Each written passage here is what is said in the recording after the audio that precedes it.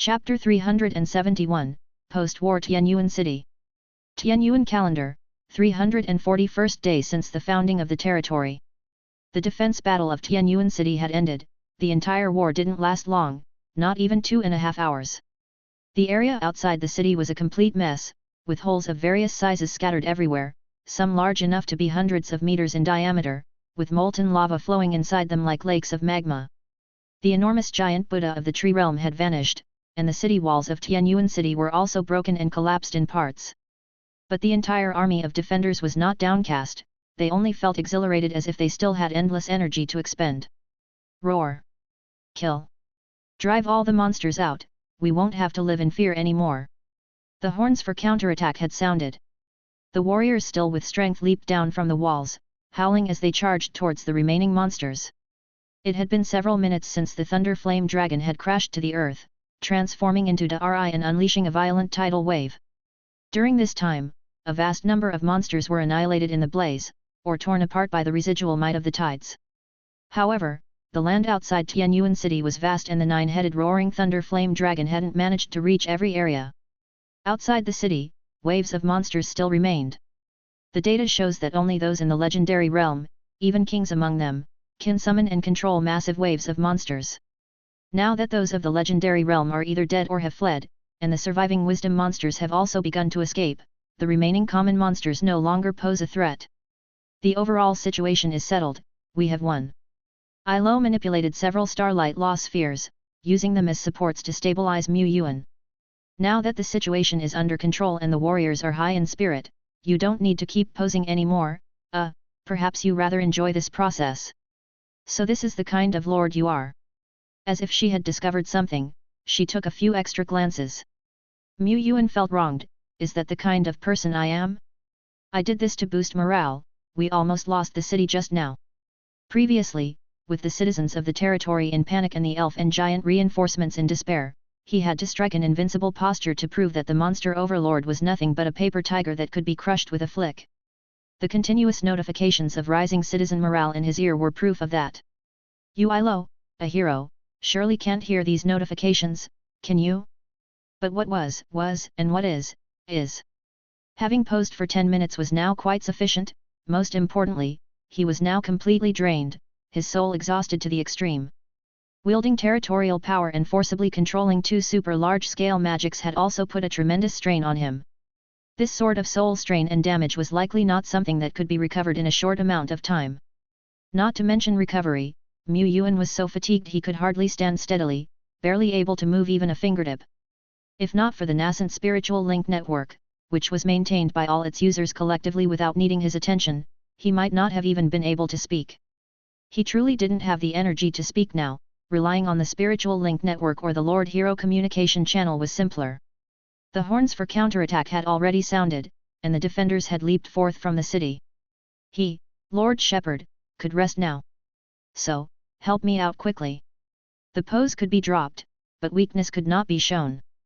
Ilo then used some sort of line-based technique, turning energy into invisible threads to entangle Mu Yuan. Mu Yuan did not need to exert any force, his body began to move on its own. He glanced sideways, his gaze sweeping over the city and wilderness, then calmly turned and entered the mage tower, his figure disappearing from people's sight, leaving behind an indomitable presence, like the radiant sun in the sky, shining eternally. Once inside the tower, Ilo hurried forward and supported him to the rest area inside, onto a soft bed. Mu Yuan lay down and instantly fell asleep the moment he closed his eyes. That fast? Ilo was stunned for a moment. She gently removed his battle boots and adjusted the sleeping man's position slightly, before pulling a blanket over him softly. She walked out and closed the door behind her. The war has ended. But my battle has just begun. Unlike the battle at Wolf Head Mountain, despite also being a great victory, the destruction in Tianyuan City was not insignificant. Attending to the injured, organizing territory citizens, city repairs, and more. This massive amount of work might take days and nights to complete. This was her war. It was arduous, but her fighting spirit was ignited. She walked towards the south of the city. Chop! Shen Linglong wielded a halberd taller than herself by half, and with it, she pulverized a jackal man of legendary standing. Legend slaying achievement, +1. Brilliant! Although the legendary she knocked down was severely wounded under the horrific roaring thunder flame dragon, unable to even flee before its might, it was still a legendary. This near-dead, dying legendary still required someone like her, a legendary strongman, to strike cleanly and crush it. Otherwise, even a fourth-order peak strongman might be taken out by the dying struggle of the enemy. Humming a tune, Shen Linglong dispersed her domain and buzzed around the battlefield like a busy bee, diligently searching for prey. It seems there are no surviving monster legendaries left. Milena surveyed the surroundings and spoke. Even now, she still felt somewhat dazed, thinking it all seemed a bit unreal. Just a quarter hour ago, the entire Tianyuan city was still teetering on the brink, on the verge of collapse. She remembered the figure standing atop the high tower, shining like the sun, and thought, perhaps, everything was under the control of Lord Tianyuan all along. No wonder he can command super legendaries like Duo Lai, he himself is even stronger. She certainly knew that such an earth-shattering fatal move was the essence of essences, a one-time ability, never to be witnessed again in this life.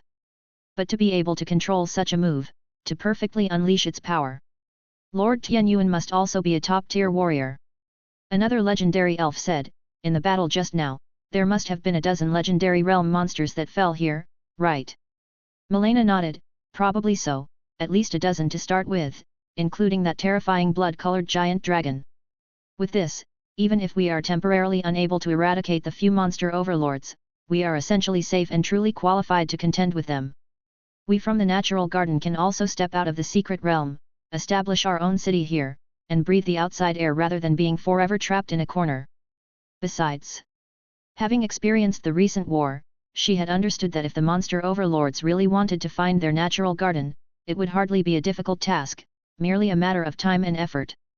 If Lord Tianyuan had not appeared, the outcome of their counterattack in alliance with Giant Stone Ridge would have been the complete annihilation of both forces, reduced to history like the once powerful vitality force of Dragon Man Valley that had thrived in this region.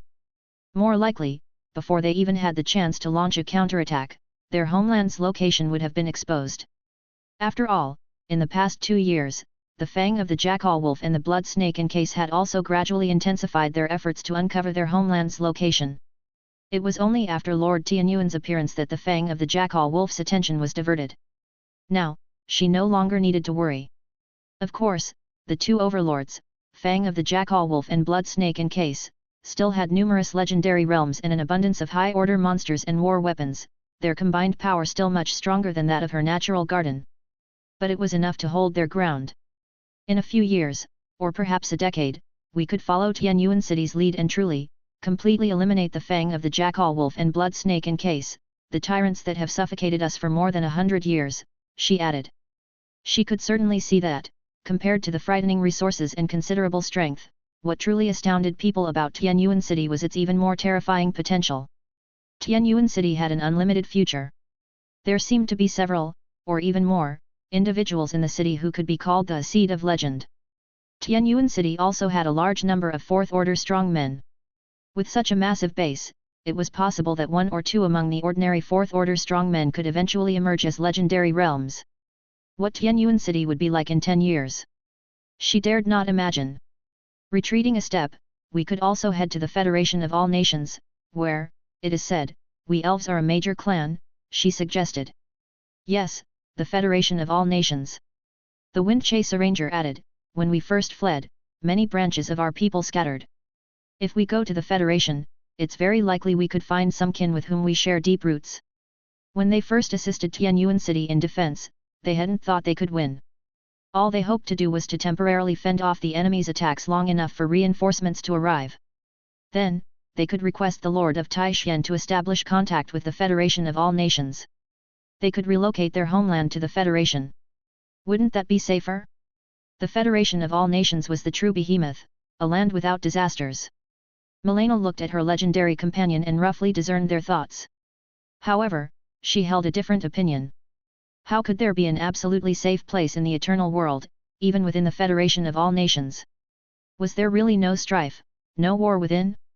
Before the spread of corruption, nations and races often fought over interests, beliefs, customs, and other reasons. She had also heard from the Lord of Taishan that powerful forces like the Taishan Alliance and the Federation of All Nations would face the calamity of corruption, though strong forces could resist it better. But danger was always present. One needs to be vigilant in times of peace. Going to the Federation of all nations might make their situation a bit safer, but as newcomers and outsiders, the resources they could acquire would surely be limited. Conversely, if they stayed in this land, they would have the chance to gain various opportunities. Their original desire to defeat the fang of the jackal wolf also came from this, didn't it? On this day of great victory and joy, Milena didn't say much. She and the Wind Chaser Ranger struck out in all directions, destroying the remaining war weapons and routing a large number of monsters, before finally returning to Tianyuan City. Milena found the commander of the Natural Gardens army and asked, "How are our losses?" The commander was an elf with a middle-aged face, older than Milena, the new star of legend, and one of the strongest beings beneath the legends of the Natural Garden. However, his hopes of entering the legendary realm were rather slim. In this campaign, the Natural Garden had also decided to leave some of the most promising young elves behind. The middle-aged commander replied, "The exact number of losses is still being tallied, but, just the bodies found so far amount to 27. The battlefield was chaotic, and communication between squads was lacking in real time, so many elf warriors were still pursuing monsters, and the number was difficult to tally." He could only confirm that there were more than 27 casualties. Frankly speaking, that wasn't many, not many at all. They had initially estimated far more casualties. It was entirely possible that out of 400 elites, sacrificing 1/3, or even half, was not out of the question. The soil of survival was inherently costly. With 27 fallen, the middle-aged commander was not saddened. The sacrificed would return to the embrace of the mother tree and be reborn. He believed it to be so. What those who were alive had to do was to honor the sacrifice of the fallen and to expand the natural soil. He continued, "In addition, there are 39 severely wounded, currently undergoing treatment." Milena took out 3 seeds. "These are longevity flower seeds. Give them to those in need. The fallen can no longer be saved, but those who are still alive must be rescued at all costs." The middle-aged general did not take them, saying, "Aren't these for your own life preservation, Lady Milena? There's no need to worry. Indeed, some of us are gravely injured, but there is no immediate risk to their lives. The nuns from Tianyuan City have already intervened, saving many lives. The one leading them said that as long as one is brought here with a breath left in them, they will certainly not die." He gestured towards the distance. There lay the temporary aid station for the wounded, outfitted with some equipment prepared in advance by Tianyuan City. And a flower tree over 2 meters tall grew there, continuously scattering the glow of life around it. This flower tree, a certain kind of one-time treasure from their natural garden, was naturally recognized by Milena. The elf priests from their garden were also there, treating the injured. However, the true main force in treatment was a group of nuns in white robes, moving back and forth. They were not numerous, merely a score or so, but each held a pure and enormous power of the holy light in their hands. A saintly, noble, and elegant nun sat under the flower tree, with the golden holy light enchantment radiating hundreds of meters around her. The place where she resided seemed like a land blessed by the holy light. The critically wounded were brought into this area of holy light. As soon as they entered, their frail life force, like a candle in the wind, stabilized, and their wounds began to heal slowly. No wonder the general said that bringing them here would guarantee those in critical condition were out of danger. The holy light was too pure, too rich. This nun, no, saintess, must be a favorite of the holy light. Yet another seed of legend. Once she steps into the legendary realm, she will gain even more favor from the holy light. Milena thought, yet she didn't feel much shock in her heart. She had grown accustomed to it. However, she looked around. The severely injured could be rescued, but those who had already sacrificed their lives could not be brought back, no matter what. Their natural garden had at least lost 27 elites, and the number of Tianyuan City's fallen warriors was far greater than that number. For Tianyuan City, perhaps this could also be considered a costly victory. This battle indeed saw many Tianyuan City warriors sacrifice their lives. It was unavoidable. Mu Yuan's strategy was this: only the elites of the defensive troops would defend the city walls. The mission to go out and snipe at enemies and dismantle war machines was undertaken by the elite undead and their officers. Even so, warriors of the human race from the defensive troops and a few azure birds and Tai Ching birds still fell to the assaults of monstrous powerhouses. The number was not large, but it was certainly not zero. The undead warriors at the very front had sacrificed more than 160 individuals. This was the greatest loss since the establishment of the Tianyuan territory. At this moment, Dead Bone was not chasing after any monstrous legends. It moved among segments of broken walls and areas of the battlefield littered with corpses. "Boss, Bone 377 and others have perished in battle here," said an elite Gu. Dead Bone caressed the earth and after a while found some familiar skeletal remains. Shadows spread from its palm, covering the land in front of it and seeping into those few shattered bones. After a moment, click clack clack. 3 elite Gu, lacking armor and somewhat broken, resurrected from the land. "Wow, Bone 377 is back. Praise the boss. Oh, and Lord. Wait, boss, please restore our bodies too," said Bone 377, observing its tattered remains. Before Dead Bone could speak, a captain nearby dragged them away. "You keep going, boss." Then, looking at its team, "Do you still have a steady spirit? You need to copy the training material written by the boss 10 times when you get back." Dead Bone had not fully repaired the bodies of Bone 377 and the others, of course, as a matter of economy. It had a significant number of undead to resurrect this time. And the higher the level of the undead, the more energy Dead Bone had to expend to perform the undead resurrection. It had already fought several battles before this. Even with powerful reserves like Wraith Sacred Mountain and the Well of Death, it had to be economical with its energy use. Otherwise, if it ran out of energy towards the end of the resurrection ritual, it would be quite embarrassing for the Gu. Proceeding in the most energy-efficient mode was the only way to be sufficiently stable. Resurrection was something only it could do. Dead Bone had also tried to teach undead resurrection to Bone 2, Bone 3, Bone 4, Hong Yi, and Rakshasa. However, despite its simplicity as an advanced skill, they simply could not learn it. Dead Bone was helpless in this regard. It had to shoulder the burden of resurrection itself. Fortunately, it had entered the legendary realm and had made some small improvements to the undead resurrection. Now, the undead resurrection could bring back those who died within 12 hours instead of half an hour. Otherwise, there would definitely not be enough time to resurrect all its companions. That would be too sad. Luckily, it had kept a strategic reserve. However, merely 12 hours was still not a wide enough range to resurrect, it still seemed a bit, not steady enough. Dead Bone walked through the broken sections of the wall. 2 skeleton morticians, 3 resurrected wraiths. Dead Bone arrived beside the war machinery that had been reduced to mere remains. 3 generals of death remains and 1 lord of death remains returned from the river of death. Dead Bone arrived. The recovery of the undead system troops couldn't rely on the Nun Brigade. However, the undead themselves had their methods of restoration. The returning undead headed for the graveyard in the West District, where they received the purification of the necromancers. Around them, a few death guards were embedded, continuously emanating a cold, ghostly light. To the wounded undead, this gloomy, cold light was as bright and beautiful as the holy light. Under the command of leaders such as Bone 4, Lu, 17, and Niu Si, the brigades orderly transported the wounded and organized the pursuit of remaining monsters and the temporary defensive lines of the city. At this moment, hundreds of miles around Tianyuan City, small waves still surged forward with the inertia of the advance and a craving for the flesh of living beings, rushing towards Tianyuan City. They had to respond calmly, or even such small waves could lead to great chaos. The Tianyuan elite warriors were all connected to the spiritual network, making mobilization, command, arrangement, and tallying quite simple.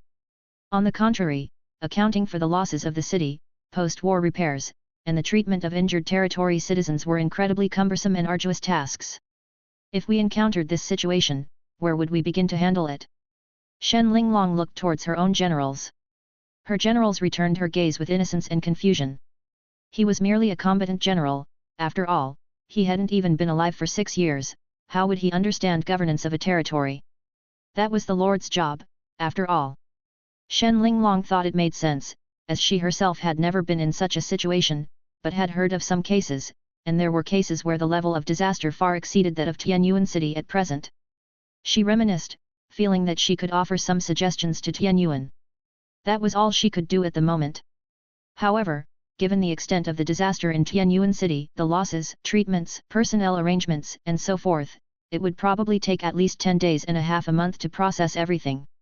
It would take 10 days, maybe half a month, for Tianyuan City to nearly grind to a halt. The morale of the territory citizens might even decrease somewhat. Governance was not an easy matter. Her Linglong territory was said to be a large city, yet in reality, it wasn't much bigger than Tianyuan City. Was it that she didn't want to expand? She simply couldn't. She had often failed to arrange all the work for the territory citizens. And the more idle the territory citizens were, the easier it was for conflicts to arise. She flew down to the south district of Tianyuan City. As soon as she landed, she saw teams of peacekeepers beginning to patrol the streets and alleys, arranging for the treatment of the wounded, restraining conflicts, and cleaning up and removing monster corpses that had fallen into the city area. They also organized batches of territory citizens to closely observe these monster corpses. What operation was this? This is to boost the confidence of the territory citizens. We Tianyuan have a batch of citizens who haven't been here for long and have not experienced the calamity of the Red Moon. We want them to know that monsters are not invincible. Afterward, we will also organize them to visit outside of the city to see the true wilderness littered with corpses, to see how many monsters our Tianyuan City soldiers have killed. Of course, we will also need to organize batch after batch of territory citizens to assist in material gathering and corpse cleanup. Shen Linglong looked over, and the one speaking was a pink-haired girl about her height. Star Maiden Ilo. She recognized her. It wasn't just that she had interacted with Ilo these days, but even more so because she had heard of Ilo's renown over half a year ago. A hero recruited by Tianyuan at the festival grounds. She shared some cases, suggestions, and things to note with Ilo. She blurted out everything she could remember, which seemed somewhat disorganized. I understand. Ilo said, and called over several officials from the municipal department to assign tasks one by one. We have a total of 62 completely shattered sections of the city wall. Li Si, lead 20 highly skilled construction workers to Defense Area B3, where you will find Zhou Fu, who will take you to the designated location. Iron Tower, draw 40 men from the Labor Brigade to repair the damaged Arrow Tower in Area A6. As planned, temporarily expand the Peacekeeping Brigade. A territory citizen has injured someone?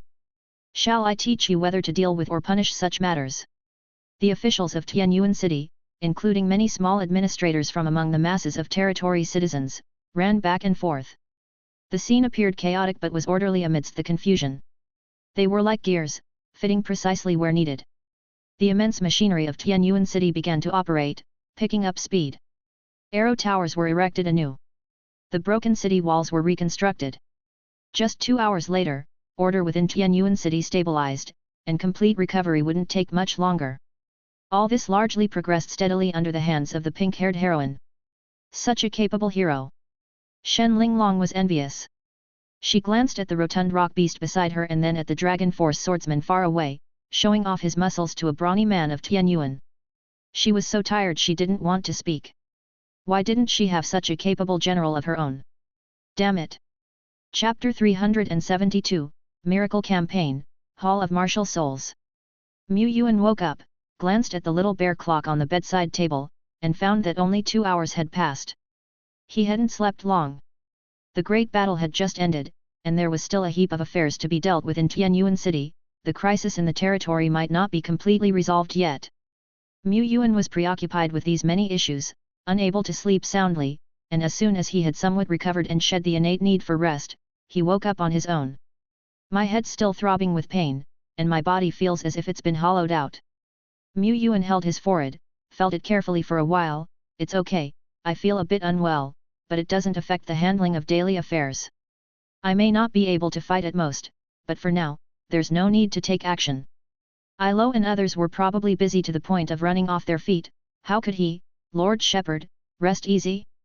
Although, resting while his deputies worked seemed to be the very role that a lord should play. He was probably just concerned about the state of his territory. As a lord, during such a critical period, he couldn't be absent for too long, and with alliances like Shen Linglong, Natural Garden, and Giant Stone Ridge, it was often necessary for him, the lord, to make a personal appearance. In fact, if it weren't for the numerous capable deputies in his territory, like Deadbone, Lulu, and Ilo, who carried out their duties impeccably and managed the affairs in various unexpected situations, these 2 hours he had slept could have led to quite a few messes in the territory. Mu Yuan condensed a droplet of water at his fingertip, thought for a moment, and then walked into the adjoining bathroom, turned on the faucet to splash water on his face, wiped it with a paper towel, and tossed it into the distant garbage bin. Only then did he leave the restroom. Outside the restroom was an entire research area. Ilo had knocked through several laboratories, and purchased many instruments and pieces of equipment, making the whole research area seem somewhat crowded, and cluttered. 2 meters away, there was a half cup of coffee that seemed to have been left for quite some time. A pile of materials he couldn't identify was casually stacked in the corner. There were scorch marks on a white lab coat in the distance. Fortunately, there was still a spacious pathway wide enough for 2 people side by side, leading from the rest room to the door of the mage tower. Yuan headed straight for the doorway. By the window next to the door, stood a small, pink-haired puppet doppelganger. She looked about 70% similar to Ilo, only the joints at her arms and legs, where clear interfaces could be seen, made the puppet seem less realistic. The puppet had no signs of life, standing like a piece of decoration next to the door. As Yuan approached, it was as though a switch had been flipped. The stationary eyelashes of the puppet began to flutter lightly. In the next moment, the feeling the puppet gave him changed completely. It went from an inanimate object to something alive. Why are you still using the older generation of puppet doppelganger? Don't you have the more perfect starlight avatar? Of course, Yuan was clear on what this was. He too could craft such puppets, and as long as it was within a certain range, he could project his consciousness into these starlight puppets, created by his own hands, to activate and use them. It's because the starlight avatars are not enough, Ilo said unhappily. I'm currently using myself in over a dozen segments and there's still not enough of me to go around. Lord, why do you think that is? Yuan looked skyward. The main reason, of course, was that Tianyuan City had too few clerks. Ilo had started expanding the clerical staff early on. She could convert starlight scholars, a special unit skilled in recording and handling, and she continually selected suitable talents from the territory citizens for training. But Tianyuan territory was intense warfare, and had been in danger for the past few months. Yuan had been forced to direct a large amount of resources into the battle sequence or battle support sequence. Most of the talents were joining the forging department, pharmaceutical making department, and scroll department. Recently, the establishment of the intelligence department also took a higher priority in recruiting talents than the municipal department. With the inflow of a large number of new territory citizens, the workload of the municipal department increased significantly. Between the two, it was no wonder that they were severely short-staffed. This situation was not unique to Tianyuan City or the Miracle Territory. Many Miracle Territories faced similar, or even far more severe issues. However, for the Lords, the primary task was to protect the territory and withstand enemy attacks. Compared to expanding the army and nurturing new types of troops, poor governance of the territory only resulted in temporary chaos. Comparing the two, the latter was merely a minor issue. Next time for sure, no, this time, truly for sure. Following this, Tianyuan territory can enter a relatively peaceful development period, and there will be plenty of opportunities for you to expand our staff. Ilo held her forehead. She glanced at Yuan, thought about the recent situations, and then said, well, never mind, it's my job anyway, what else can I say? It's you, Lord. You just need to attend a meeting with Natural Garden and Giant Stone Ridge's legends, then show up in a few main areas to the south of the city, and that will be enough. I've already arranged the route for you, and it will take just half an hour in total. Also, I've contacted General Liu Lu and 2 fearless war hansoms, and they will accompany you to ensure your safety. She had already arranged the schedule before Yuan woke up. Everyone wanted a right-hand person who could manage logistics perfectly, sparing the Lord countless brain cells and making any task 10 to 100 times easier. Yuan was used to it, all he could say was, truly a chosen workaholic. What's the damage to the various core and buildings? Ilo summarized the situation and added, by tonight, the order of our Tianyuan City should be fully restored, and the night shift can proceed as usual. However, the damaged outer walls of the city and Miracle Building are estimated to require 2 days for repair or reconstruction. There are also a few buildings in the city that were hit by falling large monsters. These buildings need to be repaired as well. Overall, our city's morale index has not only not fallen but has actually risen compared to before the war began, which is very good news. Lord, your contributions are immense. Additionally, the monster tide has not completely subsided. Many of the monster tides that had already advanced within a range of 300 kilometers will still continue heading towards our Tianyuan City. However, without the control of the legendary realm, and no longer during the Red Fog disaster moon, these tides keep splitting while advancing. By the time they reach our territory, they will have diminished to small groups. Our people did not wait to encounter the tides on the city defenses but took the initiative to go out and exterminate the monster tide. After all, Tianyuan City's defenses were as good as non-existent at that time. Ilo also arranged for the staff of Divine Right to begin creating a new large-scale magic. She had already produced a 1,000-prism large reflection and was in the process of making a 9-headed roaring thunder flame dragon. Mu Yuan found that what he had considered, Ilo had already thought of and arranged. This reassured him. Now, he really could just make an appearance and rest after. Simple. Easy. Perfect. Wait, it seems like I've forgotten something rather important. Where's General Duolai? Duolai was still fighting. It had been battling the Blood Tree King for hours, shattering the heavens and erasing the great paths without deciding a victor. The Blood Tree King's roots spread deeply into the earth, extending a blood-red forest over 100 miles, with a never-ending supply of nourishment from the surrounding power of heaven and earth, the earth itself, and the monsters. All serving as its sustenance. Its energy was infinite. Its life was undying. It was certain, no person, no legendary being, could outlast it in a war of attrition. But round after round of the blazing sun erupted over the blood-red forest, with destructive storms felling and tearing apart swathes of blood trees. The next moment, the blood trees regrew and rapidly recovered. And in the sky above, Duolai once again held up the blazing sun and smashed it down with all its might. The Blood Tree King's mission was to assassinate this human legend, and if it couldn't succeed, to retreat 100,000 steps, it intended to trap the legend. It did indeed succeed in this. However, hours had passed, with one of the two legends from Dragon Sleep Valley dead and the other fled. What reason did it, the Blood Tree King, have to fight to the death? It thought about a strategic retreat. It had wanted to retreat long ago, but... The Blood Tree King glared at Duolai in the sky, its blood tendrils hundreds, thousands of kilometers long danced. But they could not touch. Sometimes catching a loophole, those blood tendrils would shatter as if striking a spatial rift. Fighting, there was no foreseeable result. Flee?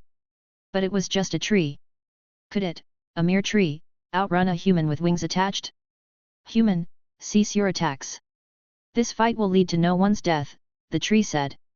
Duolai remained silent, continuing its relentless bombardment. Human, this king is enraged. Duolai kept bombarding. Human, you are forcing my hand. The Blood Tree King opted for self-preservation by severing a limb. As the blazing sun reduced the blood-red forest to ashes, the Blood Tree King had vanished without a trace. Duolai stood in the sky, gazing upon the land. Initially, it had actually been at a disadvantage. It was only by leveraging the power of its body furnace, ceaselessly devouring the power of heaven and earth, that it managed to overwhelm the Blood Tree King, leaving no room for it to exert its strength. Even so, even at the end, Duolai couldn't claim the upper hand. It doesn't matter. I remember this grudge, it said.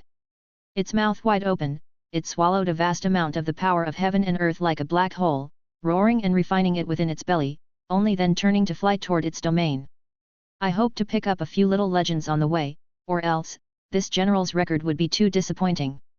Mu Yuan crossed off his contact with Duolai and, by using the psychic seed on Duolai, vaguely determined the slime's approximate location. Quite far away from the domain. How did it end up that far? Duolai had been complaining that the Blood Tree King had no sense of honor, no matter how it fought, it couldn't be killed.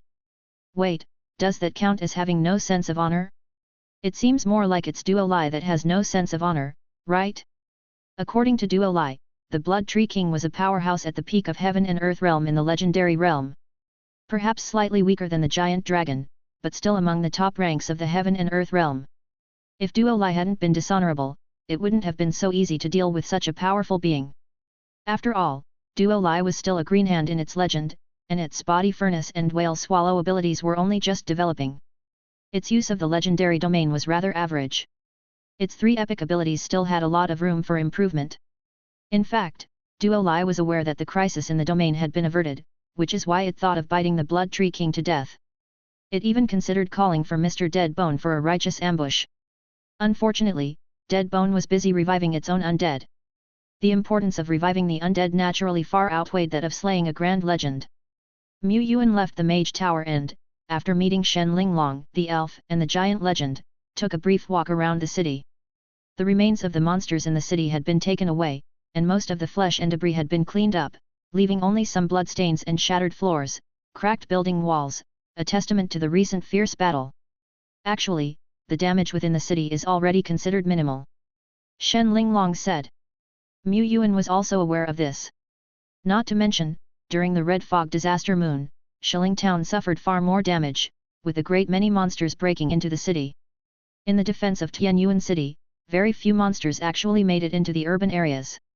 Or rather, those monsters that did break in usually didn't survive more than 20 seconds before succumbing to the arrows of the Arrow of Polar Star. 17 and the other Arrow of Polar Star archers were undoubtedly the MVPs of this battle, even though their sniping was inconspicuous. Not to even mention powerhouses like Shen Linglong fighting outside the city, many high-order monsters that invaded the city often died without knowing what hit them. Mu Yuan walked onto the city wall. The cleanup of monster corpses outside the city had already begun. There were vast amounts of soul sand and residual soul booty among them, and from some high-order and large monsters, valuable materials could be harvested. The total value of the loot collected from this battle could well be in the thousands of soul crystals. Of course, not all of the booty would go to Tianyuan territory. Shen Linglong, Natural Garden, and Giant Stone Ridge would each take a share. Shen Linglong said, "I'll just symbolically take a little, after all, I haven't been much help." The elf and giant legends also hinted at refusing the loot. Without a doubt, Tianyuan territory contributed the most effort in the battle, and it was they who had established the victory. They were also the ones who suffered the heaviest losses. Not to mention the warriors who were sacrificed, the damaged buildings in the city, just the foundational killing moves Tianyuan territory used in this battle were worth far more than this batch of booty. They felt undeserving of the loot.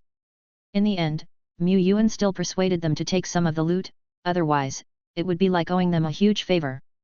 He still preferred to adhere to the original agreement. This batch of loot is just an appetizer, the real high-value booty will have to be gained later, when we counter-attack and eradicate the monster power. Not to mention taking down Fang of the Jackal Wolf, just the large tribes within the territories controlled by Fang of the Jackal Wolf and Blood Snake in case would bring them tremendous harvesting opportunities. Exterminating a monster wave might yield little, perhaps only some ordinary soul sand and remnant souls, but purging a large tribe would surely bring a rich haul. Rare level and superior grade treasures could be obtained. Previously constrained by Fang of the Jackal Wolf, Mu Yuan could only purge a limited number of large tribes. Now, he could potentially eradicate all the subordinate tribes of these two monster overlords. And of course, he wouldn't keep these opportunities to purge large tribes to himself. Instead, he was planning to join forces with Shen Linglong, Natural Garden, and Giant Stone Ridge for a collective effort and shared gains. Firstly, monopolizing everything would look terribly ungracious, and Mu Yuan has always advocated joint development. Besides, there would undoubtedly be more opportunities for cooperation with Natural Garden and Giant Stone Ridge in the future. The location of many large tribes was still provided by these two powers. Shen Linglong had traveled thousands of miles and took risks to come here. She was a true friend, and he couldn't underappreciate her. Secondly, purging these large tribes was not an easy task, and there was also the need to be wary of possible retaliation from monster overlords. Joint military action would mean the pressure on Tianyuan territory wouldn't be too great. Thirdly, the chieftains of these large tribes could also flee. By the time Tianyuan territory moved from one tribe to another, many might have already evacuated and self-destructed their blood ponds. If that's the case, then this sister won't be shy, and I'm a bit excited to see what can be extracted from purifying a blood pond," said Shen Linglong. At this moment, the undead squad led by Bone 2 had eradicated the last monster wave within sight. As of now, within the entire Tianyuan territory, there were no more substantial groups of monsters left, perhaps only isolated wandering beasts waiting for the final purging. Suddenly, the entire sky brightened, radiant lights fell, and melodious string music filled the air, as if celebrating a level upgrade of the territory with heavenly grace. But his territory hadn't leveled up, had it? He had only recently leveled up, how could it happen again so soon? Besides, whether it had leveled up or not, wouldn't he know? What is this? He turned to Shen Linglong, who, it seemed, should have broader knowledge in these matters despite not appearing very scholarly. Shen Linglong looked up at the sky blankly for 2 or 3 seconds. She actually recognized it. This is the sign of a miraculous battle. It is said that if we achieve a victory against the odds, one that could be called a miracle. The heavens and earth will bestow gifts upon the warriors and the Lord who performed exceptionally in the battle. This is a very rare celestial gift. Within our entire Taishan alliance, there aren't many lords who have received the honor of a miracle. Mu Yuan's first thought was, could such a miraculous battle be replicated? Winning against the odds was his specialty. Of course, it depended on how the heavens and earth defined strength and weakness. But he guessed that exploiting loopholes in the rules of heaven and earth wouldn't be so easy, and he hoped never to experience another war like the one almost breaching Tianyuan City's defenses. He was a lord who yearned for peace. Ding! Notice, you have completed a miraculous battle, and you have received a gift from the rules of heaven and earth. Warm light showered over him.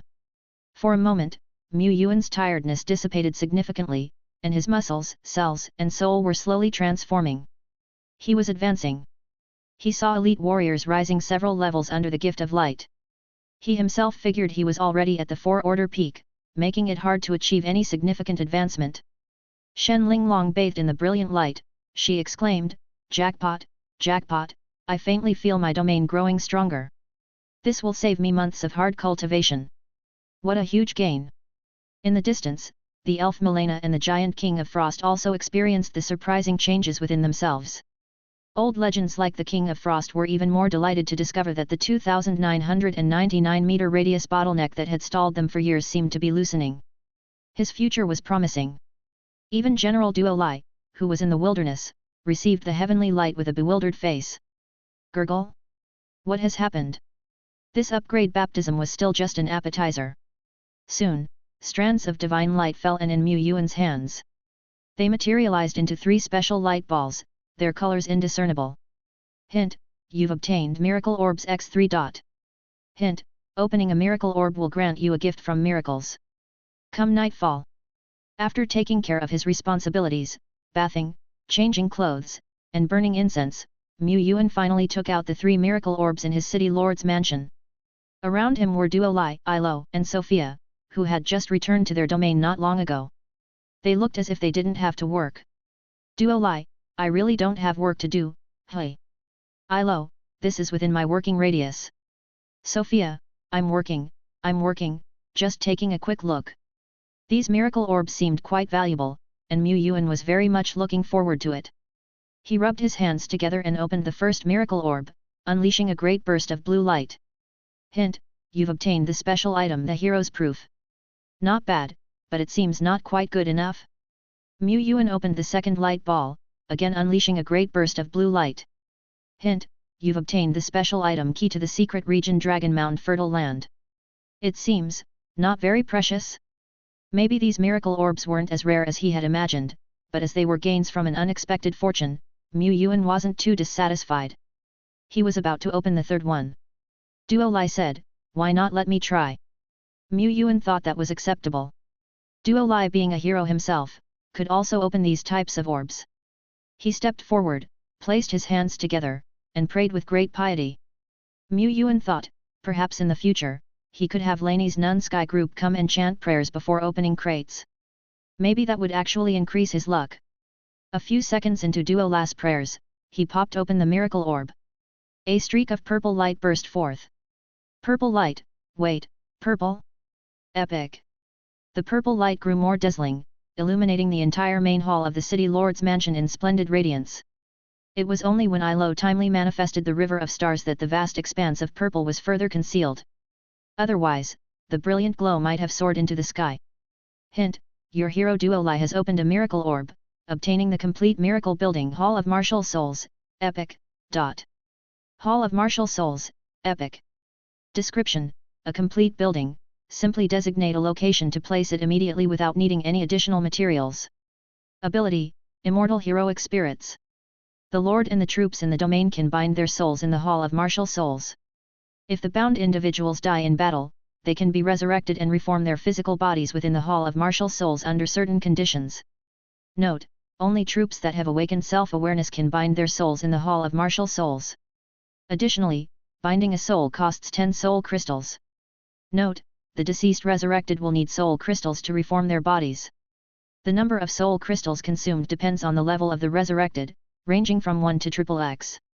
Note: the deceased must be within a certain range of the Hall of Martial Souls for their souls to be guided and resurrected. The current resurrection range is 10 kilometers, and upgrading the Hall of Martial Souls can increase this range. Chapter 373, A Visitor from Taixuan. Actually, the contract conditions of the Hall of Martial Souls are quite harsh, requiring the types of soldiers that have awakened a complete self-awareness. Mere sprouts of wisdom are not enough. Such types of soldiers are already at the level of unit commanders in other territories, very few in number. Of the 100 or so elites Shen Linglong brought over this time, only a few could talk. But here in the Tianyuan territory, every elite has awakened self-awareness, all of them can bind their souls within the Hall of Martial Souls. It's just. The total cost is a bit pricey. To be fair, to record a soldier's soul light in the Hall of Martial Souls, it only costs 10 soul crystal coins, which is actually not expensive. What's truly costly is the price of resurrection afterward.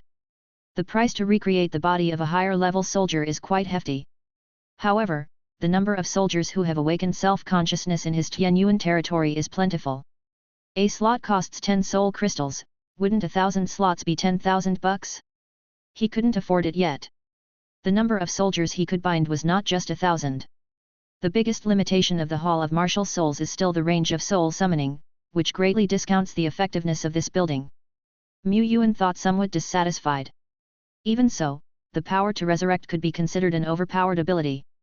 If the Tianyuan territory had the Hall of Martial Souls earlier, this battle would not have seen the sacrifice of elites. Despite various restrictions, the Hall of Martial Souls could still be called a god-tier building for city defense. Speaking of which, Mu Yuan stroked his chin. Tianyuan City managed to defend itself. The chief merit undoubtedly goes to the Staff of Divine Right, an epic building. Now, another god-tier defensive building. Could it be that I have a natural talent for defending? Although the Staff of Divine Right is actually an offensive building, best at delivering super techniques from an ultra-long distance, such a strategic building was forcefully played as a defensive building by him. It's all because the situation in his Tianyuan territory was too difficult. The next day, Mu Yuan got up quite late. His soul was still weary, so he rested for a longer period of time on the advice of Laney, the head of Tianyuan Hospital. It wasn't because he wanted to stay in bed. Compared to yesterday, Tianyuan City has almost completely returned to normal today. The corpses outside the city had been cleared away, the damaged sections of the city wall and most of the collapsed miracle buildings had already been rebuilt. If it weren't for the many large pits remaining outside the city, one would find it hard to imagine that there had just been a major battle that nearly obliterated the city yesterday. Yesterday's battle yielded a total of approximately 524.6 soul crystal coins. On the one hand, part of the spoils of war was distributed to the allies. On the other hand, the total number of monsters annihilated in yesterday's battle was not as many as in the defense of Wolf Head Mountain. The majority of the kills were high-order monsters. Hence, the materials they obtained, including rare equipment, were not few. There were even some pieces of excellence equipment. Most of this equipment was damaged. Nevertheless, if they were to reforge these, they could forge hundreds of pieces of rare equipment and at least 20 or 30 pieces of excellence equipment. The few intact pieces of excellence equipment were mostly provided by dead bone. The weapons were mostly undamaged, and some full-body armors only had holes the size of a thumbnail, which shows that dead bone consciously preserved the high-level equipment. Tianyuan's high-level equipment had always been in short supply, but this battle unexpectedly resulted in plenty of surplus. It turns out that war really does make one rich. Besides materials and equipment, there were also many remnant souls, which are also quite valuable and even more important to me. Mu Yuan stepped out of the room and saw the report Ilo had left on the table outside. She had only made preliminary estimates yesterday, but today, the actual detailed data had all been counted, showcasing an extremely high efficiency.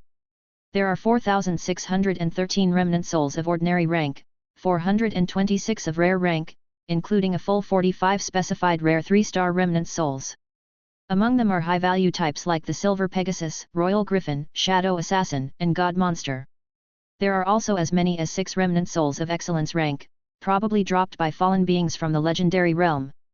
However, averaging it out, a legendary monster doesn't even drop a single excellence remnant soul, that's too stingy. In addition, through the sacrificial black coffin and the soul shrine, we have obtained over 9,000 common rank remnant souls, and a small amount of rare rank remnant souls. The combined value of these remnant souls, equipment, and materials has already reached over 10,000 soul crystals, more than what I low estimated yesterday. About that, it seems to be a gift from the high-order monsters. Among them, the total number of common rank remnant souls, surpassing 14,000, ranging from common 1-star to common 3-star, along with the most numerous random remnant souls, Yuan decided to utilize them all himself. Over half of these were very insignificant random remnant souls, little goblin remnant souls and such. But Yuan didn't mind. He cared only about quantity. His Evo power had grown indifferent to freshness. As long as they were soldiers, alive ones, they could make their own negligible but useful contributions to the fall of the evolutionary miracle. Ordinary soldiers were after all worthless, without the platform like Langsing, their value had already significantly diminished. That's not quite accurate. To be precise, in the outer regions of the Taishan Alliance, the price of common rank remnant souls plummeted, 1-star and 2-star remnant souls were even hard to sell. But within the heartland of the Taishan Alliance, in the low-risk areas, the price of common rank remnant souls did not fall but rose instead. This had nothing to do with Yuan, he couldn't sell to the heartland. Even if he could, the cost of transportation or the border taxes would be much more than this. Those remnant souls would have only piled up in the warehouse. Now that he used them himself, he had indeed revitalized their value. If these units had intelligence, self-awareness, they would definitely be very grateful, right? Once a remnant soul reaches the rare level, it becomes an absolute hard currency, able to fetch a high price anywhere. Yuan kept only some silver Pegasus, royal griffins, shadow assassins, and nuns remnant souls, and sold off the rest. My total number of units is now 50,000. If I recruit all these remnant souls, I'll have a force of 65,000. I can produce about 26,000 evolution points a day, which is enough to evolve 5 epic lives. To evolve an epic 3-star general, I'd need to save up for 3 or 4 days. Even if I evolve an entire 1,000 excellent 1-star legion to the 3-star stage of excellence, it would take, about 24 days. That seemed like quite a long time. His trump card Undead Legion already had many elites who had stepped into the 3-star excellence stage, but he also had many legions, a large number of rare units, and excellent level units that needed evolution. The output of evolution points, though not insignificant, still never seemed to be enough. Now that the imminent crisis had been averted, Tianyuan territory could probably enjoy a relatively peaceful development period, so Yuan wasn't in such a rush anymore. First, recruit these 14 or 15,000 units. It was a laborious task. Recruiters had to stand in front of the Lord's altar, continuously, endlessly clicking to recruit. Due to the limited space of the Lord's altar, the next batch of recruits could only proceed once the previous batch had been moved away. The entire recruitment process was likely to last more than a day and a night. Yuan had already experienced this kind of recruitment process and just the thought of it gave him a headache. No, he was a patient now, still not recovered, obviously unable to go through this kind of mentally and physically repetitive labor. I need to grab a strong man for the job, the recruiter must have a hero status. Yuan stepped out of his living quarters and was immediately met by a pink-haired young girl passing by. He shook his head slightly, this won't do. Her work hours were already full, not something a squeeze could make room for. Boss Deadbone, Lu, they're also busy people. They are in the midst of subjugating a large monster tribe. So is Duo Lai.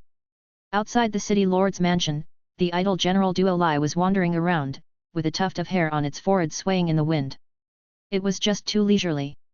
But considering that Duo Lai was about to set off on a campaign, Yuan skipped over it, his gaze landing on Xi Lu next to Duo Lai, who was gnawing on a meat skewer half the height of a person. I've decided on you. Xi Lu, the organization has an arduous task for you, to recruit all the remnant souls collected yesterday. I'll have the commanders of each legion coordinate with you to transfer the new recruits, Yuan said, patting her shoulder. For this task, I'm afraid only you are capable. Ah? Me? Xi Lu opened her mouth, looked at Lord, then at Duo Lai. Yuan also looked at Duo Lai as if contemplating, if it were Duo Lai. Suddenly, Duo Lai spoke seriously, Lord is right, only you can take on this task. Oh, I just remembered Boss Deadbone was looking for me, I must go now, see you later. Xi Lu, oh. On this bright morning in Tianyuan City, the lair of Fang of the Jackal Wolf was overcast with dark clouds. Those werewolf legends who had survived the great battle, as well as the direct descendants of the Fourth Order strongmen, returned here one after another. They were still frightened. They looked at their king. The Wolf King. Two Snake Man legends looked at the Wolf King too because the Blood Serpent Emperor had fallen at Tianyuan City. Aside from the 3 legendary realm members left to guard their lair, they couldn't say for certain how many Snake Man legends had survived. At that time, they were fleeing, racing away from the range of that devastating thunder fire, without any strength left to care about anything else. Perhaps there were injured legends still on their way back. Or perhaps, they were the only ones left. Human weapons are too terrifying. That must be a trump card of human heritage, with only the power for one strike. At that time, the human city was already on the verge of collapse. If we hadn't fled, we might have taken down the human city by now. Even if the human trump card has only one strike, do you dare to try it again? The surrounding monster legends fell silent. They looked to the Wolf King, expecting the strongest among them to make a decision. The Wolf King saw the panic in their eyes, and he said, "Don't panic, our lair is well hidden, and we have many defensive measures, that human force wouldn't dare to attack us. At least, we are safe for the short term. The problem we now face is how to deal with this human force in the future, and how to respond to Dragon Sleep Valley. We can't just say they were utterly defeated. Defeated by a mere human city level force, even the Messenger Lord has fallen in battle. To say that, our reinforcements would certainly be no more, and we might even suffer punishment from Dragon Sleep Valley. We must give the battle report a bit of an artistic touch. My king, what should we do?" Pairs of eyes looked to him. The Wolf King's headache grew worse. I am thinking. But the immediate priority is to search and see if there are any survivors among the few legends from Dragon Sleep Valley. As for reporting to Dragon Sleep Valley, until we come up with a suitable reason, we'll just have to stall. In the Twilight Plains, deep in the wilderness. Screech. A giant bird with wings spanned over 40 meters, was riding a cyan hurricane, swooping across the sky. Its faint aura scared away some intelligent flying creatures in terror. If Yuan were here, he would recognize that the giant bird looked familiar, similar to a mature version of June. This was the wings of the Wind King. A legendary wings of the Wind King. Several figures sat on its broad back. Is it said that Tianyuan territory was moved to another domain during the Great Merge and that the entrance is in this nearby area? Indeed.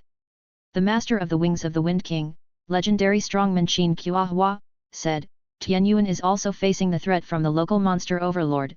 We must find the passage with utmost speed, otherwise."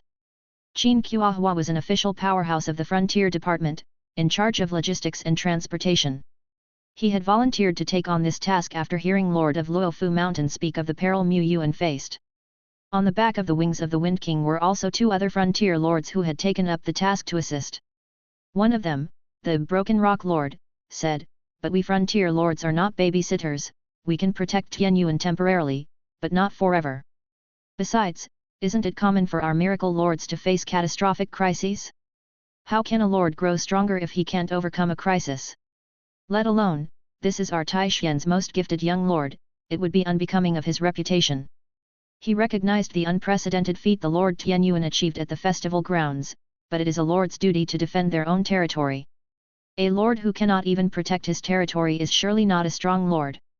Minister Qin said, "While you can't be wrong, the eternal world is filled with numerous unexpected events.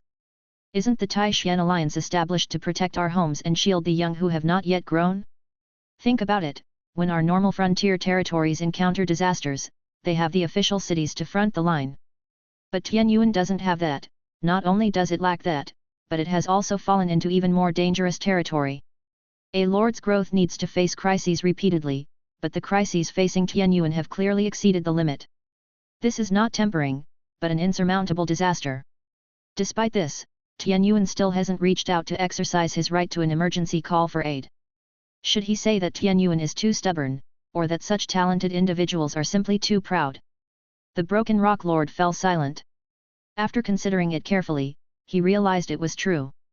He had never requested reinforcements, it was his pride, and he looked down on those self-proclaimed talents who still couldn't defend their territory and had to call for help. But, putting himself in their shoes, what if during a disaster there were no official territories attracting a bulk of the firepower? What if, when the monster power attacks, they did not fear the Tai Xian Alliance backing him up? What if There were many such what-ifs, and when they all applied, it would be the situation that Tian Yuan faced at the moment. Could he, Broken Rock, confidently claim that he could fend off the enemy outside the city walls without any reinforcements and keep his territory safe? He dared not. Letting Tian Yuan's abilities lie aside for a moment, his luck was possibly indeed a bit poor. It's indeed a pity if such a person were to perish in an accident. He still wanted to see how far the young lord, known as the most talented of the younger generation, could go in the future. Look, is that the perilous area mentioned by Lord Ling Long? Chapter 374, The Counterattack of Living Beings. According to the intelligence sent back by the frontline scouting team, some monster tribes have already shown signs of dispersal. Then there's no time to delay, let's set out for war. Mu Yuan was communicating with Deadbone through spiritual contact. Deadbone had already, the previous day, selected some elites whose conditions were well preserved to form a scouting team and head towards various target areas. There were wisdom monsters packing up and descending the mountains. And there were wisdom monsters presiding over the relocation ritual of the Blood Pond.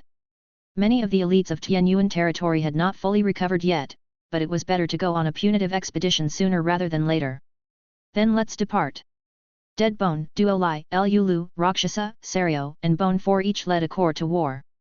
Among them, Sophia would support the Serio and Bone 4 group, neither of whom were hero units. Only with Sophia's presence could the blood pond be purified. 5 forces set out from his side. The Natural Garden and the Giant Stone Ridge also deployed their troops simultaneously. Shen Linglong also led her corps to war, heading towards a treasure, a large monster tribe that had been marked earlier.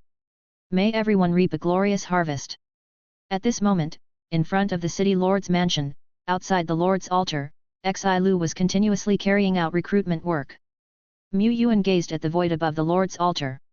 Here, now stood 4 gates to the secret realm, Black Wasteland, Elf's Courtyard, Land of Challenge, Grey, and the newly placed Dragon Mound Fertile Land. Dragon Mound Fertile Land. Type: Independent Secret Realm. Description: According to legend, a great giant dragon fell here. Its body turned into mountains, and its blood nourished the earth, transforming this place into a fertile land. This was the introduction to the secret realm. Nothing special could be discerned from the description. After all, giant dragons were not so precious in his eyes. The good news was that this secret realm was not one of those time-limited or public realms, which for the most part, could not bring him significant profits. He could easily clear many secret realms of challenge, and the profits gained might not even match the conquest of a large monster tribe. He was somewhat disdainful of them. Lord, the warriors are all prepared. 17 approached and said softly. Behind her stood 2 fearless war hansoms who had stepped into the 4th order, 3 arrows of polar stars, and more than 30 excellences of the 3-star stage elite soldiers. This was the secret realm exploration team.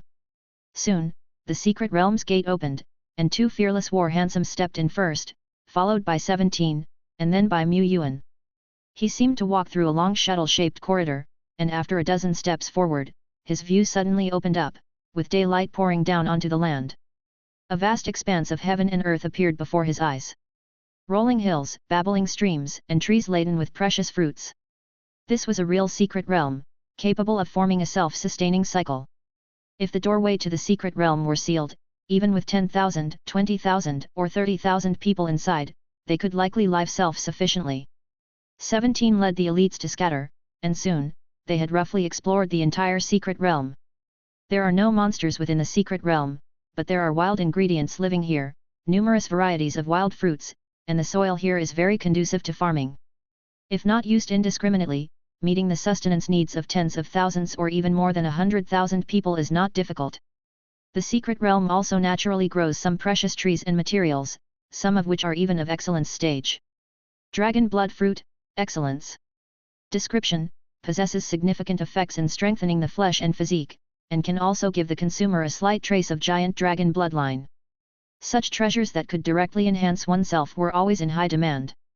The rich second generation could use them to significantly strengthen themselves, to break free from the initial phase of weak combat power. 4th order limit warriors could also consume them, allowing their bodies, which had already reached the limit, to be further enhanced by a small margin. Giant dragon fruit, excellence. Description: only individuals with a certain concentration of giant dragon bloodline can consume it. After consumption, it can refine the individual, purifying their own giant dragon blood, and slightly elevate the individual's potential. This giant dragon fruit was even rarer than the dragon blood fruit. Mu Yuan had seen a more detailed item description on the Taixuan Covenant platform, which indicated that potions made from giant dragon fruit had the chance not only to elevate the stage of Dragon Series troops but also held a small possibility of transforming troops, allowing passage into an epic status. Like the early stage Xi Lu, if she used a sufficient amount of giant dragon potion, she could possibly ascend to epic. Mu Yuan did not need these giant dragon fruits, but the price they could fetch on the market was higher than that of dragon blood fruits. It could serve as one of Tianyuan territory's specialty products. Now that the great crisis has passed, we must consider how to develop and earn money for the territory. After all, if we don't earn enough money, it would be difficult to support over 100 epic troops and a large number of excellence elites. In the future, when Tianyuan territory's legendary realm explodes, he would also need to spend money extravagantly. The resources needed to temper the body were not much, but the breakthrough packages needed to break into the legendary realm were not a small amount. If this number were to be multiplied by 10, 20, 30, 100, it gave him a headache just thinking about it. He would think about it later. Mu Yuan flew high into the sky, looking down upon the entire Dragon Mound Fertile Land secret realm. The edges of the secret realm were like the black wasteland, swirling with a greyish fog, but the Dragon Mound Fertile Land was much more extensive and resource-rich than the black wasteland. Mu Yuan planned to open up plots of gold fertile soil in this place, transforming it into Tianyuan territory's new advanced cultivation area. Speaking of which, Feet Herman Valley, the Elves' Natural Garden, and the Giant Ridge of the Giants, are they all similar types of secret realms? Mu Yuan was not sure how extensive the Natural Garden and Giant Ridge were, but Duo Lai had described the environment of Feet Herman Valley, and he felt that his own Dragon Mound Fertile Land was even larger. As an independent, complete secret realm, Dragon Mound Fertile Land naturally possessed the ability to establish several entrances and exits, similar to Feet Herman Valley. A secret realm is like a giant tree, rooting itself in the spatial realm of the current Tianyuan territory. Its roots spread out, sometimes reaching dozens or even hundreds of kilometers away. However, constructing additional space passages requires technical support, something that Lord Shepherd cannot simply achieve with a snap of his fingers. The technical requirements are quite high. Of course, Tianyuan has professionals in this field, such as Ilo, but let's discuss this matter later. Now that Tianyuan City has been exposed, there is no need to conceal it any longer. In the future, Tianyuan City may welcome many foreign visitors or probe with unfriendly intentions. He pondered. Even if Tianyuan City were to be opened up to outsiders, it would still maintain restricted areas as in the past. He didn't believe any infiltrators could penetrate the core areas. Nevertheless, safety comes first, and he now had a more secure option. That is, to construct or relocate some important buildings and facilities into the Dragon Hill Fertile Land secret realm. Like the semi-mystic realm extended from the Skeleton Cemetery, it belongs to Tianyuan City's territory and is suitable for constructing miracle buildings. Similarly, the integration of the Dragon Hill Fertile Land secret realm has also increased the upper limit of the territorial power he controls, although the territorial power previously consumed has not been nearly restored. In the future, some training buildings could be moved here. The breakthroughs of legendary realms and the conduct of evolution ceremonies could also take place here. This way, the celestial phenomena during evolution can be better concealed. The Black Wasteland's main issue is that the environment is too harsh. Of course, the Black Wasteland is not a true natural secret realm, and its ability to conceal celestial phenomena might not be so strong. Mu Yuan thought, arriving at an open, empty plain. He had just called over hundreds of reserve warriors from the defensive troops, all awakened elite individuals with self-awareness, who were here banging and hammering away, constructing miracle buildings like dwellings, advanced dwellings, arrow towers, and so on. He walked deeper, swirling his wrist, and a building model with a faint purple glow appeared in his hand. He gave a flick of his hand and tossed the building model lightly. Ding! Prompt: do you wish to place the epic building hall of martial souls at this location? Yes. Boom! The building model spun and, in the blink of an eye, swelled dozens, hundreds of times larger, transforming into a majestic, silver-grey hall, standing tall upon the earth. The moment the hall was completed, there was an ancient, vast, solemn atmosphere that rushed forth as if it were an ancient temple sealed for thousands of years, seeing daylight just today. In front of the hall, 2 bright blue flames burned ghostly. As Mu Yuan approached, the door, over 20 meters tall and wide enough to accommodate 2 Sarios side by side, slowly opened. Mu Yuan walked inside. Prompt: do you wish to consume 10 soul crystals to bind your soul imprint into the Hall of Martial Souls? Yes. Soul crystals deducted. There was no special experience, only a streak of light that fell, and soon after, the Hall of Martial Souls lit up with a tiny star under the dome of night, representing his soul's light. If the soul imprints of the elites were all recorded here, this place would likely be a sky full of stars. Mu Yuan did some research on the Hall of Martial Souls and soon showed a look of pleasure. Indeed, like the Staff of Divine Right, the Hall of Martial Souls powers are not only usable near Tianyuan City but can also take effect around any subsidiary territory. The Staff of Divine Right, at Wolf Head Mountain, can use Eye of Heaven an unlimited number of times, although the coverage range would be somewhat reduced. The Hall of Martial Souls at Wolf Head Mountain can likewise summon the souls of the fallen warriors, but the summoning range would be smaller than in the main territory. Currently, it's half the range of the main territory. If it's a small territory opened up by a rare level watchtower, the summoning range of the Hall of Martial Souls might greatly decrease again. But it doesn't matter, as long as it can be used. Being strong or weak is one thing, having or not having the ability is another. The latter is more crucial. Mu Yuan has already thought of some tactics. The effects of the Hall of Martial Souls can only be used in defensive battles, but what if? What if, when I'm besieging a city, I build watchtowers outside the gates of a monster overlord? How should the enemy respond? At the same time, on the vast wilderness, strands of red mist drifted. This region has always been a hunting ground for monsters, with the fang of the jackal wolf and blood snake in case, 2 overlord powers, looming at the top of the food chain, preying on elves, giants, feathermen, dragon men, and dwarves. 100 years ago, there were quite a number of vitality forces in this region. As time passed, only 2.5 considerable vitality forces remained in this region, 2 were elves and giants, and half for the feathermen. The beings could only live in the cracks, with conditions for survival growing increasingly grim. Until today, the horn for a counterattack was blown resolutely. Brothers, charge! Ulra! Ulra! Outside a certain large tribe, one bulky figure after another appeared. The shorter ones were 7 to 8 meters tall, while the taller ones were giants of 30 to 40 meters. These were indeed the giants. They roared and charged straight toward the nearby monster tribe, creating an earth-splitting boom as they attacked. At about the same time, in front of a large snake man tribe, the legendary elf ranger stood in the air, looking down coldly at the barbaric and blood-stained land below. Here, too, blood towers stood tall. Compared to the giants, the elf siege capabilities lacked greatly, so to quickly change the battle dynamic, the legendary elf would take matters into his own hands. I've long wanted to eradicate these filthy tribes, and today, my long-standing wish will finally come true. He murmured. To reduce casualties, the Wind Chaser Ranger took the lead in the charge, with the power of heaven and earth surging around him as he advanced. This is what legends are made of. As long as no monster legends were present, no matter how impregnable the large tribe was fortified, it was absolutely vulnerable before his might. A quarter of an hour later, the Wind Chaser Ranger clutched his arm, slicing off chunks of his own flesh. The wound still writhed with fresh flesh, looking quite horrific. I didn't expect to fall for it. The mutation power of these flesh towers is something even I, a legend, cannot completely resist. A 4-order would die instantly upon contact. Even though the high-order monsters in the tribe are much fewer than usual, is it still difficult to quickly exterminate a large tribe? I wonder how the others are doing now.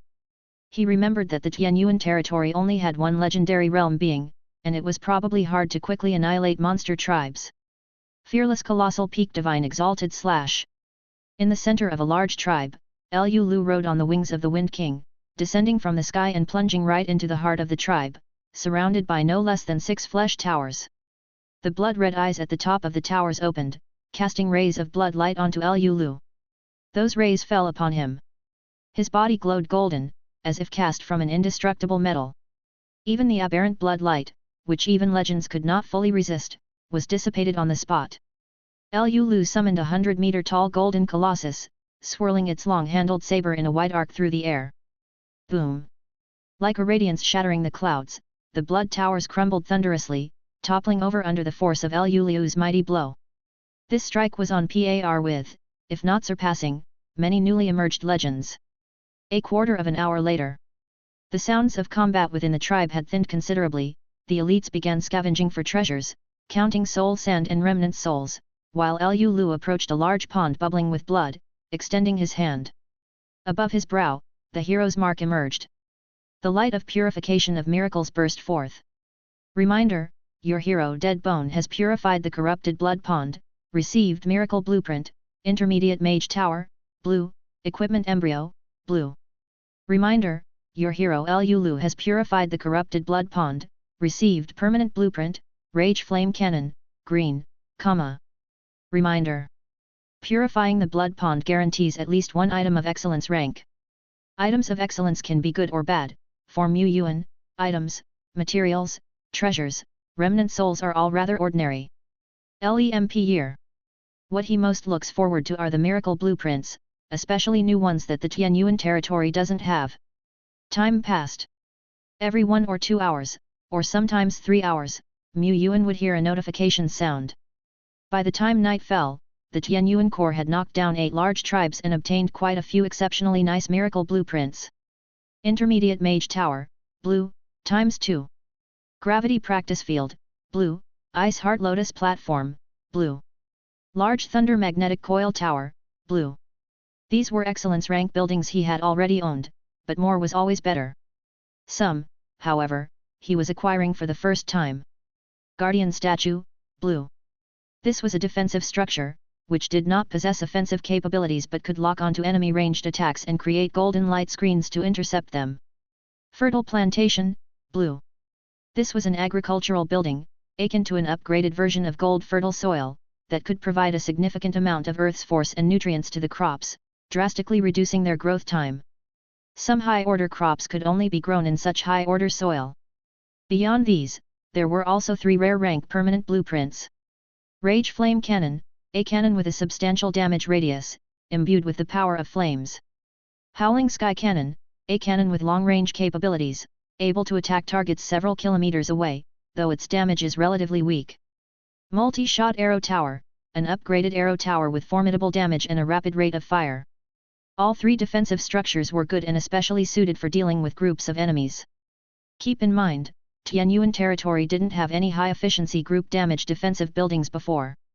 The best use of the Thunder Magnetic Coil Tower was to charge and target individuals. He had previously used the Thunder Flame Cannon as a substitute.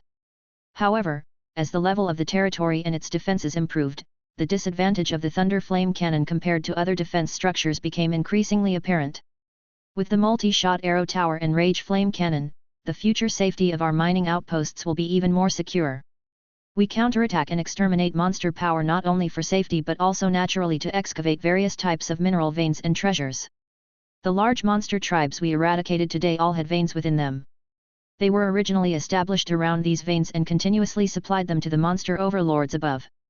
Attacking at night was not easy, but neither Tianyuan territory nor the elves, giants, stopped their counter-offensive. Even though everyone was tired and weary, they had to press on.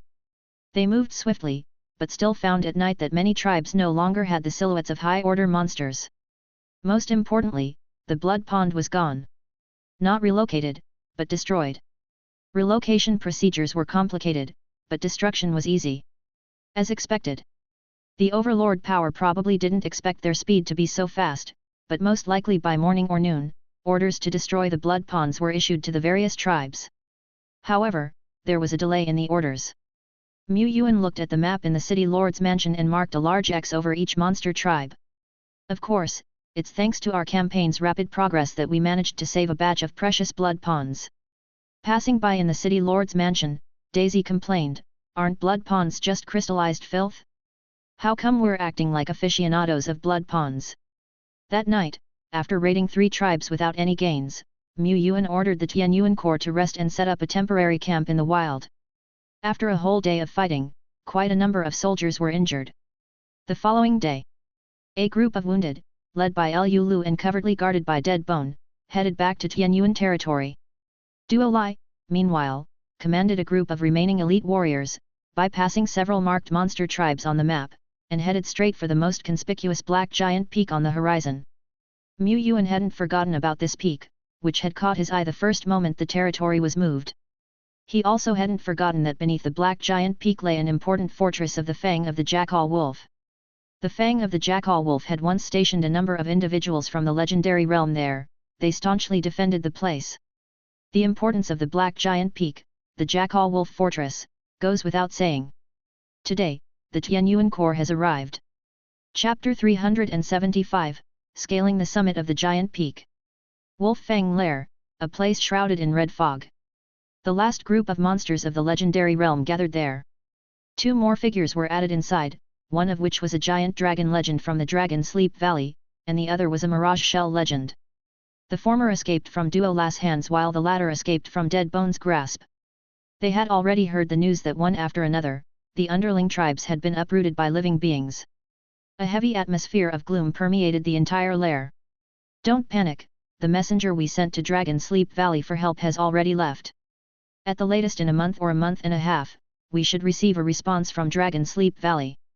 Even now, as long as we contract the scope of our influence and concentrate our strength in defense, we can remain unafraid of the human forces and even cause them to suffer casualties. The Wolf King said this with confidence still intact.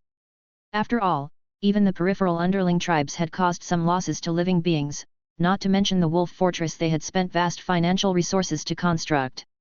There, he had left some gifts for the humans. Below the black colossal mountain, in the dense forest cloaked by white fog, several hundred elite troops led by General Duo Lai had arrived at this place. Duo Lai looked towards the Rakshasa in the midst of the troops and then shifted his gaze to Bone 4 and Sophia. He was the commander of the troops, but only nominally so, as he never bothered with tasks that required the use of brain cells. This was known as the wisdom of a general. A massive frost giant dragon flew in. Serio spoke up, "Now that we've discovered the enemy's stronghold, what are we waiting for? My claws are itching for action." Duo Lai naturally inclined towards direct confrontation, however, since it was Serio's suggestion, he thought it more appropriate to hear what others had to say. At that moment, an invisible yet familiar wave of spiritual power suddenly descended. This spiritual power coalesced, taking the form of Mu Yuan with a faint glow. It was his incarnation made from expanding his own spiritual power and shaping it using the spiritual link network as a foundation. Despite its weak combat power, crossing thousands of kilometers for such a long-distance incarnation was a feat akin to the divine. Yet no one present was awed. It took Serio 2 seconds before he said, "We welcome the arrival of Lord." Mu Yuan gazed into the distance. The trees were tall and the fog ethereal. To the naked eye, nothing could be seen. But through the created black crows shared by Sophia, he had glimpsed a vast fortress standing amidst the fog. This white fog served to obscure vision, confuse perception, and shield against probing. However, for the black crows with their phantom night eyes, these obscuring and confusing effects were meaningless. The soil outside the fortress was a deep red color, as if blood had flowed and then dried and solidified over and over, leaving behind this hue. On either side of the grandiose fortress gate were carved 2 ferocious and majestic wolf heads, in the middle of a howling pose. The fortress inside seems to be heavily guarded, possessing some special probing techniques. My black crows can circumnavigate and enter, but barely fly far before losing contact. Sophia said. She had sent a total of 20 created black crows in 3 batches to infiltrate, yet none survived. The longest surviving black crow lasted only 12 seconds inside the fortress and could not probe any valuable information. After all, they were just crows, with exceptional scouting and stealth capabilities but very weak in defense and survival. Once discovered, they were as good as dead. Sophia's probing of the wolf fortress yielded little, but in the short time the troops had stayed in the area, she had already uncovered several hidden wolf fang scouts. Mu Yuan would not allow Sophia to personally delve deep into the investigation. Doing so would be no different from directly charging in, as Serio had suggested. He, from his territory far away, controlled the staff of divine right. The great force of the Eye of Heaven pierced the mist, bringing every aspect of the wolf fortress visible from the air into view. At this moment, apart from the denser red mist within the fortress compared to the last time the Eye of Heaven probed, there seemed to be no difference. The only difference was, within the entire wolf fortress, there was not a single energy reaction of the legendary realm. Apparently, Wolf Fang had moved all its legends away, or perhaps, the legends dared not stay here. However, there are no legends, but the whole wolf fortress seems to be bracing for a siege. Wolf Fang wouldn't really think that the fortress alone could withstand our assault, would they? He did not believe that Wolf Fang would think so. There might be traps inside, perhaps even ones capable of injuring those of the legendary realm. This was not a difficult guess. Yet it was an overt strategy, unless they were willing not to uproot this important fortress. Mu Yuan stroked his chin, pondering, and after a while, he ordered, the entire army retreats 10 kilometers. Their previous position was 7 or 8 kilometers away from the Wolf Fortress. The typical range for someone of the legendary realm wielding the power of heaven and earth for an attack was 4 to 6 kilometers, a distance that could perhaps be doubled by those with special abilities. Being among the elite of the Tianyuan territory, Mu Yuan's order was swiftly executed by the hundreds of elites, who silently retreated like ghosts, with only Serio making a noticeable disturbance. They crossed 10 kilometers in no time. Not deeming it secure enough, Mu Yuan ordered them to retreat another 10 kilometers, and then he manipulated the staff of divine right and, using the map revealed by the Eye of Heaven, cast a nuclear-leveled 9-headed roaring thunder flame dragon. What he had in abundance were such large-scale magical techniques. With the Eye of Heaven opened and able to use large-scale magical techniques to probe for dangers, there was no need to risk his soldiers' lives. The roaring thunder fire dragon broke through the fog barrier and directly crashed into the Jackal Wolf Fortress. The next moment, the dazzling light of thunder and flame shot into the sky. Thunderbolt shone, tearing apart high walls, flesh and blood, and the earth, piece by piece. Flames roared, spreading endless light and heat, destroying and engulfing everything in the spreading land. 27 kilometers away, Duo Lai stood on a small hill, standing on tiptoe, watching the rising glow of thunder flame from afar, and couldn't help but applaud. Wow, how spectacular! Serio swayed his dragon tail and said, but if we attacked directly, wouldn't it have been the same result? A few small jackal men couldn't possibly stop our Tianyuan territory's mighty army, there was no need to waste a large-scale magic. That 9-headed roaring thunder flame dragon's bombardment pretty much left no spoils of war. You're right, but our Tianyuan territory is guided by the will of Tianyuan and a policy of steady spirit. Serio's idea was far from steady. He finally understood why Dead Bone seldom rode Serio anymore. Riding an unsteady mount, wasn't that putting oneself in an unstable environment? Although, using the 9-headed roaring thunder flame dragon to attack a jackal wolf fortress without a legendary realm guardian was indeed like using a sledgehammer to crack a nut. His order to fall back 20 kilometers even seemed somewhat silly. Of course, those present were all his direct lineage, and no one would question him. As Mu Yuan thought about this, suddenly, his heart gave a fierce throb, his expression became distracted, and his entire spirit collapsed. When he reformed his spirit, he saw a blood-colored radiance even more violent and dazzling than the thunder flame light piercing the sky, with a blood wave erupting, sweeping the surrounding area like a tidal wave. Within several kilometers, the area destroyed by the thunder flame shockwave was swept over again by the blood wave, and this time the destruction was even more complete. Within tens of kilometers, not a single blade of grass or stone remained untouched, everything between heaven and earth was stained with the color of blood. 20 kilometers, 30 kilometers away, blood waves were still coming, saturating the world with an erosive force that couldn't be dispelled. Serio widened his eyes and shrank his head from reflex, thinking to himself that Lord indeed was wise. Mu Yuan also widened his eyes. What kind of technique was this? This scale of blood wave, perhaps Duo Lai could use whale swallow to mitigate a part, or maybe, Duo Lai could even use the epic treasure space urn in time for defense. The skeleton lords like Bone 4 in his core could use the Wraith Sacred Mountain to offset some, but there would definitely be casualties. This blood wave, apart from its ferocious energy, also contained a very terrifying erosion power, the kind that would occur during the Red Fog disaster moon, only this time, the erosion was 1,000 times, 10,000 times greater. Once enveloped by the blood wave and mist, even fourth-order strongmen might show signs of sudden mutation, or even die or fall on the spot. Such a terrifying killer move from the monster overlord, at no time should it be taken lightly. Mu Yuan exclaimed in awe.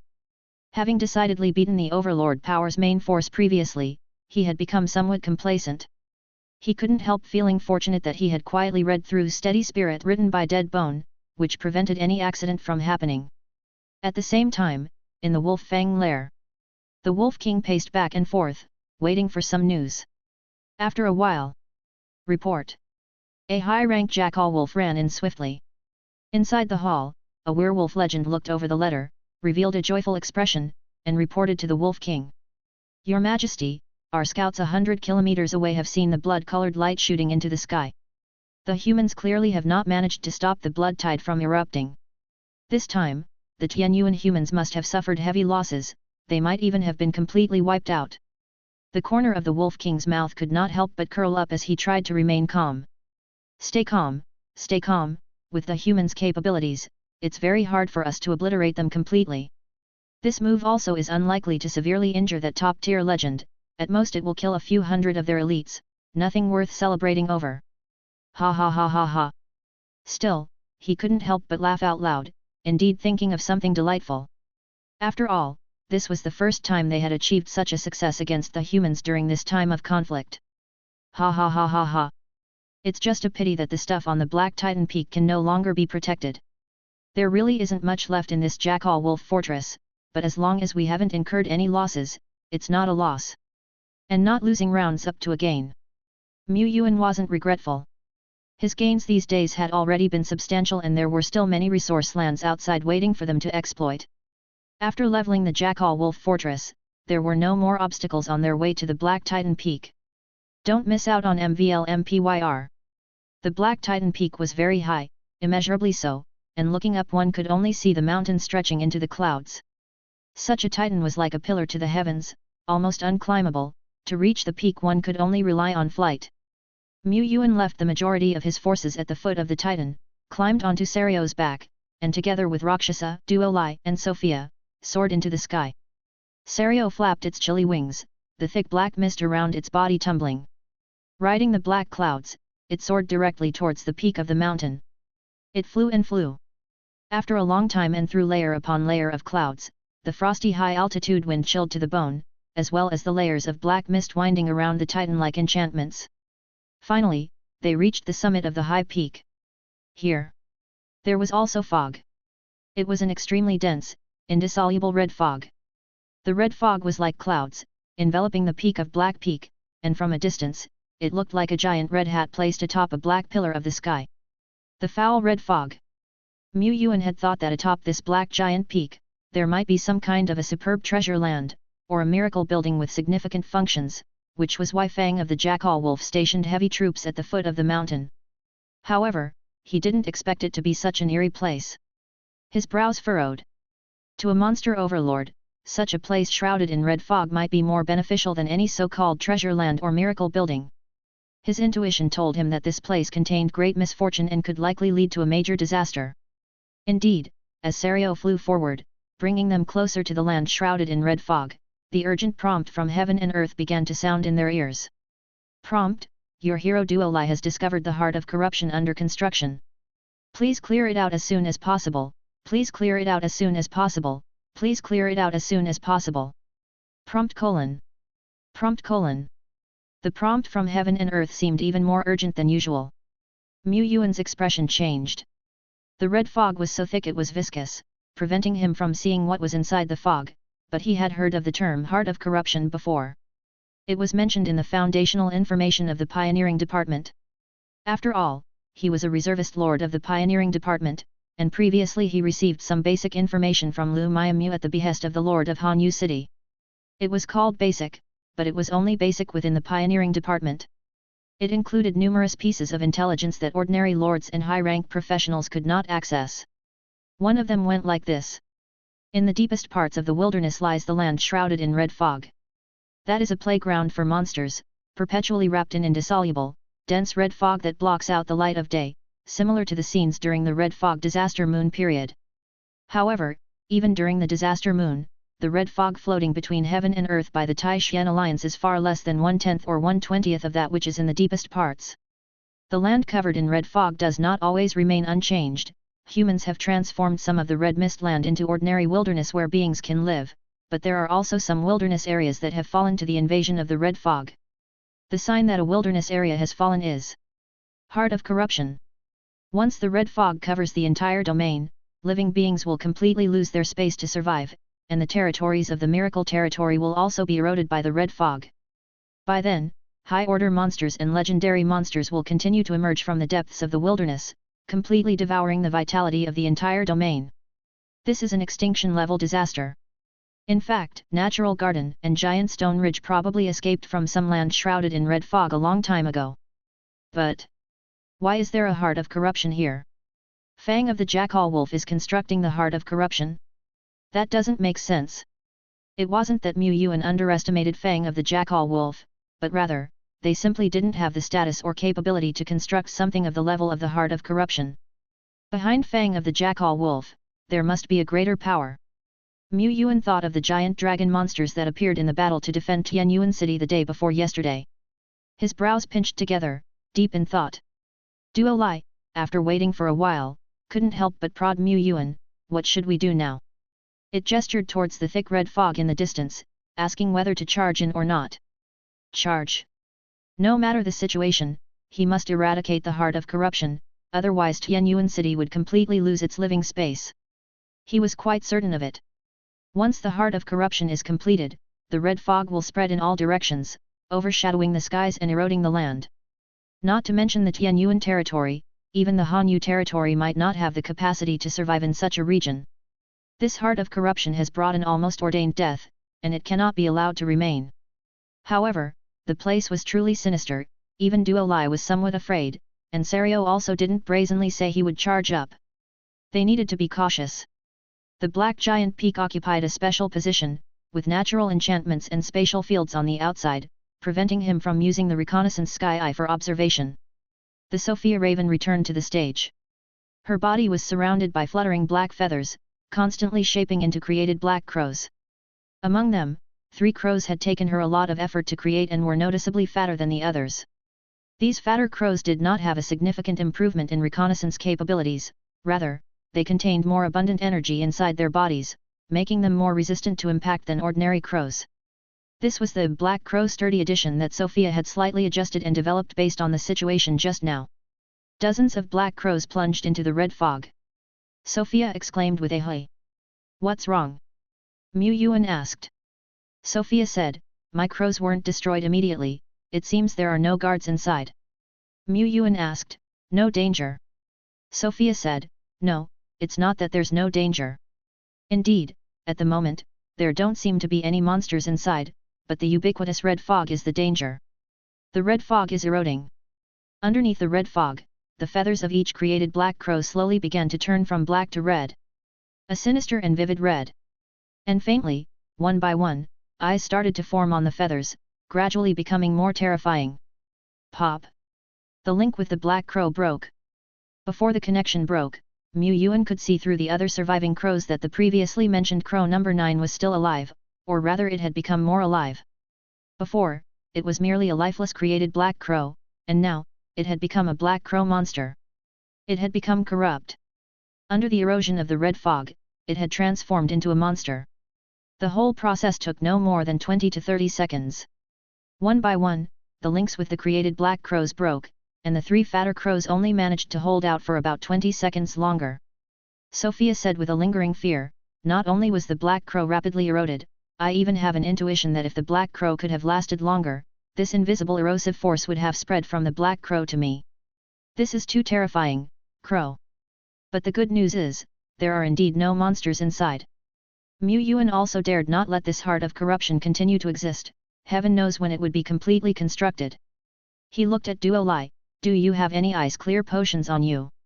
An excellence grade ice clear potion possesses the ability to counteract the erosion of the red fog.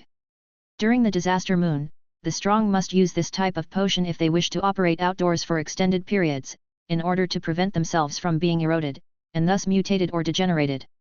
Duo Lai reached hand toward his stomach, plunging it directly into the pitch-black opening of space. "Let me check."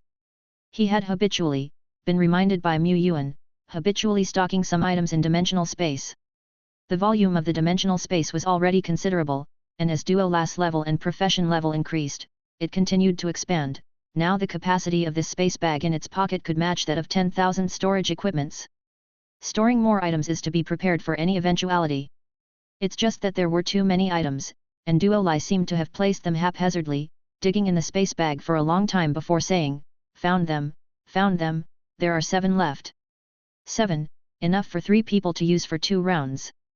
This arduous task is now handed over to you, Duo Lai, Rakshasa, Sophia. Find the constructing heart of corruption and purify it. What about me? Sario's eyes widened. Yuan patted its dragon scales. Your task is also very arduous, to be responsible for backing up the 3 duolai. Sario's tail stood up on the spot, the soul flame in its pupils flaring up. It was filled with a high fighting spirit and unyielding faith. What an important mission this was! And this mission rested entirely on its own dragon form. Reconstructing the glory of the giant dragon, Sario could not shirk its responsibility. Yuan was actually trying to save the ice-clear potion. Such a potion was low in production, and there were only a few on duolai. Most importantly, Sario was not a hero unit. Entering the red fog area would only waste a potion for no good reason, better to stay outside. He wouldn't go in himself either. If he was incarnated here, he could still be functional, but what he had sent to this place was just a spirit manifesting body, which not only lacked the ability to purify but would certainly not withstand the erosion of the red fog. Duolai and the others gulped down the ice-clear potion and flew towards the distant land shrouded in red fog. However, Rakshasa couldn't fly, it could only transform into a smoky cloud to leap momentarily and did not have the ability to fly. Duolai then whipped up a gust of wind, grasping Rakshasa and Sophia, who had just spread her black crow wings, and the 3 shot into the viscous red fog as if not even the slightest ripple was stirred. Yuan looked on, silently praying for the 3 in his heart. Step. Duolai and the others stepped onto the barren black land. Surrounding them was the extremely dense red fog. This red fog could not be scattered by the wind nor extinguished by fire, and even spatial devouring found it difficult to influence. It seemed to exist eternally here like the backdrop of the world, slowly drifting along a set trajectory. It only looked like fog but was not actually fog. We need to hurry, Sophia said, although we just drank the ice-clear potion, this potion clearly can't completely resist the erosion of the red fog here, and the efficacy of the potion is also rapidly depleting. We can't use the duration of past potions as a reference. Under normal circumstances, even if one were to delve into the Ness of Filth territory, the ice-clear potion would ensure that the user would not be eroded by the red fog for 4 to 6 hours. Here, the ice-clear potion couldn't guarantee even a second, only managing to significantly reduce the impact of erosion. The 3 ran forward quickly. In this land of red fog, their vision was greatly limited. Even when Sophia used her Phantom Night Eyes talent, she could only see a few hundred meters ahead. Duolai activated its domain, but while the domain could not discern the surroundings, it did provide some slowing effect on the erosion of the red fog. After running for several seconds, the 3 encountered the black crows that had just been corrupted. Black crow after black crow, or rather blood crows emitted piercing screams, with some spreading their wings, on which hundreds of tiny eyes opened. Sophia frowned, they are all third-order monsters. One ought to know that previously, aside from its scouting and invisibility abilities, created black crows were practically useless in a fight, unable to beat even profession-level monsters in a head-on clash. Yet the moment they were corrupted and eroded, they gained such a tremendous boost. Third-order monsters naturally could not stop the 3 from advancing. Duolai wielded countless thunder glows, annihilating all monsters before them, and maintaining a pace slightly faster than Sophia and Rakshasa, he sprinted at the forefront of the trio. After eliminating the blood crows, the 3 of them did not encounter any more obstacles. They continued to make their way through the red mist. Maybe it took dozens of seconds, or perhaps hundreds, when finally a giant shadow emerged from within the red mist. Found it! A few dozen steps ahead of Duolai, the giant shadow gradually became clear. It still resembled a tree. A tree without branches and leaves, as if it had withered away. The roots of the giant tree were not embedded into the ground but were rooted on a magnificent building, enveloping the entire hall like a spider's web. What is this? Duolai muttered. This. There may have once been a miracle building here. A very high standard, special miracle building. Sophia acknowledged after a moment. But at this time, the majestic hall had lost its luster, its main body was dull and mottled, like an ancient building eroded by the wind. Brownish-red roots penetrated the walls, deeply embedded in them. This miracle building was completely destroyed. Hearing Sophia say this, Duolai's eyes widened. That means we've lost a fortune. Fang of the Jackal Wolf has destroyed our property. This is utterly preposterous, this grudge is too great. Sophia. She didn't know what to say, feeling that her lord would have heaved the same sigh upon seeing this scene. She followed with a sigh and cursed the Fang of the Jackal Wolf a few times. Rakshasa glanced at the 2 of them and joined in the cursing. While they cursed, they didn't dawdle. After all, the notifications of the heavenly rules were still resounding in their ears. They quickly stepped forward, positioning themselves in a triangle around the heart of corruption, extending their hands, palms touching it. A cold, sticky sensation, as if there were foreign objects squirming, spread from their palms, with the terrifying corrupting power trying to burrow out from that spot. The next moment, the light of purification burst forth. 3 orbs of pure white light blossomed from their palms, slowly spreading across the giant withered tree, stripping away and purifying the power of purification bit by bit from the tree. The process was not fast. The power of purification came from the rules of heaven and earth. Apart from needing to maintain uninterrupted contact with the heart of corruption, there were no other requirements for Duo Lai and the others. They could chat, fight, or even play poker. However, the purification process was indeed very slow. The speed of purifying the nest of filth back in the day was several times faster than now. Although when purifying the nest of filth then, Duo Lai and others had encountered the fierce assault of dozens upon hundreds of fourth-order bosses, there were no enemies around this time. Perhaps monsters don't adapt well to this thick red mist land. Mu Yuan pondered secretly. He still remained vigilant, and he told Duo Lai and the others to abandon purification and prioritize killing enemies or retreating should the monster overlord attack. He could call Deadbone, Lu, and other hero units, making more thorough preparations. He could also summon Shen Linglong or even heroes from Natural Garden and Giant Stone Ridge, at most delaying the purification for 2 to 3 days. Time ticked away. At the 20th minute, Duo Lai, Rakshasa, and Sophia drank their second ice-clear potion. Outside the red mist land, Mu Yuan watched tensely, his fist slightly clenched. Finally, at the 33rd minute and 54 seconds after the trio stepped into the red mist land. The entire red mist land suddenly trembled, and the thick, sticky red mist visibly began to thin out. Wisps of the mist drifted away, dissipating between heaven and earth. And at the same moment, a crisp and pleasant notification sound, a completely different one, rang out in Mu Yuan's ear. Ding! Notification: your heroes Duo Lai, Rakshasa, and Sophia have purified the under-construction heart of corruption, earning a gift from heaven and earth. Indistinctly, Mu Yuan seemed to see a divine purple light descending. Chapter 376, The Epic Level Mage Tower, a formidable war fortress. At the heart of the red mist land, in front of the enormous withered giant tree, the pure white radiance of purification blossomed to its extreme, with a white pillar of light tearing through the red mist and shooting into the sky, completely enveloping the massive tree within it. A section of maroon tree bark cracked and shattered. Then came the second piece, the third piece, the fourth piece. Like a collapsing set of dominoes, the whole structure resembling a withered giant tree, which served as the heart of corruption, crumbled with a thunderous crash. Chunks of dark red debris quickly dissipated within the white light. The dilapidated buildings entangled in countless roots also collapsed with the disappearance of the corrupted giant tree. The red mist began to disperse. The invisible eroding force also rapidly receded, and Sophia breathed a sigh of relief. Continuing to stay in the red mist land wasn't an option anymore. Not only were they running out of ice-clear potions, but even with an unlimited supply, they wouldn't be able to stay much longer.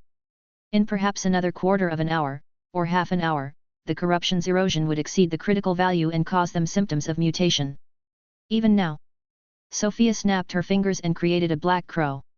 The black crow looked into her eyes. In the crow's vision, her cold features, shoulder-length black hair, and pair of pitch-black eyes were flecked with specks of blood, like an office worker who hadn't had a chance to rest for 3 days and nights. That wasn't a big problem though. Sophia understood the effects of corrosion quite well. As long as the level of corrosion hadn't exceeded the first stage threshold, recovery wouldn't take too much effort. As the construction of the heart of corruption was completely nullified and the purifying white light gradually receded, the heavenly announcement sounded at their ears and the divine reward light descended from the high skies. The lingering radiance manifested 3 treasure orbs in front of the trio. 2 were blue, and 1 was jackpot. Duo Lai exclaimed. Sophia knew all too well how precious epic treasures were. She had thoroughly investigated the president of the Taixuan market. Most seasoned lords, and even some great lords, find it difficult to possess even one epic treasure. In some deep wilderness vitality forces, a single epic is the absolute cornerstone of their heritage, the foundation of a tribe. Even their own territory only possessed artifacts like the Space Urn, Pure White Feather, Staff of Divine Right, and the Hall of Martial Souls. Within the granting radiance, the form of the treasure became clearer, and the announcement was about to reveal the grand prize. Duo Lai clasped his hands together, praying incessantly, "Please, not a remnant soul, definitely not a remnant soul." He wasn't wrong. What they needed the least was an epic remnant soul. But Sophia couldn't help saying, "Epic remnant souls won't appear on their own, they can only be obtained in a place that recruits epic-level characters, like special recruitment buildings, and it's not really obtained, but directly recruited once the remnant soul recognizes you. So there's no chance of a lord buying an epic remnant soul and recruiting on their own." That was more or less common knowledge. Duo Lai scratched his head, "Is that so?" Notice, obtained special crop ice clear fruit tree, superior, dot. Notice, obtained special vehicle X-type passenger airship, superior, dot. Notice, obtained miracle blueprints advanced mage tower, epic, dot. As the red mist receded, but considering the place was heavily eroded with plenty of red mist strands lingering, the trio did not linger. Duo Lai scooped up the 3 treasures and ran towards the outside. Soon, the 3 of them returned to Serio, who was in charge of the rendezvous. The mission was a complete success. Yuan took a look at the few treasures handed to him. The ice-clear fruit tree was certainly a fine artifact. Even among the superior grade treasures, it commanded quite a high value and served a great purpose. The Tianyuan territory already had one, and he didn't mind having another. Even if his territory possessed magical items like nature's dew that could promote the growth of plants, more ice-clear fruit trees were always welcome.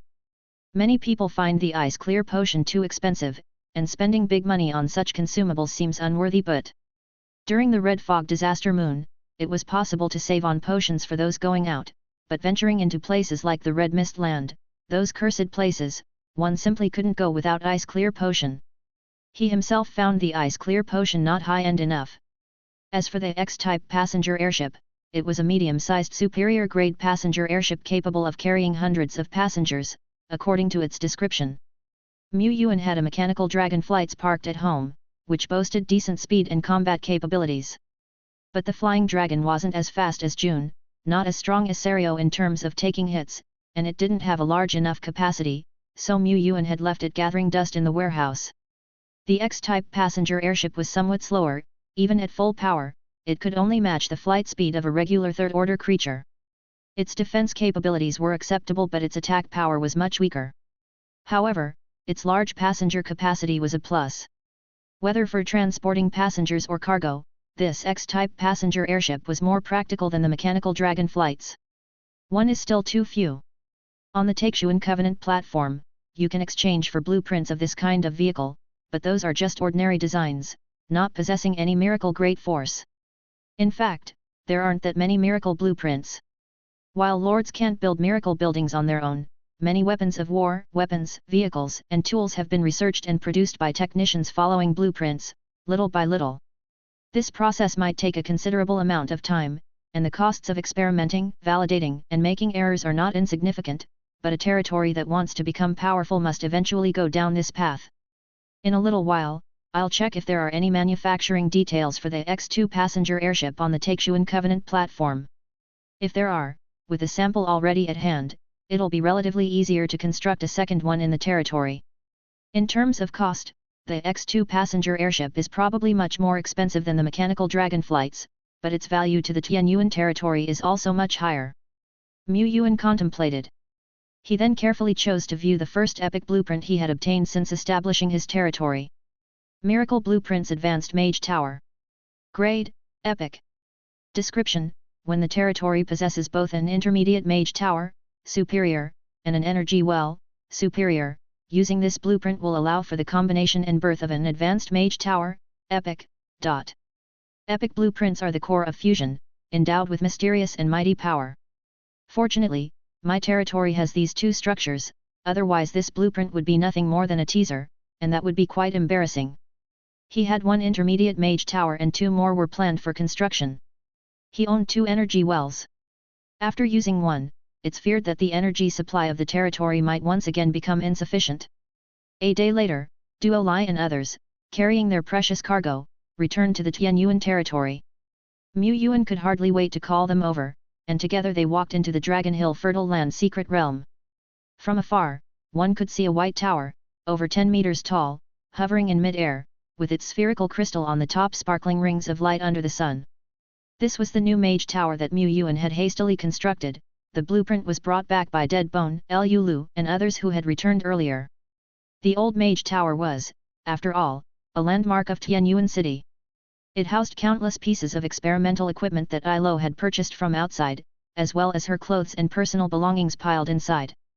To melt down the old mage tower, Mu Yuan feared that the equipment and items inside would be destroyed as well, in which case Ilo might go on strike. With the emergence of a new epic structure, most of the generals still in the territory had come to watch.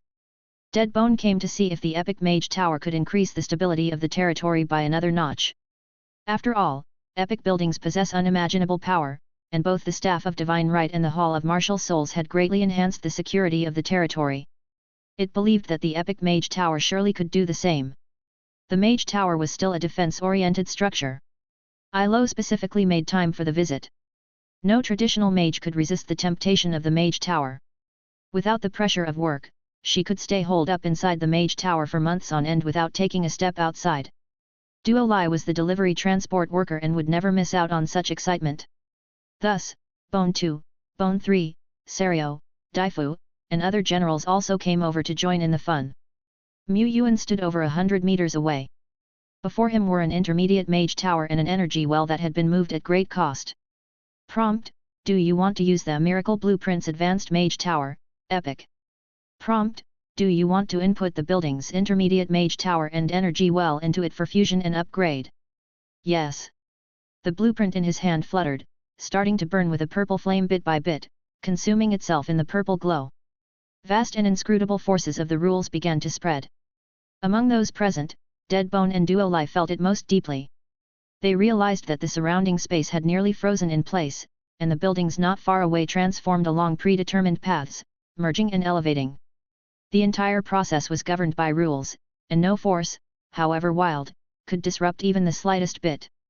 It seemed like a very long time had passed, or as if it had been just a moment of distraction for everyone. The intermediate mage tower and the energy well both disappeared before their eyes, replaced by a majestic tower standing tall on the ground.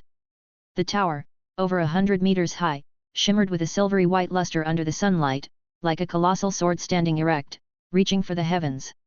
Its mere presence spread a palpable oppressive force invisibly around it. Mu Yuan and the others stood at the base of the tower, as insignificant as ants. Never mind them, even the mountains in the distance of the Dragon Hill Fertile Land secret realm, taller than the advanced mage tower, seemed to have become smaller. The tower was now the pinnacle of this world, and even giants tens of meters tall standing at its base would be dwarfed as if they were human.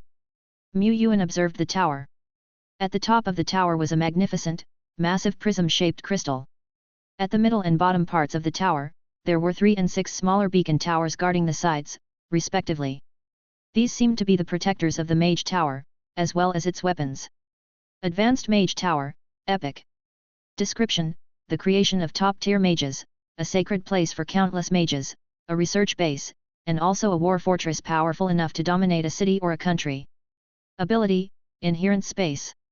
The Advanced Mage Tower contains a space 10 times larger than what is seen from the outside, enough to accommodate a large number of equipment and personnel. Note: the Advanced Mage Tower includes basic-level research equipment. More advanced, non-standard equipment should be purchased separately. Ability: Spell Keystone. The Advanced Mage Tower contains a Spell Keystone, which can record and deconstruct regular types of basic and advanced techniques, facilitating the study and learning for mages. Ability: Spell Amplification. The Advanced Mage Tower has 1 main control position and 9 secondary bombardment positions. Mages in these 10 areas will receive considerable amplification when using spells. Note: when the mage level exceeds a certain threshold, the amplification rate will begin to decrease. Ability: War Throne. The Advanced Mage Tower possesses the capabilities of hovering, rapid flight, energy shield, and concealment. It also comes with 3 advanced large-scale magic super spell missile, spell torrent, and void enchantment. Note: for more inscriptions of large-scale techniques, please users carry out their own research. Ability: Infinite Energy.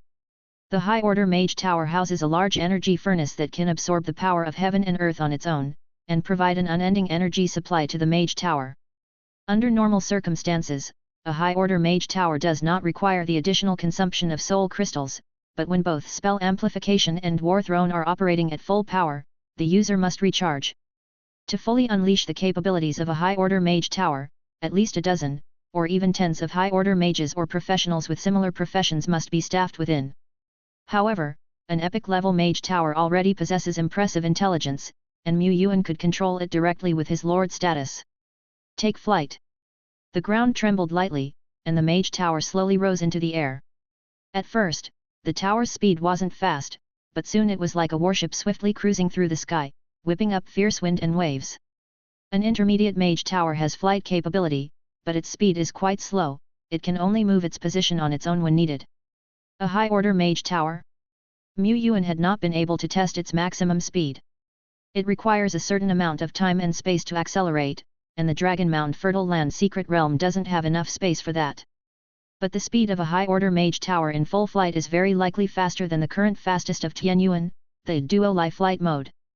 Yuan had previously thought that the X2 type airship was pretty good, but it was nothing compared to a high-order mage tower. Of course, they were never truly comparable to begin with. Let's try the energy shield, Duo-Li, use a lightning skill, focus on breaking through.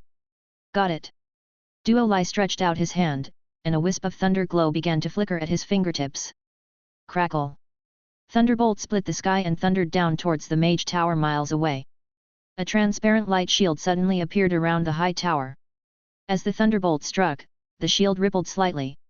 Streaks of blue lightning spread around, illuminating the entire area's shield. Duo-Li continued flicking his fingers, the lightning at his fingertips growing even more dazzling. However, no matter the output level of the thunderbolt, when it struck the mage tower, it could only cause ripples on the shield. The ripples were not intense. Then, Duo-Li split several droplets of condensate that turned into steel beads shimmering with a silvery grey hue. The steel beads flickered with thunder glow, and the next moment, they tore through the sky and shot forth. Boom! This was Duo-Li's sound effect. In reality, when the electromagnetic cannon struck the mage tower, it was still silent. The steel beads hovered midair, as if embedded in the almost transparent light shield, with ripples spreading out from the points of impact. The next moment. Thud! The beads were repelled by the light shield and landed on the ground with successive thuds. That's enough, that's enough. Seeing Duo-Li preparing to increase the output, Yuan hurriedly called for a halt. Duo-Li might not be able to breach the barrier of an epic-level mage tower, but the residual effects of his attacks could turn most of the Dragon Mound Secret Realm into a complete mess. Yuan also briefly tested the large-scale technique Super Spell Missile. His method of testing was to release the large technique and have Duo-Li use the devouring skill to swallow this giant spell missile with a radius of over 20 meters, thus determining the might of the technique. Extremely powerful, enough to threaten the legendary realm. The Super Spell Missile indeed lacks the killing and destructive power of the nine-headed roaring thunder flame dragon, but this technique, along with two others, has a short cooldown and can continuously output. A single Super Spell Missile is equivalent to a legend actively unleashing constant full firepower. Moreover, the techniques on the high-order mage tower can have their power output adjusted, and the radius of 20 meters for the giant missiles is not the limit of this mage tower. A complete high-order mage tower still needs a sufficient number of magical professionals staffed. Without going too far, Ilo, harnessing the amplification abilities, would likely be able to easily annihilate a legend in a one-on-one battle. The purer the magical profession, the more suitable it is for a high-order mage tower. And in his Yuan territory, there are indeed practitioners of pure magical professions. Not Duo-Li, not Ilo, but Icefrost, Han Chuang, and the like. Yuan had yet to test the limits of the high-order mage tower, but the performance he witnessed was enough to surprise him. Even the 9-star General Deadbone commented, "Sturdy, this is really too sturdy." Indeed, with a high-order mage tower in place, the security coefficient of the entire Yuan territory would inevitably skyrocket by several hundred percentage points. If only he had such a treasure during the defense battle of Yuan City not long ago, there would have been no need to risk waiting for the opportunity. He could simply have the high-order mage tower transformed into a war fortress, capable of annihilating countless monster tides and legendary realm creatures with bombardment. Its capabilities are born for war. It can attack, defend, and suppress everything. Ilo could hardly wait to enter the tower to study and uncover all of its aspects. The use of the Mage Tower and the safety coefficient of Tianyuan territory are closely related. Thinking of this, Yuan agreed to Ilo's leave request, allowing her to use up to half of her avatar to fiddle with and study this epic tower. Come to think of it, Ilo's Starlight avatar can exist permanently and possesses considerable combat power. Doesn't that mean? Normally, it takes an entire team to fully leverage the capabilities of a high-order mage tower. But it seemed that Ilo alone would suffice. To the south of the Great Domain, a region sealed by rampant energy. Scree! A cyan-colored giant bird tore through the sky's tides, flying out from the deepest part of the dangerous grounds. Several figures stood steadily on the back of the great bird. We've made it, we've definitely not mistaken the place this time. It's very similar to the situation Shen Linglong described. I'm certain that we've just passed through a spatial passage. This area is probably a different domain. I never expected that an entrance to another domain would exist in the middle of the Twilight Plains, not far from our Taishian domain. Minister Qin was also somewhat surprised. The flight speed of the legendary realm's wings of the Wind King was extremely fast. However, they had not initially found the target dangerous ground. After all, the wilderness is vast and lacks any reference points. The information he obtained had come from the mouth of General Shen Linglong, and after being passed down twice, it was inevitably somewhat off. They explored 4 dangerous grounds that looked similar before they arrived here. But if we hadn't explored intentionally, perhaps no pioneers would have discovered such a domain for years, or even decades, Minister Qin said, patting the wings of the Wind King. The wings of the Wind King flew north at top speed. It had been 2 or 3 days since Shen Linglong last sent any information back. Tianyuan had also been absent from Hanyu's secret realm these days, including his generals. Thinking of this, Minister Qin couldn't help but worry. All he could hope for was that good people would have good fortune. Minister Qin need not worry. Lord Tianyuan has already survived in this region for several months, hasn't he? If he could support himself for months, a few days should not be a problem, stated Broken Rock Lord. But when Shen Linglong last sent a message, she indicated that the situation in Tianyuan City was very critical, facing direct threats from a monster overlord. Tianyuan City was exposed to the overlord's gaze. Tianyuan City could even at any time erupt into a large-scale war with the overlord. How could Tianyuan City, a new territory established only a year ago, have the ability to face an overlord power head-on? The weakest overlord is still an overlord. The wings of the Wind King flew rapidly, easily outstripping ordinary flying monsters in a flash. High-order flying monsters and flocks of flying monsters were rare. The legendary monsters they were always wary of were nowhere to be seen. To think, the breadth of the wings of the Wind King at full speed was so conspicuous it should have been strikingly obvious to a legendary monster. Maybe, this region is not as perilous as we imagined, suggested Broken Rock Lord. Chapter 377, Tianyuan's Historical Achievements. 3 days after the defense battle of Tianyuan City, Yuan had already recalled the majority of his forces, leaving only Dead Bone to lead hundreds of elite undead in continued strikes, sweeping through the remnants of the monster tribe. By this time, the gains from clearing out and sweeping were already quite limited, but exterminating monsters was an obligation. If a few more high-order monsters were slain now, future exploration and expansion teams would face fewer dangers. Shen Linglong was continually on the attack, her spirits so high she seemed as though she could go 3 days and nights without sleep. The reason was that the day before yesterday, during an expedition against a large monster tribe, she had encountered a newly risen legendary monster. It was likely that the tribe's leader had fortuitously broken through in secret. And then she had slain it. Her legendary kill count +1, another step closer to 100. For several days, Shen Linglong hunted and pursued legendary monsters, sometimes barely resting in Tianyuan City before setting out again. Her diligence could rival that of Tianyuan Territory's 007's most exemplary employee. If she was willing to work for free, Yuan was of course happy to let Chef Baotub prepare more exquisite dishes to entertain her. While we have defeated the monster overlords, the area where we can actively operate is mainly concentrated in the territories of Fang of the Jackal Wolf and Blood Snake Encase, the 2 overlords. To the west, the Great Blood Tree Forest remains dangerous. The elves and giants of Legendary Realm do not recommend entering. North of Fang of the Jackal Wolf, it is said that there are other monster overlords who worship the fallen god and do not share the same beliefs in eternal life of flesh and blood as Fang of the Jackal Wolf and Blood Snake Encase. Speaking of fallen gods, Yuan thought of the Orokai servant with whom he had had several encounters. It had been a long time since he last saw the Orakai servant, and now the thought of it brought a tinge of nostalgia. The fully manifested form of a servant like the Orakai servant was merely a super four-order entity.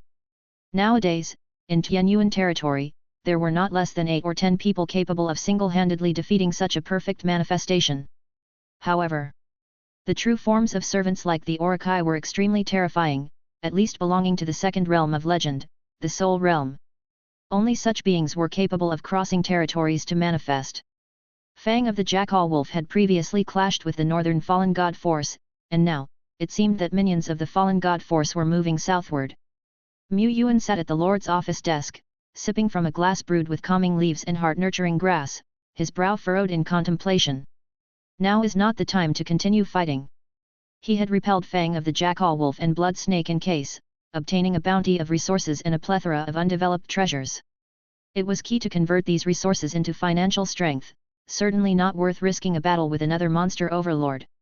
Besides, south of Tianyuan territory, past Blood Snake in case, lies the very southern tip of the domain and the passage to Twilight Plains. To the north, past Fang of the Jackal Wolf, is a certain Fallen God Force, but it is also very far away. Even if an elite corps marched at full speed, it would take 2 to 2.5 days to cross through the territory of Fang of the Jackal Wolf. They already had a sufficiently strategic depth. The resources in this nearby area were also enough for their exploitation. Rather, Tianyuan territory didn't have enough manpower or military strength to exploit each and every mine spot. The manpower of Tianyuan City, Natural Garden, and Giant Stone Ridge were far from enough to utilize all the treasure lands of Fang and Blood Snake. He could choose to develop treasure lands that were of high value and closer to his own territory. Here lies a damaged, medium-sized soul sand mine. Although wrecked by the monster power's violent exploitation, its reserves are still abundant, and there is a small chance to procure essence soul during excavation, a treasure that can replace soul sand and greatly speed up cultivation. At this location, there is a vein of sharp-edge crystal. This rare-level material is essential in the crafting of many weapons, and we in Tianyuan City have a significant demand for it. Anything extra can easily be sold, with no worries about finding buyers. And here, there are quite a few treasures, yet our manpower is not so abundant. Which ones should we prioritize? Yuan, looking at the various reports sent back by the expelling squad and the exploration team, found himself facing the difficulty of choice. At the same time, Wings of the Wind King was in flight. Minister Qin and 2 other legendary lords were overlooking the vast land that swept by rapidly below their gaze. There didn't seem to be many monsters. Of course, this didn't prove anything. The speed of Wings of the Wind King was incredibly fast, the vast land was rapidly retreating from view, and even as legends, they could hardly make out the details on the ground. The legendary aura emanating from the Wings of the Wind King was enough to frighten away wisdom monsters well in advance. At this moment, there might already be legendary monsters who had noticed them, but out of caution, they had not shown themselves to intercept. Many legendary monsters were very cautious about their lives, they would not attack without assurance. Perhaps they had perceived their extraordinary capabilities. They were indeed not afraid of an ambush by legendary monsters. After all, the most ordinary person riding on Wings of the Wind King had records of slaying several legendary monsters. They were fighting legends. But for an ordinary territory, even a single most common legend could bring catastrophic disaster to a domain. No matter how strong Tianyuan may be, it could not withstand a legend. Of course, not to mention legends, the minions and tribes under the command of a usual monster overlord also pose a lethal threat to ordinary domains. The Broken Rock Lord still held the same view, they could only stay for a brief period, and the help that Tianyuan could provide was limited. The location of the Tianyuan territory was just too terrible. In the end, they could only rely on themselves. It is said that Tianyuan once represented our Taishan in the struggle for the Dragon Court. He asked. This news was not public, but it was hardly a secret anymore. After all, many major countries were aware of this, having seen Tianyuan at the Dragon Courtyard. After the battle for the Dragon Court had concluded, Taishan had not gone out of its way to conceal this. But what was concealed was the fact that Tianyuan had achieved the highest battle record. How long had Tianyuan been established at that time? To be able to stand out from the competition is indeed impressive, even more so than the Lord of Hanyu City back in the day, he said. No sooner had the Broken Rock Lord finished speaking than he was met with the blank stare of a lord beside him. He laughed sheepishly. This Lord Fiyin was also a follower of the Lord of Hanyu City, and had followed him into the Red Mist Land. He added, "Of course, the past is the past, and now is now. The eras are different, and it's really hard to compare directly." Lord Fiyin said, "I've also heard of Tianyuan's battle achievements. He is, indeed, impressive. He has cultivated one commander after another, with many of them specializing in different paths. When I meet Tianyuan, perhaps I can discuss with him his thoughts on training commanders." Tianyuan's battle achievements. Does he have any others? The Broken Rock Lord asked. Being a lord who spent most of his time on the front lines, he was not very well informed. This time, he was supposed to have gone to the frontier fortress, but instead he had been drafted by Minister Qin. The last time he returned to Taishian's great city, Tianyuan might not have even entered the eternal world. Lord Fiyin said, "The One-Punch Martial Madness, rank 16th on the Dragon rankings, is a powerhouse cultivated by Tianyuan. Moreover, he has two more strong fighters in his ranks on the Dragon rankings. One is the Giant Spirit God, ranked 67th, but his battle record hasn't been updated for a long time, and he has been pushed down considerably by other rising figures. Another is the Blazing Sun Controller, ranked 9th. It is said that her demonstrated combat power far exceeds that rank, but due to the evaluators suspecting that this could be with the aid of some mystic artifacts or treasures, and limited information, they have provisionally placed the Blazing Sun Controller in 9th position. In reality, her ranking might have to move up a few notches. 3 ranked powerhouses. The Broken Rock Lord was somewhat surprised. Even if he mobilized all of his 4th order peak fighters for battle and assessment, it was doubtful that 3 would make the list. If potential and combat power were lacking, even the 4th order limit would have no chance of making the Dragon rankings. Does that mean, in a few months, or 1 or 2 years, the Tianyuan territory will produce more than one legendary realm fighter? If nothing unexpected happens, indeed so. The Dragon rankings were not without surprises. Combat power and potential do not always equate. However, those who were ranked high on the Dragon rankings and could boast combat power far exceeding their peers, almost to the point of not belonging to the same category of life forms, certainly possessed remarkable potential. The Broken Rock Lord finally understood why Tianyuan was so highly valued by those above. Tianyuan, capable of cultivating such unbeatable commanders, was naturally no weakling himself. Just how extraordinary was his innate talent and intelligence? These 3 achievements were just the ones that were publicly known and above board about Tianyuan. As the logistics head of the pioneer group, Qin Kuahua knew more. For example, there was a powerhouse under Tianyuan known as 17, who also had the combat power to rank within the top 20 or even 10 on the Dragon rankings. Moreover, this Tianyuan powerhouse had once assisted Shilling City in its defense, making a significant contribution in the battle to protect the city and reducing the overall damage to the city considerably by himself. Another example was a commander called Mu Fei under Tianyuan, who had led a large number of elites in defending Beijiang City and contributed greatly to the safe evacuation of the people of Beijiang. In the last period before the merger with Langxing, the number of crimes in Xian country increased significantly, yet Beijiang could be called the safest city in the country. It seemed that Tianyuan also made an indelible contribution to this. Tianyuan was a person who cared about the country and its people. It was for this reason that the country viewed Tianyuan with such importance. Had he been a lord with extraordinary potential but selfish, they naturally wouldn't have valued him as much. The wings of the Wind King flew northward. Since they encountered no hindrances or dangers, the wings of the Wind King traveled at an extremely fast pace. In just half a day, they covered thousands of kilometers. At that moment, the wings of the Wind King began to lower its altitude and its speed slowed down considerably. The vast land, the occasional tree, the flowing rivers, gradually became clearer to the giant bird and the several people on its back. The Tianyuan territory should be around this region, said Minister Qin.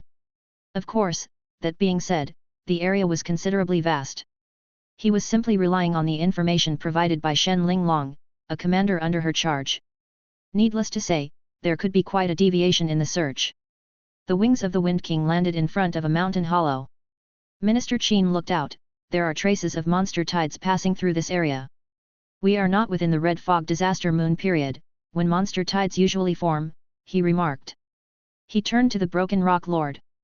The Broken Rock Lord understood what Minister Qin meant and said, "Understood." He reached out his hand and displayed his Lord's seal, quickly summoning one of his division-level strong commanders. A 4th order peak astrologer. An astrologer, of an exceptional second-grade class, possessed extraordinary talents in astrology, and was naturally able to awaken one or two divination-related abilities. Without a ceremonial site and without coordinated efforts, astrologers could not divine much. However, given sufficient clues, they were able to narrow down the search area for Minister Qin and his party. After the astrologer completed the ritual, several people continued to fly high on birds. Minister Qin originally thought they might have to search for most of the day before finding Tianyuan City. Unexpectedly, there were more and clearer clues than he had imagined. A great battle took place here with the destruction of flesh and blood warfare weapons, and wreckage remains. Broken Rock Lord looked at the congealed brownish-red substance in the distance and confirmed with certainty. Here, are remnants of a legendary battle. Is it Shen Linglong or some other legendary creature? Lord Fiyin gazed into the distance, frowning slightly. Here, there also seem to be traces of a legendary fight. Look here, an entire mountain peak has been blasted into a crescent shape, showing how intense and brutal the battle was. They had never seen monster legends. However, they had already found 2 or 3 places with suspected traces of legendary battles. The situation seemed to be very tense. What Lord Linglong had said was not an exaggeration at all. They couldn't help but feel anxious. They moved forward, continuing on, their expressions gradually becoming more guarded and vigilant against enemies that might appear at any moment, ready for a potential great battle. But there was none. The imagined fiery explosions reaching to the sky, black waves, earth-shattering roars, and other such scenes did not materialize. What were present were merely some pitted holes in a city, standing tall at the end of a scarred land. Tianyuan territory, it seems we've arrived. Did they withstand the attack from monster power? Tianyuan City was still in a level 2 alert state. The eye of heaven from the staff of divine right enveloped the skies above Tianyuan City at all times. When Minister Qin and his companions entered the vicinity of the city, Mu Yuan was alerted. At first, he thought it was the monster overlord attacking, but he breathed a sigh of relief when he clearly saw who was approaching. Are they reinforcements? He remembered that Shen Linglong had shaken the tree for a few friends for him. Even though she hadn't shaken many, Mu Yuan was still very grateful, but the reinforcements had arrived late. Moreover, hadn't the battle ended 3 days ago? Why were there still reinforcements coming? He remembered that the battlefront at Taishan was still intense, and the leaders weren't so free to spare the time.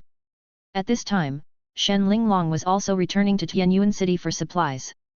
Upon hearing Mu Yuan's inquiry, she was stunned for several seconds before awkwardly responding, "Well, I might have, possibly, probably forgotten." How could she forget that?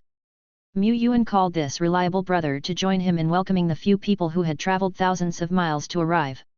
Upon seeing Lord Fiyin, Shen Linglong chuckled sheepishly. Upon seeing the Broken Rock Lord, Shen Linglong showed no expression, as they were not acquainted. Upon seeing Minister Qin, Shen Linglong started sweating profusely. Mu Yuan also recognized Minister Qin, albeit one-sidedly, as within the pioneer group's leadership, there was a portrait of Minister Qin. He was an important figure, especially responsible for distributing money and supplies. "Elder Qin, good to meet you, I am Mu Yuan." Not bad, indeed a distinguished young man. "No wonder you've sparked a competition among several exploration generals," said Minister Qin warmly. Mu Yuan was embarrassed. Qin Kuahua introduced, "This is Broken Rock Lord, and this is Lord Fiyin, both lords from our pioneer group. You might potentially collaborate in the same battle zone in the future. Youngsters should interact more." Qin Kuahua then pointed to the other 2 individuals among the group of 5. "These 2 are also strong members of our pioneer group, the Dragon Martial Monk and the Li Feng Messenger, mainly responsible for the transportation and protection of our logistics department."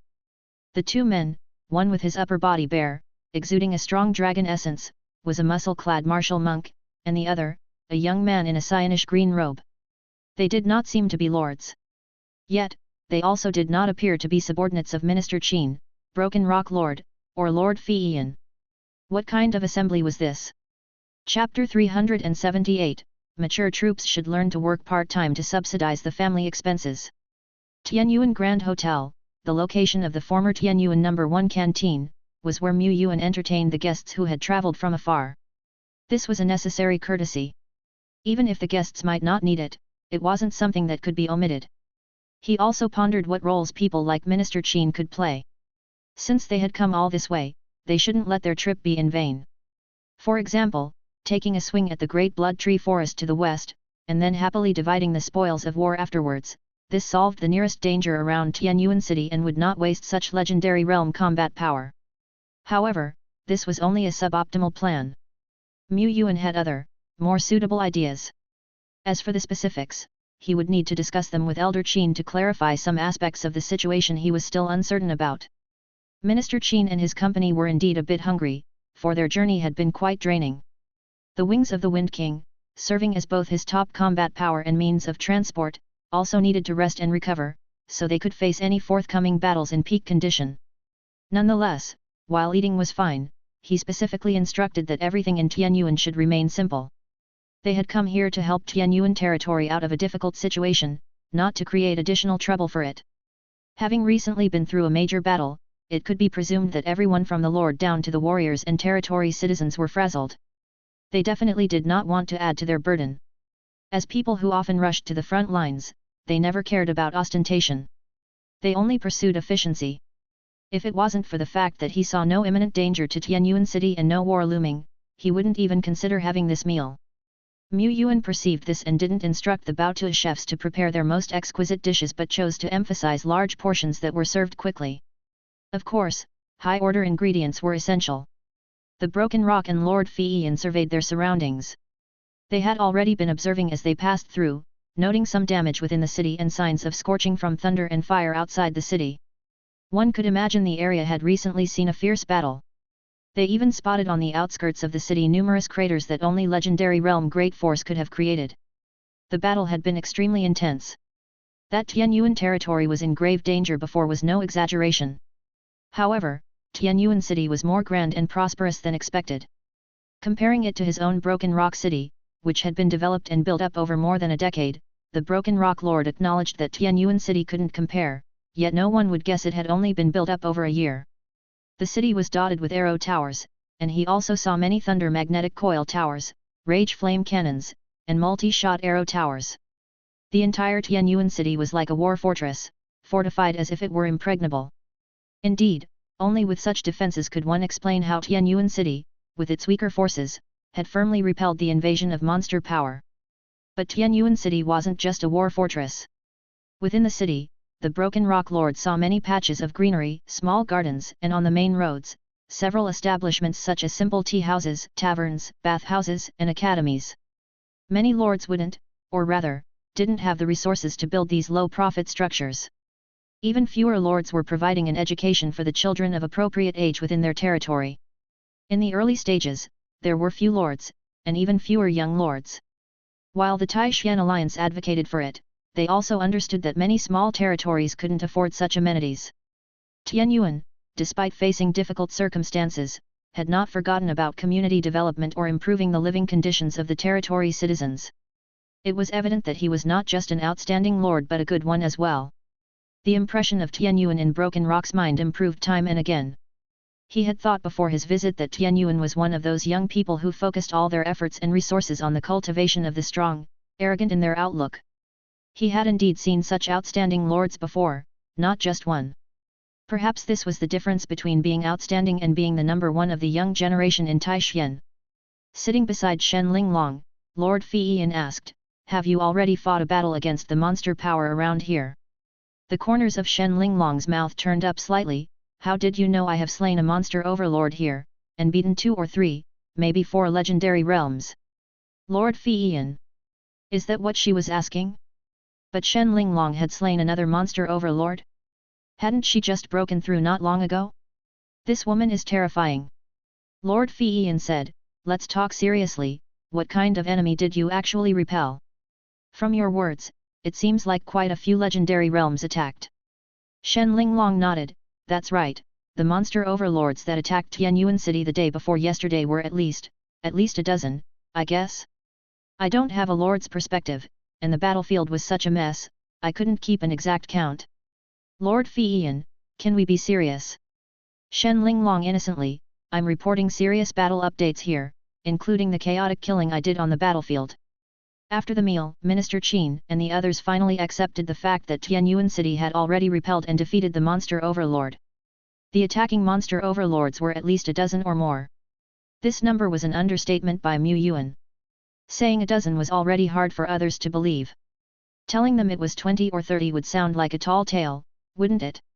Mu Yuan could only downsize the battle report again and again. He also emphasized that it was all thanks to a super trump card that turned the tide at the last moment. And indeed, this was true. A trump card that can annihilate, injure, and repel a dozen or so legendary realms in one go. Are young people this remarkably powerful these days? Lord Feiyin murmured. When Han Yu made her name in a single battle, she was dumbfounded. Now, Tian Yuan's achievements were even more staggeringly unbelievable. She understood that such foundational trump cards were almost impossible to replicate, but not every lord had the qualification or ability to obtain such a foundation. Foundation and opportunity were indeed manifestations of ability. The age of the great lords was just like that. Minister Qin believed this argument. If it had been only Shen Linglong who said this, he would have had doubts, but Tian Yuan said the same, and there were indeed many traces of legendary battles outside, giving him no reason to disbelieve.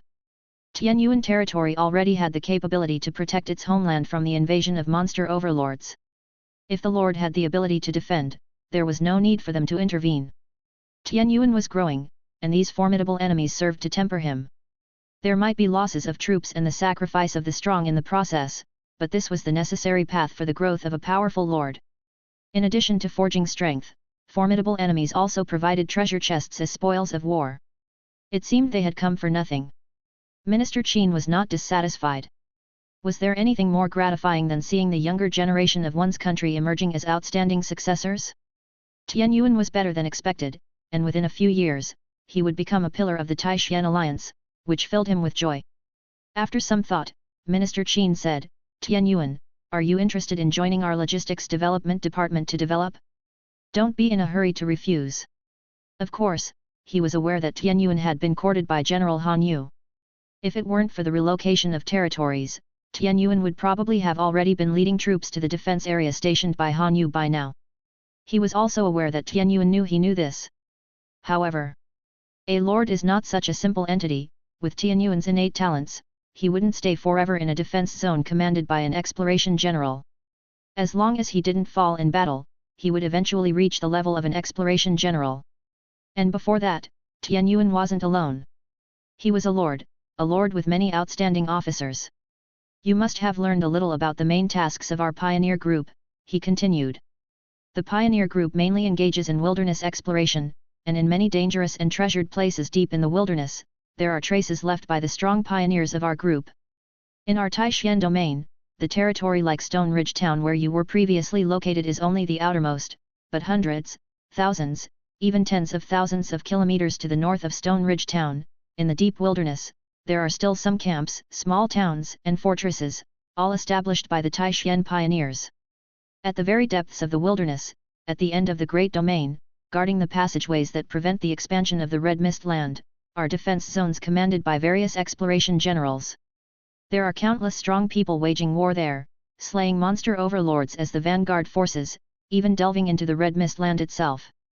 The exploring stronghold was far from the Taishan domain, but in reality, it was the front line where the Taishan alliance fought against corruption and monsters. The exploring stronghold stood at the entrances and exits of the great domains or at strategic passes, deterring the legendary monsters from rashly crossing the lines. It also repeatedly curbed the spread of the Red Mist Land. Sometimes, some of the Red Mist Land could be reclaimed, allowing the red mist to dissipate and the corruption to fade. But these were the minority.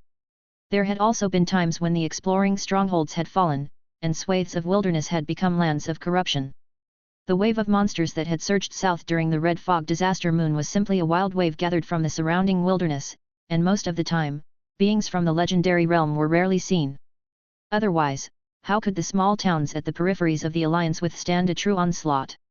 Most of this intelligence, Mu Yuan already knew. However, from Minister Qin, he confirmed one thing. Many of the lives at the pinnacle of corruption, such as fallen gods and fallen gods' servants, could not leave the Red Mist Land, at least not for long. Factions like Sen Luo Divine Court, Tian Kai Eternal Life, Shadow Whiskers, Birth Nest, and others sought to spread corruption and wish for the Red Mist Land to expand. They wanted the world to succumb to corruption. The task of the exploring stronghold was to prevent the spread and expansion of the Red Mist Land. Only in this way could humanity contend with monsters. Thus, the pioneer group gathered the most strong fighters from Taixuan. Going to the front lines to hold back the enemy was the duty of every powerful lord, and it also concerned themselves. If the front lines collapsed and the Red Mist land expanded, the entire Taixuan alliance would fall into disaster. When the nest is overturned, will any eggs remain intact?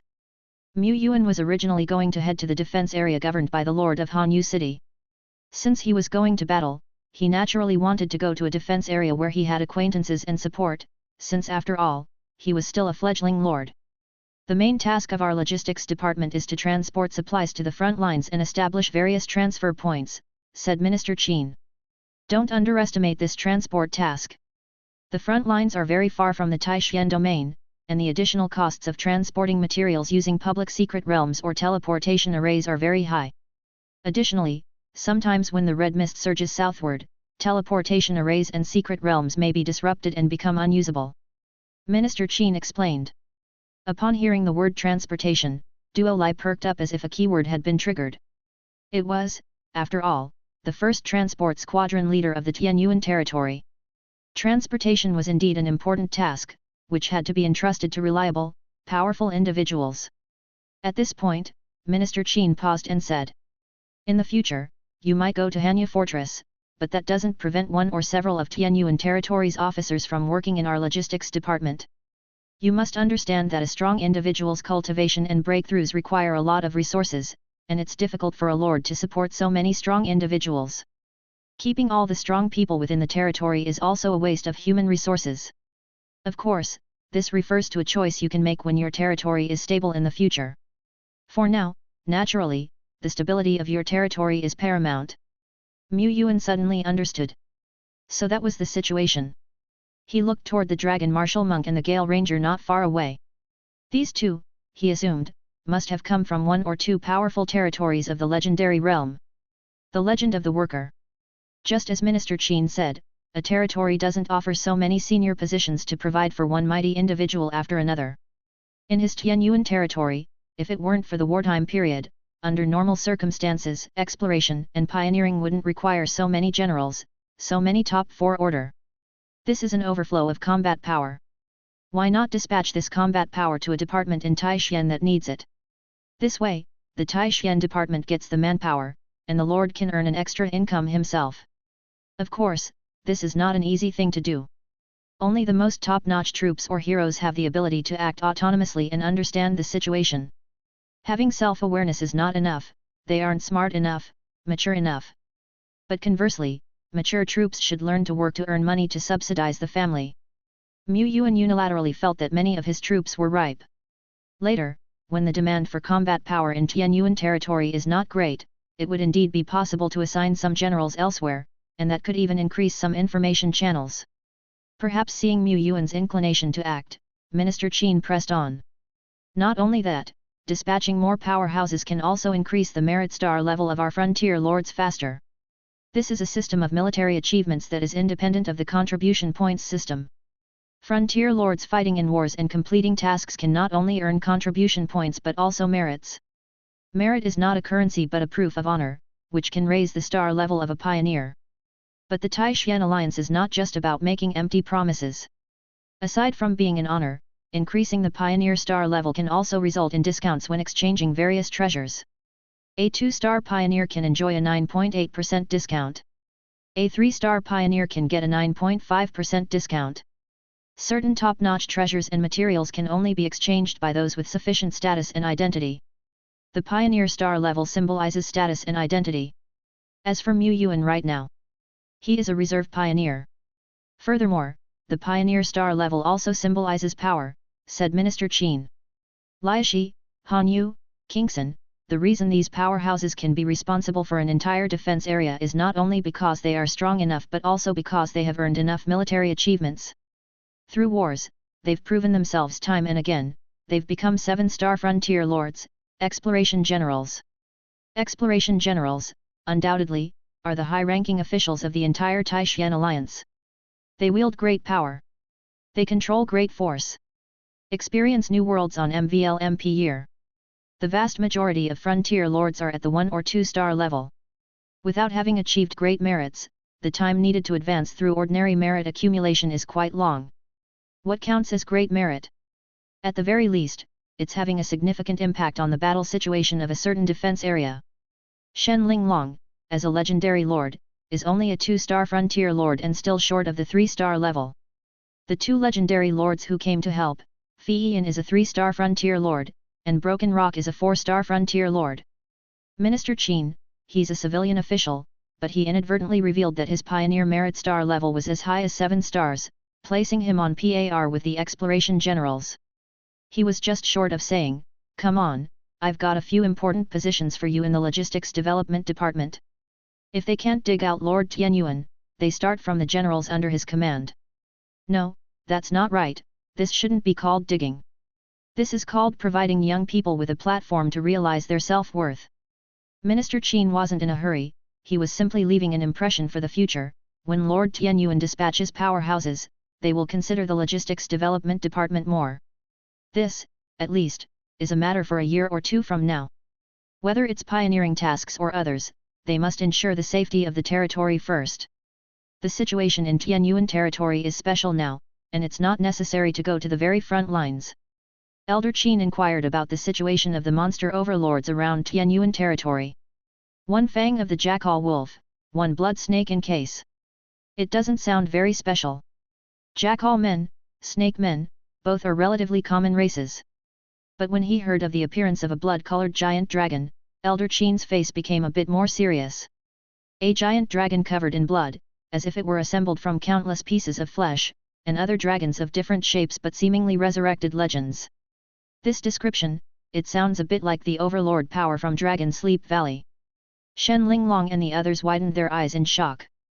This overlord power has a notoriety, similar to the Goblin Kingdom of the Dark Forest territory, they have heard a little about it. The Broken Rock Lord had even participated in the war against Dragon Sleep Valley.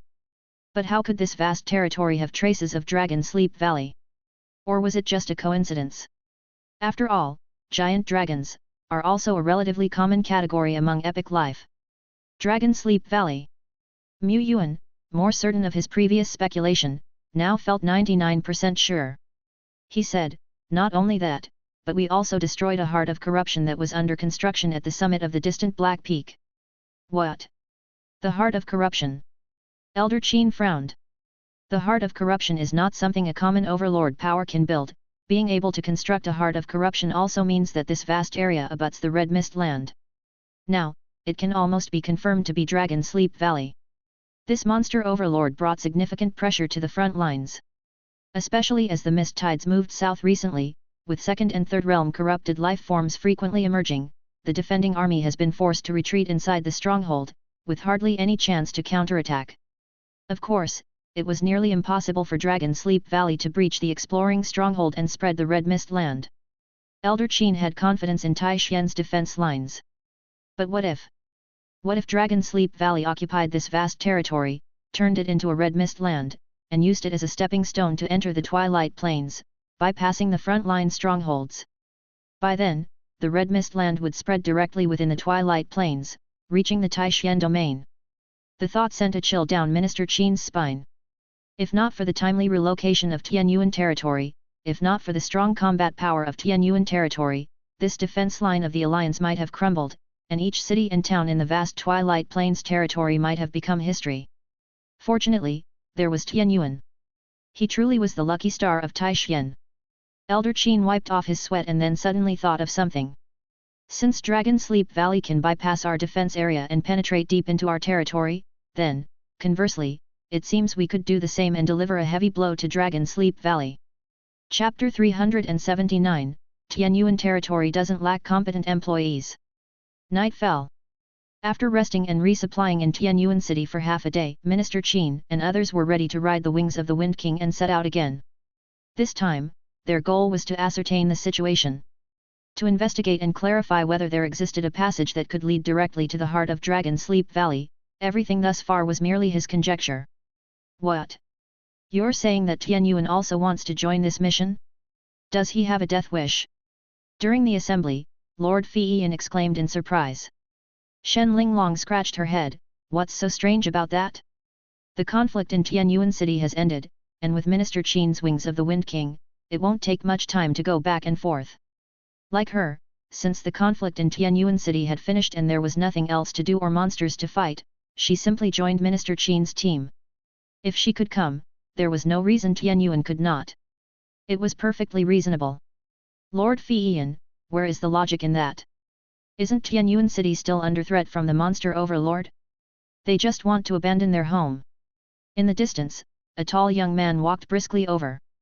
He was dressed in silver-white light armor and held a sky-blue staff in his hand, yet he carried a large shield on his back that resembled a turtle shell. This was Mu Yuan's attire, his survival gear. In fact, whether it was the staff, the armor, or the shield, they were all just items of excellence-grade equipment, and couldn't even be considered the best among them. The staff and shield were merely mediators for him to perfectly utilize his skills. And the survival abilities of Lord Shepherd, they still held a slight edge, moreover. A perfect incarnation. Minister Qin took a glance and figured out the trick. He had been trying to think of a tactful way to decline this young man's participation. After all, Tianyuan was merely a fourth-order strongman. There might not be an accident on their trip, but if one were to occur and they couldn't take Tianyuan into account, someone at only the fourth order like Tianyuan, would be too vulnerable. If it was an incarnation. Tianyuan, are you sure you want to join us on this journey? He asked again, not favoring the idea of Tianyuan taking the risk with them. Mu Yuan confirmed. Of course, protecting the homeland and eliminating the threats, as the Lord of Taishan, it is my unshirkable duty. I am also more familiar with the surrounding region and know where a passage entrance is more likely to exist. Of course, he had other reasons that made his participation indispensable. Dragon Sleep Valley was a first-class overlord power, and it was very likely to be right next to this great domain. He would probably have to face this formidable power in the future. How could he stay calm? He must personally confirm this situation. He could also take this opportunity to observe the state of the monster overlord north of Fang of the Jackal Wolf. Otherwise, the journey from Tianyuan City to the North Domain was extremely far. With that said, Minister Qin no longer refused. Moments later, at the north gate of Tianyuan City. Then, we are ready to depart.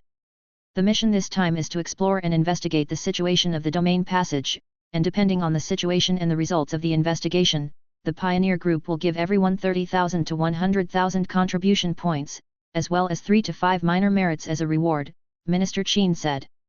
This was a mission conducive to pioneering, beneficial to Taishan, and naturally, it had its rewards. If the results of the investigation were approximately as he predicted, the Pioneer Group would issue subsequent missions. Of course, by then, the main force would not be them anymore. Minister Qin had also promised Mu Yuan that he would apply for a capital merit on his behalf. The merit of purifying the heart of corruption. Minister Qin estimated that at the very least, he could apply for a great merit, along with a substantial amount of contribution points. What did a great merit entail? In terms of scale, it was equivalent to 100 minor merits, but in the eyes of many frontier lords, even if they could obtain hundreds of merits, it was not as significant as one great merit in terms of weight and honor. A great merit signified that a frontier lord had made an important contribution in a certain war zone level conflict. To advance in star level as a frontier lord, the war merits needed for a 3-star level were 1 great merit or 100 minor merits. This great merit symbolized Lord Tianyuan's significant feat in stopping the spread of the Red Mist Land. Of course, this was also because the heart of corruption had not yet truly been established, otherwise, it would have been far more than a single great merit. And if, after this investigation, the emergence of the heart of corruption was confirmed to be closely related to Dragon Sleep Valley, this merit would increase in value. However, the Pioneer Group was not likely to give out contribution points by the millions. As for the awards of merits and contribution points, Taishan had a very intricate calculation method. But it would certainly be not a small amount. Mu Yuan was very satisfied, of course. This was also thanks to Elder Qin's willingness to personally apply for him. Otherwise, if he applied on his own, he might not have succeeded in getting a great merit. With such a generous gesture from the big shot towards him, he naturally felt the need to show his gratitude in kind. Currently, there wasn't much that Tianyuan territory could offer, but in the near future, as its external commanders, he could pick a few individuals with excellent professional capabilities to head to the Logistics Development Department. This wouldn't take too long. In at most a few months, the affairs of this region could be settled. By then, the Tianyuan division would truly step out and set foot on the world stage. As the great Lord Shepherd, he merely needed to act like a father to his commanders, acting as their support and continuously harvesting various resources, and that would suffice. The wings of the Wind King dove from the sky and gradually landed in the open space outside the city gates. Looking at this majestic bird that somewhat resembled June but was magnitudes more impressive, Mu Yuan also longed to see Jun's stature after transcending into the realm of legends. The flying speed of the wings of the Wind King was incredibly fast and ranked among the top in its tier. However, June would only be faster, as it was not an ordinary wings of the Wind King, but an epic 2-star life form. Probably, before it officially broke through to the legendary realm, it would evolve into an epic 3-star. Far away in the mid-air, June soared, glancing at this same kind of large bird from its race. 3 months east of the river, 3 months west, do not bully Lord June for being unassuming. But for the Lord to ride another bird when he went out, it indeed was a disgrace to Lord June, and it would remember this disgrace. You also have the wings of the Wind King, truly worthy of the legend of Tianyuan. Lord Fiyin looked at the large bird of azure blue in the distance and couldn't help but sigh. Only on MVLEMP year. In fact, the wings of the Wind King were not easy to distinguish, and they did not look very different from the azure bird or the Taiching birds, except for being somewhat larger, more imposing, and more majestic. But these days, after their close contact with the wings of the Wind King, they naturally recognized some features unique to the wings of the Wind King. The large bird in the distance was without a doubt the wings of the Wind King. It was also incredibly majestic in itself, its feathers shimmering with the azure color of the wind. Its presence naturally could not compare to that of Minister Qin's, but Lord Fiyin had the illusion that the bird of the Tianyuan family looked even more majestic and noble.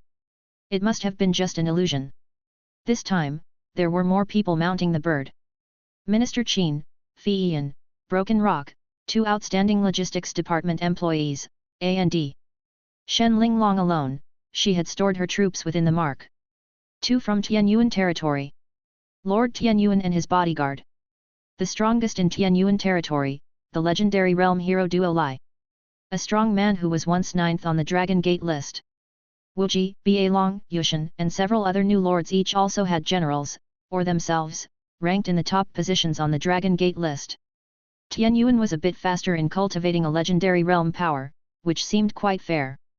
Probably when Lord Tianyuan recruited General Duo Lai, she already possessed quite a high level of power.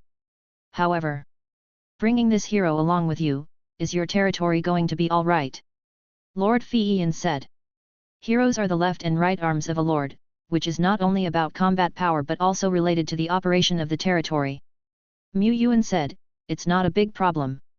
We have already repelled the monster overlord, and even if Fang of the Jackal Wolf wishes to make a comeback, mobilizing troops and dispatching commanders will require at least a few days, by which time we will be on our way back. You needn't worry about the operation of the territory either, I still have 6 heroes stationed in my city, so we're not short of hands. Most importantly, his family still had many epic young generals, each quite capable. Lord Fiyin suddenly fell silent. 6 heroes. She wanted to slap herself from 10 seconds ago. She had been striving in the eternal world for over a decade, admired and respected by countless people, already achieving a significant career, yet she didn't even have 7 heroes at home. 7 heroes, damn it! Any hero could stand on their own and take the lead on their own strength. Heroes also tended to have a higher chance of stepping into the legendary realm.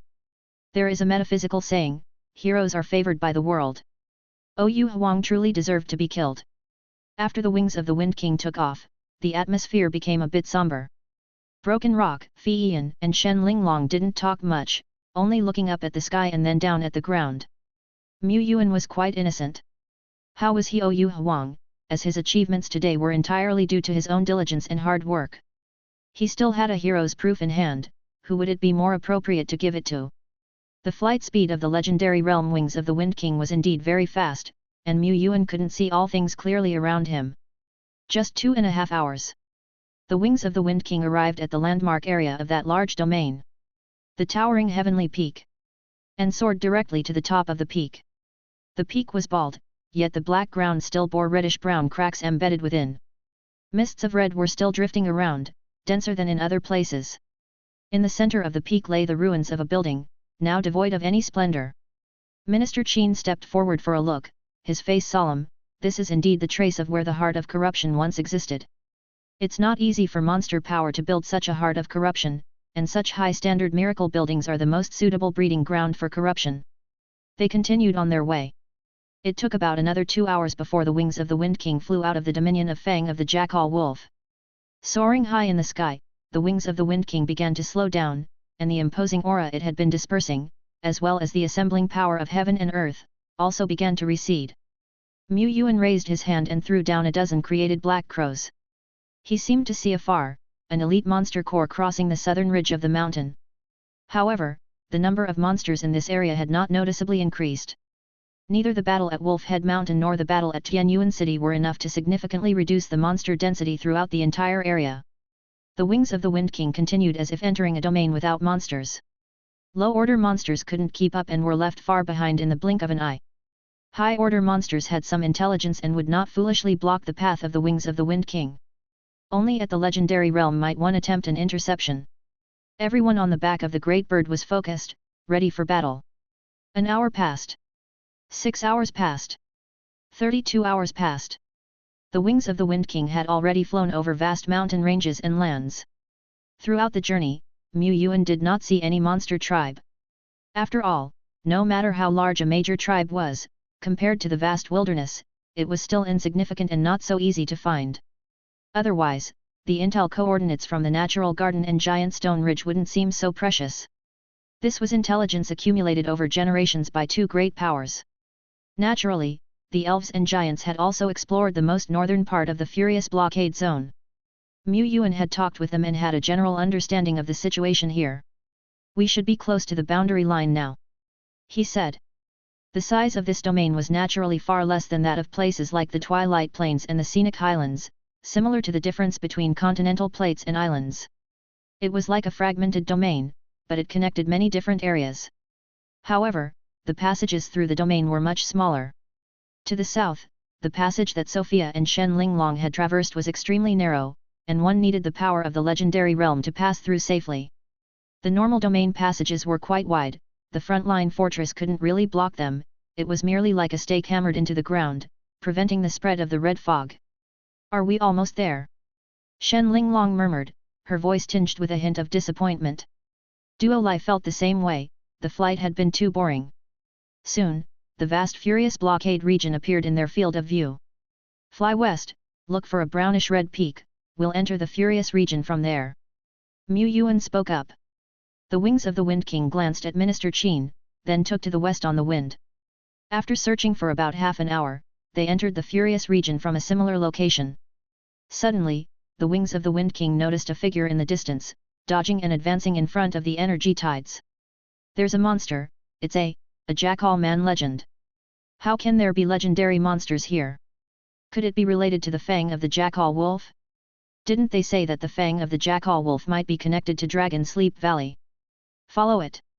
Yuan watched without the intention to take action. He was just accompanying them on this trip, to mix in some achievements and size up the enemy's situation. Lord Fiyan, the Broken Rock Lord, and Shen Linglong immediately took action. Lord Fiyan held a giant cannon, the barrel gathered elemental particles, and beams of energy light bombarded out. The Broken Rock Lord unfolded his domain, and countless fragments of stone fell from heaven and earth, forming barriers. Shen Linglong hadn't even charged forward before the Jackal Man legend was bombarded and killed. Minister Qin had no intention of taking prisoners. These legendary creatures, though they cherish their lives and might sometimes flee, we cannot get any information from their mouths through interrogation and torture unless we possess some method to extract information directly from the enemy's memory. He did have troops with such capabilities, but they were not effective against beings of the legendary realm. Yuan nodded in understanding. Actually, the appearance of the Jackal Man legend here made the situation quite clear. Following the direction that the Jackal Man legend had come from, everyone soon found the entrance and exit of the domain. Only a thin line separated the sky from the earth. The passageway seemed like a long canyon leading straight to the other side. Here, the energy became even more turbulent. It was much more violent than when traversing from the Twilight Plains to the south. In such a region, the power derived from the power of heaven and earth by beings of the legendary realm, was less than 1/10 effective. The wings of the Wind King, due to its large size, also faced greater pressure. Lord Fiyan, the Broken Rock Lord, and Shen Linglong frequently took action, blasting in all directions, resisting the tides of heaven and earth. But as they struggled to utilize the power of heaven and earth, their resistance was quite strenuous, mainly because of the significant consumption. General Duo Lai indicated that it would take action. It walked to the edge of the wings of the Wind King's back but did not gather any lightning or fire. It just opened its mouth wider, and continued to widen. Then, inhale. The violent energy tides around them, like huge waves, streamed into its mouth as if returning to the sea. It burped. What kind of move is that? Chapter 380, War Zone Commander? Duo Lai devoured, and without the violent energy and shockwaves blocking the way, the wings of the Wind King sped up even faster. It just couldn't fly high. The passage was narrow, and the distance between heaven and earth seemed to be just tens of meters. After shuttling for more than 20 seconds, the distance between heaven and earth began to stretch, and the majestic energy waves that kept pounding from all around also clearly dropped a level. But, beneath this sky full of violent tides, there was a visible red, like threads, like willow fluff, like clouds of mist, drifting among them. Despite the relentless assault of the violent waves, the red mist strands still drifted along their set trajectories, completely unaffected. Indeed, this is the Red Mist Land. Minister Qin took out anti-corruption potions from his storage equipment and distributed them to everyone. This was an official task after all, and all consumables were provided by the officials. As the head of logistics, what Minister Qin's storage equipment lacked least were various supplies and props. Minister Qin might not be the richest person in the pioneer group, but he definitely handled the most wealth. After taking out the potions, Minister Qin also summoned a strongman shrouded in a cloak who used skills that could conceal their aura and shadow. Minister Qin then took out a grey pearl, and an invisible force spread, enveloping the surroundings. This was the concealed pearl. Lord Fiyan, Shen Linglong, looked somewhat envious. Clearly they were well aware of the pearl's function and they didn't have one. The Broken Rock Lord wasn't envious, for he also had such a pearl, which he had exchanged for using quite a few contribution points at the platform back then. This was the foundation of an old frontier lord indeed. Yuan touched his pocket, thinking about the treasure bead far away in his territory, wondering if he could buy another one when the mysterious merchant next arrived. This thing was a pioneering tool, and of course, the more the better. The wings of the Wind King flew slowly, concealing its aura to the utmost, for otherwise, the aura created by flying quickly couldn't be covered by a mere advanced skill. The group scouted out little by little until they reached the edge of the furious region. What entered their vision was a red world. Dark clouds covered the sky, with no glimpse of daylight. The red fog, like clouds, drifted and filled every corner of this world. Dead trees with ghastly shapes like monsters, brooks flowing with a mix of grey and red, the dry ground interspersed with brownish-red patterns. The whole land was devoid of the slightest hint of life. No, that wasn't quite accurate. Yuan saw that in the distance, mountain ranges bulged and contracted, undulating uncertainly as if they were a living entity, breathing. The magnitude of this vitality was alarming. Is this the true Red Mist Land? According to Duo Lai's description, the erosive power of the red mist here wasn't as intense as that around the heart of corruption, but it was still much stronger than the erosion during the Red Fog Disaster Moon era within the Taishan domain. This red fog also shrouded an entire large domain, ubiquitous. Erosion was flowing in. Perception was also affected. It was all quite uncomfortable. Legendary realm beings would find it hard to survive here long term, let alone fight. As for those below legendary, frontier lords and professions below legendary in the pioneer group normally only pursued conquests in non-red fog areas, eliminating monster tribes, and vanquishing formidable monsters. Third order and fourth order strongmen who went to the frontline battle zones often stationed themselves within strongholds, and didn't have missions that required them to delve into the Red Mist Land. Braving the Red Mist Land? For those below legendary, that was too daring. It was usually the pinnacle legendary realm strongmen who took action, leading the vanguard to break into it. Such instances were also rare. After all, compared to the monstrous monster factions, great nations like the Taishan Alliance were still too weak and insignificant. Among the group, only Minister Qin, the Wings of the Wind King, and the Broken Rock Lord, one man and two birds, had truly delved deep into the Red Mist Land. Minister Qin looked out into the distance, capturing the distant scenery in his eyes. He then said, "Prepare for the return journey." Shen Linglong, Ah! Aren't we going to venture further? This doesn't confirm the domain where Dragon Sleep Valley is located, does it? Minister Qin shook his head, it's roughly confirmed. Don't underestimate the efforts of the frontier lords at the front lines. Besides, with our small number of people and limited strength to continue deepening further, once we're discovered by the enemy, we won't be able to get away. Mu Yuan deeply agreed. It seemed that Minister Qin was also an expert who deeply understood the way of caution. However, before leaving, they could still do some work. Minister Qin took out a special prop. At first glance, the prop looked like a staff, but its top end held up a large golden eye. As Minister Qin threw the prop down, it pinned to the ground, and the large golden eye at the top sprung open, then, along with its supports, it faded and disappeared from everyone's view. Duo Lai said via mental link, can't find it. Mu Yuan wasn't surprised. This was a very top-tier scouting prop, the True Sight Guardian, possessing not only a strong ability to conceal itself but also the power to penetrate illusions and observe the surroundings. Its drawback was that it couldn't move and was expensive. Such a one-time prop was valued similar to 4 to 6 superior-grade materials. Mu Yuan then summoned black crows. He thought for a moment, only summoning 3, and then injected a large amount of energy into the crows to extend their duration of existence. Although the red fog here was dense, its erosive power hadn't reached the degree that it could turn inanimate objects into living beings. The created black crows, being inanimate, staying here was safer and more relaxed than for living beings. Soon, 3 created black crows also gradually vanished from sight under the watchful eyes of the crowd. These black crows have something special. Without close examination, they wouldn't have been able to detect them. The Broken Rock Lord, Lord Fiyan, and Shen Linglong exchanged glances, suddenly feeling a bit embarrassed. The Broken Rock Lord actually had detection methods he could have used, but he felt they still weren't as good as the Black Crows, not to mention those summoned by a wave of a 4-order Tianyuan's hand. If he were to bring out his now, well, it would be better not to. By not doing so, he could save a tool.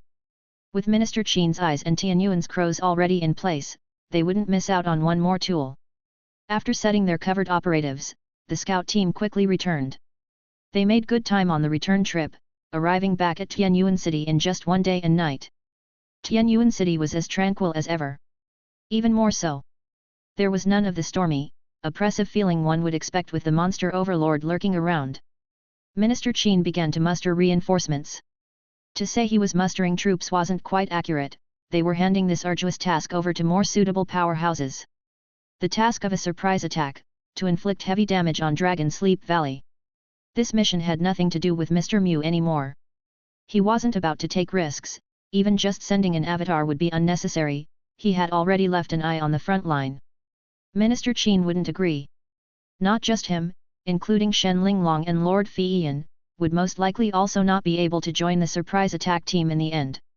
The pioneer group would have a detailed, precise evaluation mechanism. During the assessment process, they would employ various deduction techniques, even epic-level miracle buildings. According to Minister Qin, Lord Linglong and Lord Fiyan lacked experience, had insufficient pioneer stars, and their combat power wasn't outstanding. Even if they applied, they wouldn't pass the evaluation. There aren't many top powerhouses in the Taishan Alliance, and those who have free time are even fewer. But when the immense machinery of the Alliance begins to turn, naturally, it can still allocate the appropriate powerhouses. On the front line, facing off against Dragon Sleep Valley, are General Kingson and a host of other pioneering powerhouses, said the Broken Rock Lord. He was one of the strong candidates to enter the surprise attack squad, which was also an opportunity for him. Through Broken Rock Lord, Mu Yuan learned more about the frontline situation. The frontline's battle zones are usually comprised of a defensive fortress and several logistical territories. The fortress is pinned at the very front, maintaining a substantial distance from the logistical bases, so they can support each other. Logistical territories are also capable of sniping any remaining strong enemies and communicating with the greater rear. They are themselves war bastions. General Kingson, one of the 7-star generals of the Pioneer Group, had been seen by Mu Yuan during the selection battle at Dragon Court, and it was rumored that the general had cooperated with the Foxman race to grow strong in the entertainment service industry. 2 days later, Broken Rock Lord brought the news. It's said that this time, the team will be led by Flowing Arrow General. We're in good hands. How so? Mu Yuan asked. Eager to educate Tianyuan's future powerhouse, Broken Rock Lord was full of enthusiasm. It was a pity his own daughter was only 8 years old, or he might have tried to play matchmaker. He said, Flowing Arrow General is one of the strongest under the mainstay of our Taishan country. Put it this way, in the legendary Third Order lore realm, there are hardly a few people who can match the general. Not long ago, a few months back, the general led the charge against the Goblin Kingdom in the Dark Great Forest, he continued. At that time, with just one person and one sword, he wiped out perhaps over 100 legendary realm monsters, striking terror into the goblins. Yuan stroked his chin. So this was how the Goblin Kingdom in the Dark Great Forest was exterminated? Most lords really didn't have the privilege to know such information. After all, Yuan was considered a key talent being nurtured by Taishan, receiving attention from Elder Qin and several exploration generals, so Broken Rock Lord didn't mind discussing more secretive matters with significant implications. He went on to say, Flowing Arrow General's experiences are quite legendary too, no less so compared to the Lord of Hanyu City. Have you heard? Flowing Arrow General once suffered from corruption and half his body mutated, but he actually managed to subsume the corrupt power for his own use. Yuan nodded. This Flowing Arrow Big Shot was initially just at the peak of his generation. It was only after he ventured deep into Red Mist Land and survived against the odds that he was broken and remade, becoming one of the very top powerhouses in Taishan. Corruption has its limits. The asymptomatic can suffer minor corruption but can recover after a few days' rest in a safe land. The mild cases start to experience hallucinations, murmurs in the ears, and bloodshot eyes. The severe cases have body mutations, mental confusion, and crazed behaviors. Recovery at this stage is extremely difficult. And once one reaches complete corruption, the person dies, turned into a corrupted life. This is an irreversible process. Just as death cannot be overcome, death can be reversed, but individuals who have turned into corrupted beings cannot be reverted. That's the terror of corruption. And the Flowing Arrow Big Shot turned the terrifying power of corruption into his own weapon, wildly dancing with madness, relentlessly killing. Yuan listened with admiration. Broken Rock Lord said, Flowing Arrow General often charges to the front line, and his experiences of narrow escapes from death are not just one or two incidents. Rumor has it, even at the most minuscule junctures, he has survived through death several times, and, each time, after seeking life from death, his strength usually makes a great leap forward. If it's really as wildly as the rumors say, this Flowing Arrow General's experiences could fit the protagonist template. Yuan thought to himself with a bit of sarcasm. He suddenly asked, given Flowing Arrow General's experiences, why do you still believe that him leading the team is very stable? The Broken Rock Lord was stunned. Damn it! The Flowing Arrow General and other powerhouses were estimated to arrive in the domain in a few days and launch a secret surprise attack on Dragon Sleep Valley. At that time, Liashi, Wuxingzi, White Shark, Azure Sky, Moon Sword Immortal, and Sword Saint Tianhe among other powerhouses, would rest briefly in Tianyuan City before directly striking the Red Mist Land. Yuan had been tasked with logistics this time around. Less trouble, not to mention substantial contribution points, and the chance to familiarize himself with one big shot after another. It was a rare opportunity. It was thought that Moon Sword Immortal had originated from the Lord of Hanyu City's family, appearing that time in the Land of Two Realms. A legend of the Pinnacle Earth Realm. It was unknown how Duo Lai and Dead Bone would fare in a battle with this Moon Sword Immortal. Minister Qin wasn't going either, his job was simply to supply some strategic materials. That's what the Logistics Development Department was tasked with.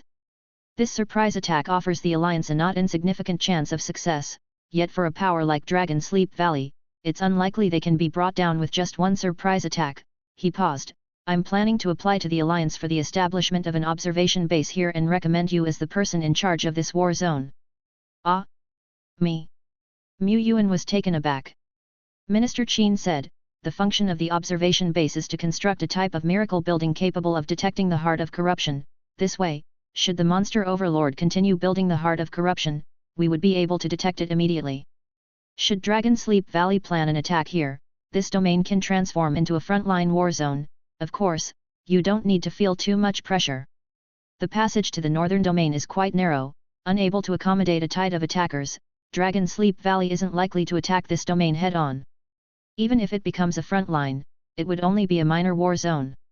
Of course, if it escalates to a major war zone, with your current level of achievement, you wouldn't qualify as the overall commander, he added. Even if it were a small-scale war zone, Mu Yuan now, soon to be promoted to 3-star frontier lord level, would still not qualify to be a commander. He could only be acting commander. This was greatly beneficial to Mu Yuan. Setting aside power and contribution points for now, the most important aspect was the sense of security. When Tianyuan territory was struck by disaster, he had to rely on himself for defense. It was a lord's duty to protect his own home. It wasn't easy for a territory to seek help in times of disaster. However, if this were declared a war zone, should Dragon Sleep Valley's formidable forces launch an attack, it would no longer be an issue for just his Tianyuan city alone, but for the entire Taishan alliance. He was to be promoted without even visiting the frontline fortress? Mu Yuan was aware that it was probably Minister Qin who had given a helping hand. He had delivered a generous gift. The gift was so significant, and indeed so overwhelming, that he couldn't refuse it. Qin Kuahua had a smile brimming with contentment. Applying to establish an observation base and granting the position of acting commander to Tianyuan were indeed his suggestions. But the alliance also had a definitive need for it. Otherwise, even as the head of the Logistics Development Department handling these matters, it wouldn't be possible to pull this off. The alliance needed to be prepared against Dragon Sleep Valley, and this domain truly had strategic value. After scouting for these past days, he had discovered that although this large domain wasn't expansive, it connected to quite a few areas and was not unimportant in significance. As for entrusting such a crucial responsibility to Tianyuan, a young individual, was it appropriate? Tianyuan is not as simple as he appears on the surface, he mused. My guess is that his territory still hides some trump cards, or else he wouldn't be so composed amidst the encirclement of 2 monster overlords. He may have only one legendary realm powerhouse, but there are quite a few other means at his disposal to contend with the legendary realm. Moreover, it's just an observation base, and in daily operation, there are experienced hands in charge. Should an actual situation arise and Dragon Sleep Valley sends troops, with the observation base's early warning, we would have ample time to establish a more solid frontline fortress. This was the significance of the observation base. Why not establish a frontline fortress right now? It was due to a lack of funds and manpower. They needed to use the resources where they were most needed. He looked at Mu Yuan, as there was yet another important task at hand. You were the first to discover this large domain, so the matter of naming it shall also be entrusted to you. Chapter 381, The Fortunate Fox Lady, Dragon Spine Mountain Great Victory. This territory was actually a natural garden, and forces like Giant Stone Ridge were the first to discover it and settle here. But Minister Qin directly ignored it. In his eyes, forces like Natural Garden and Giant Stone Ridge were only small countries, less significant than his own domain. These small countries weren't integrated with the international community, and the territory's name was still blank in the international registry. Wasn't it first discovered by Lord Tianyuan? Naming the Great Territory. Mu Yuan pondered. It was neither a big nor a small matter. On a grand scale, it was an extraordinary honor, one that would be eternally etched into history for posterity to admire.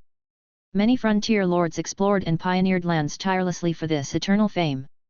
Beyond honor, the lord or explorer who discovered a great territory also had the priority right to exploit its resources. However, it was only priority. The discoverer merely named the great territory, not owned it. This was a land without a master, vast and boundless, filled with many unknown places, naturally not something the first person to set foot on this land could claim. Naming the great territory need not be overemphasized, after all, it's just a name. I believe we will have the opportunity to discover and name more great territories in the future. Mu Yuan thought. So he rejected flamboyant names like Tianyuan territory. He was also wary of the powerhouses from other great countries sniffing out clues and coming here. Tianyuan city was still quite far from the Taishan domain. The name of a territory was usually related to its environment and characteristics. It wasn't that one couldn't name it arbitrarily, but there was no need. Mu Yuan discussed with Deadbone, Ilo, and others. Without a long debate, just half an hour later, they gave Elder Qin their answer. Let's call it 10 Directions Island. 10 Directions Island? Not bad, easy to remember. I'll report this name then. Minister Qin nodded. With the name of the great territory established, subsequent applications for observation bases, minor war zones, and other matters could then be swiftly arranged. Otherwise, without a name, the clerks responsible for handling the paperwork and writing reports would likely have quite the headache. The whole procedure would take much longer. In the following days, Minister Qin, Shen Linglong, and Lord Feiyin left one after another. The Broken Rock Lord, Flowing Arrow General, Wuxingzi, White Shark Lord, and other powerhouses who had rushed over from the far rear and other war zones gathered together. Sword Lord Liashi, dressed in dark cyan robes, didn't enter the city but stood atop a desolate mountain far away, overlooking the vast land. General Flowing Arrow has always been like this, even more unapproachable than the Lord of Hanyu City. Broken Rock Lord said, but don't be fooled by his outward appearance, he's actually a warm-hearted person at heart. Wuxingzi and White Shark Lord, however, were very enthusiastic. Wuxingzi was the vice president of the Astronomical Society and also a 5-star frontier lord, with titles like Astronomy Master, Person of the Stars, Micro-Operation Master, and more. He had named several new great territories and was one of the frontier lords who had discovered the most new territories in the pioneer group. White Shark Lord was also a 5-star frontier lord. In the pioneer group, he might have been only slightly more famous than Broken Rock Lord, but in Taixuan and Xian country, he was far more well known. He was the founder of the White Shark Group. The White Shark Group was a large consortium within the Taixuan Alliance, with businesses throughout many territories. Mu Yuan had heard of the illustrious name of the White Shark Group even in his early days as a green hand. Back then, the new lords nurtured by the White Shark Group were strong contenders on the trial golden list. Little did he imagine that, in just 1 year's time, he would meet the chairman of White Shark. And to do so on rather even social footing. I've long admired your name. I've long admired your name. White Shark too had long admired the name Tian Yuan. He had noticed Tian Yuan right from the start and even investigated Tian Yuan's identity, wanting to see who this newcomer was and what his background entailed. However, before he could uncover anything, he heard that Tian Yuan rose like a rocket and was soon lauded as Taixuan's #1 among the youth. At the festival grounds, he dominated the competition. In the struggle at Dragon Court, he stood out from the crowd. And now, he heard that Tian Yuan had the capability to face legends and had even slain a being from the legendary realm. How long had he been a lord? To say he wasn't envious or jealous would be impossible. If White Shark could have been a representative in the Dragon Court competition back in the day, he could have saved years of debtors. However, Tian Yuan wasn't the first lord that made him envious or jealous, nor would he be the last. To this day, his mindset had calmed a lot compared to his younger days. Instead of envying others for their talent, it was better to foster relations while they're still young and haven't fully grown. That's what a businessman should do. White Shark Lord had no idea this transfer station belonged to Tian Yuan territory before coming here. He had just met and chatted for a bit, then quickly set his strategy. The last lord of his generation who had reached the extreme peak, Han Yu, was somewhat unapproachable, and he hadn't managed to build a relationship before she stood in a high position in Taixuan. The Sword Lord Liashi of the generation before last hadn't been so dazzling at first, but by the time he intended to make connections, Liashi had already stepped onto the path of the invincible. But this generation's Lord Tian Yuan seemed to be an approachable person. He could use the group's advantages to slowly tighten their relationship, and in a few years, when Lord Tian Yuan ascended to a high position in Taixuan, his White Shark Group would have already established a solid web of beneficial relations with Tian Yuan territory. The plan is approved. He said, I'll leave one of my officers here to take full charge of the specific matters of cooperation. Mu Yuan, of course, would not refuse commercial cooperation, especially with an organization like the White Shark Chamber of Commerce, which ranked among the top in the Taixuan Alliance and possessed numerous trade routes and channels.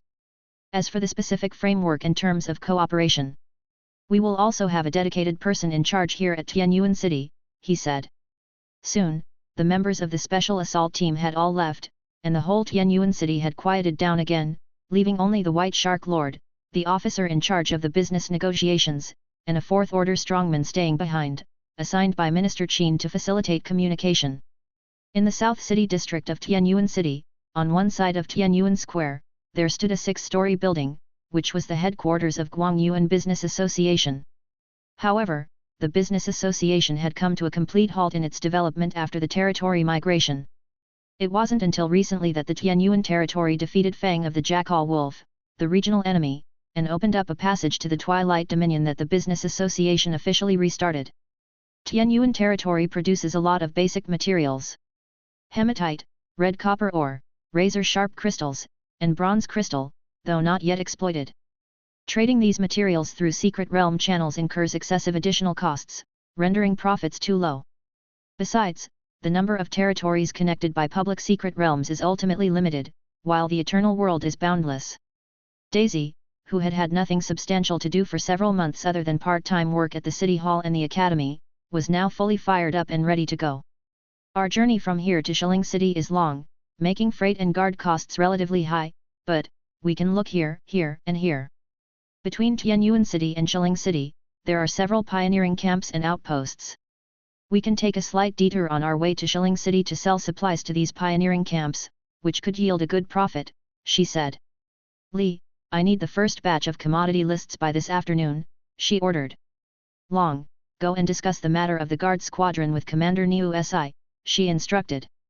I have to go see the Lord and see if I can get the mechanical dragon flights. With that equipment, we could increase our efficiency by 1.85 times. Additionally, we'll need to request at least 10 medium-sized spatial storage boxes from the forging department, and... She continued. Daisy kept assigning tasks. She wasn't doing this for contribution points. She didn't have much need for contribution points, even though she could live comfortably on the salary she got from just doing some clerical work in the City Hall. She had no desire for power or urgent need for evolution. But how could she slack off when the Lord had rescued them from despair? Offering herself in marriage was beyond her status, so she decided to do her utmost to contribute to the territory's development. Ilo managed several positions herself, keeping the territory's affairs in perfect order. Sophia was in charge of the important intelligence department, Lian Yu was slaying enemies in the legendary realm on the battlefield. Irene also played an important role at the academy. Now that the business association was restarting, Daisy's burning passion urged her to ensure that it would grow and strengthen, making its name resonate throughout Taishan and the entire Eternal Continent. When Daisy entered the city lord's mansion, Mu Yuan was looking for her to discuss something. Negotiating a cooperation with the White Shark Group? No problem, I will secure the greatest benefits for our Tianyuan territory. I remember the White Shark Group's main business involves their trade routes in the Twilight Dominion. If we can utilize those, it would yield substantial revenue, and also... She listed. She detailed the strengths of the White Shark Group's products, trade routes, and business association strongholds. And she mentioned the White Shark Group's needs, which could include certain binding contracts, such as priority purchase rights for future mineral outputs of the Tianyuan territory or real estate acquisitions within the territory. Handle it yourself, and just bring the final agreement to me for review, he said. Mu Yuan was aware of his own limitations. In this regard, he could not match Daisy. Daisy was also well aware of the Tianyuan territory's situation and potential, and naturally would not concede on certain long-term clauses. Cooperation could only be achieved on the basis of mutual benefit. However, mutual benefit might also mean that the partner wins once while they win 3 or 4 times. Daisy added, currently, our Chamber of Commerce is not well known, and without the supply of goods from our territory, the only shop we have outside is doing poorly. As we restart our business association's projects, it's as if we're emerging anew. I have an idea, perhaps we could rename the business association with Tianyuan to capitalize on our territory's reputation and quickly open up the market in the initial phase. Mu Yuan pondered. The naming of the business association had initially referenced the situation of many large chambers of commerce in Taishan, where their names did not necessarily reflect the names of their territories. Just like One-Handed Chamber of Commerce, Red Lotus Chamber of Commerce, Nine Profound Chamber of Commerce, Medicine God Chamber of Commerce. However, many large chambers of commerce were not sole proprieties but were instead shared among various territories and affluent merchants. For a single territory to support a large chamber of commerce spanning multiple regions was very difficult. Even for the White Shark Chamber of Commerce, the White Shark Lord did not have complete control. For his own business association, Mu Yuan had no intention of involving other capital.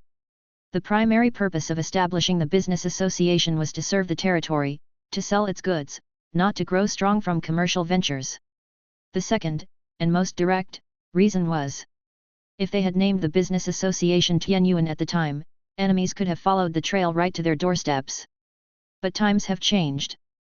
The Tianyuan territory might not be very strong yet, but at least, it now had a bit of self-defense capability. And when it comes to trading, naming it after Tianyuan is indeed more fitting as business expands far into the distance. Granted. Thank you, boss, for your approval. As Daisy was about to leave, Mu Yuan called out, wait, the matter of business cooperation is not urgent, and the caravan's affairs are even more so. There's no use hurrying. Come with me first. Where are we going? Where? Of course, to the Dragon Mountain Secret Realm. Have you forgotten the new site of the evolution grounds? Oh.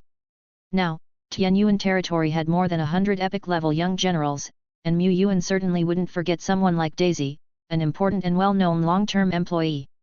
If it hadn't been for his decision, Daisy wouldn't have even been prepared to apply for the evolution ceremony. It was unclear what she intended to do with so many contribution points in her account. It seemed that aside from making money, she was quite indifferent about everything else. Daisy's evolution ceremony was quickly arranged. After all, epic evolution only required 5,000 evolution points, and sometimes he would arrange several or even more than a dozen ceremonies in one day. He didn't care how much of the epic strength Daisy would be able to wield. At least after the evolution, Daisy would gain a bit more ability to protect herself. As the head of a commerce guild, it was indeed inappropriate for her to be too weak. With Daisy's willpower and innate talent, if she only had the Excellence 3-star stage, she probably would have no chance of breaking through to the legendary realm in her lifetime. Even if she evolved into an epic 1-star life, Mu Yuan estimated that her chances of breaking through to the legendary realm were at best 50-50, and it might take her decades or even longer. However, that was not a problem. Evolution Force would lend a hand. The light of epic evolution surged into the skies, causing clouds and mist to churn within the secret realm. Purple mists emerged from the other end of the heavens, continuing for quite a while before gradually dissipating. Ding! Alert! Your unit Daisy has undergone the evolutionary baptism and has been promoted to an epic 1-star life, Fortune Fox Lady, awakening the epic level talent Friendly Fox during the evolutionary baptism. Friendly Fox. Description: under normal circumstances, Daisy will not attract the enmity of any enemies. Even if she does something that warrants hostility, the enmity in the enemy's minds will slowly decrease. This hostility includes rejection, opposition, dislike, and so on. Note: this talent can only be activated passively. A passively activated talent tends to not be readily noticeable, and its effects are slow. But the advantage is that such influence is barely considered a skill effect and does not raise any alarm. It's like how people naturally tend to have a better impression of those who are good-looking. This talent was quite suitable for Daisy, who wasn't adept at combat. In fact, it seemed that the talent also had quite miracle effects in business negotiations. Mu Yuan looked at the figure of the Fox Lady gradually emerging from the white light and didn't feel Daisy had changed much. If there had to be a mention, her demeanor had become more noble, and her white fox tail was glossier and more alluring, making one quite want to give it a pet. As Daisy was evolving, the ambush team led by Sword Lord Liashi had reached the Red Mist land and passed by in front of Black Crow. They ventured deep into the Red Mist territory and soon vanished from sight. For the next 1 hour, 2 hours, 10 hours, 20 hours, the scene in Black Crow's field of view remained constantly drifting red mist. The red mist is too severe a hindrance to visibility. The battle has probably already started. Mu Yuan thought. But he had no intention of ordering Black Crow to delve into the Red Mist land. In areas where legendary realm beings roamed everywhere, Black Crow's stealth capability couldn't be considered strong. After all, its creator, Lord Shepherd, was only at the 4th order peak and possessed merely 80% of the raven power of Sophia Raven. Black Crow venturing deep into the Red Mist land was akin to courting death. If it ended up alarming the enemy and raising their guard, it would be a grave mistake. Suddenly, the red mist suddenly dissipated significantly. In the eyes of Black Crow, a figure stood tall at the end of heaven. The distance was extremely far. Drifting red mist still lingered in between.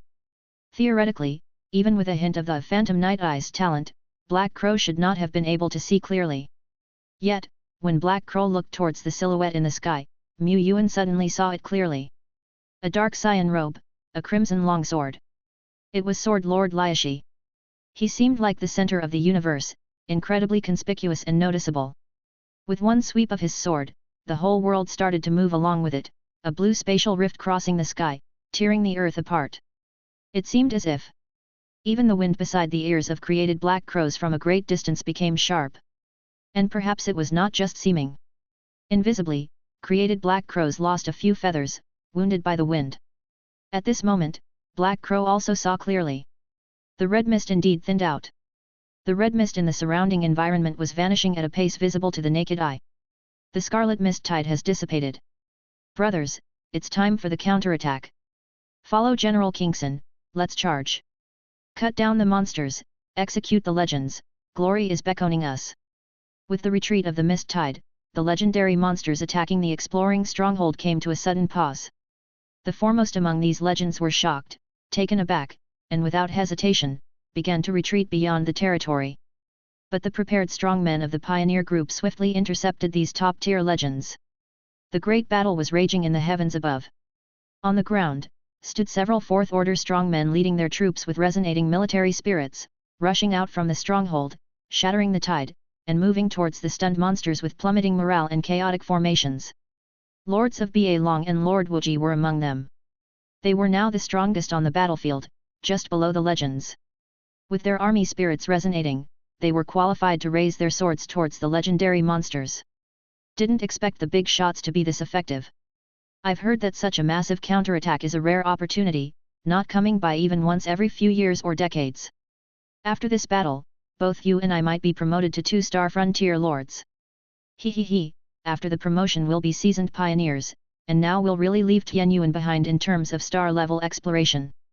Not only that, but my Xian dragon descendant is getting closer to the legendary realm. Perhaps, we might even step into legend before Tianyuan does. After all, their fortune is low, definitely not as good as our opportunity. In the world of lords, opportunity is often more important than talent. Of course, opportunity is also a form of natural gift. This time, they encountered a major counterattack and even had the chance to slay legendary monsters, which was a great opportunity. Lord of Ba Long set his sights on a kobold legend that was fleeing in panic in the distance. He led his troops as the army spirit manifested a faint shadow of a giant dragon. The entire 1,000-man army was like a dragon spreading its wings, soaring towards the escapee from afar. This was an epic battle.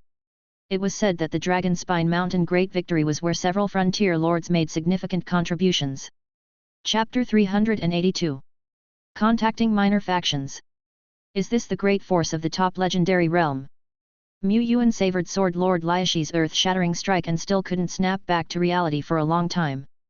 This was also his first time witnessing the power displayed by the most top-tier legendary realm. In the past, let alone witnessing it firsthand, he had never even seen the full force of the legendary Third Realm in video materials. After all, this was already the level of power of a nuclear weapon of a great nation. Black Crow was very far from the source of power, yet he still felt it clearly. Its destructive power far exceeds that of the 9-headed roaring thunder flame dragon. And the great force wielded by the Third Realm of the legendary isn't limited to destruction. This realm is called the Lore Realm. It is the easy-to-understand term from the age of the Filth Cataclysm.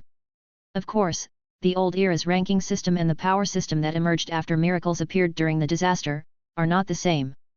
The existence of the legendary Third Realm, possessing the ability to analyze and utilize world laws, they began to observe, understand, delve into, and dance with the world.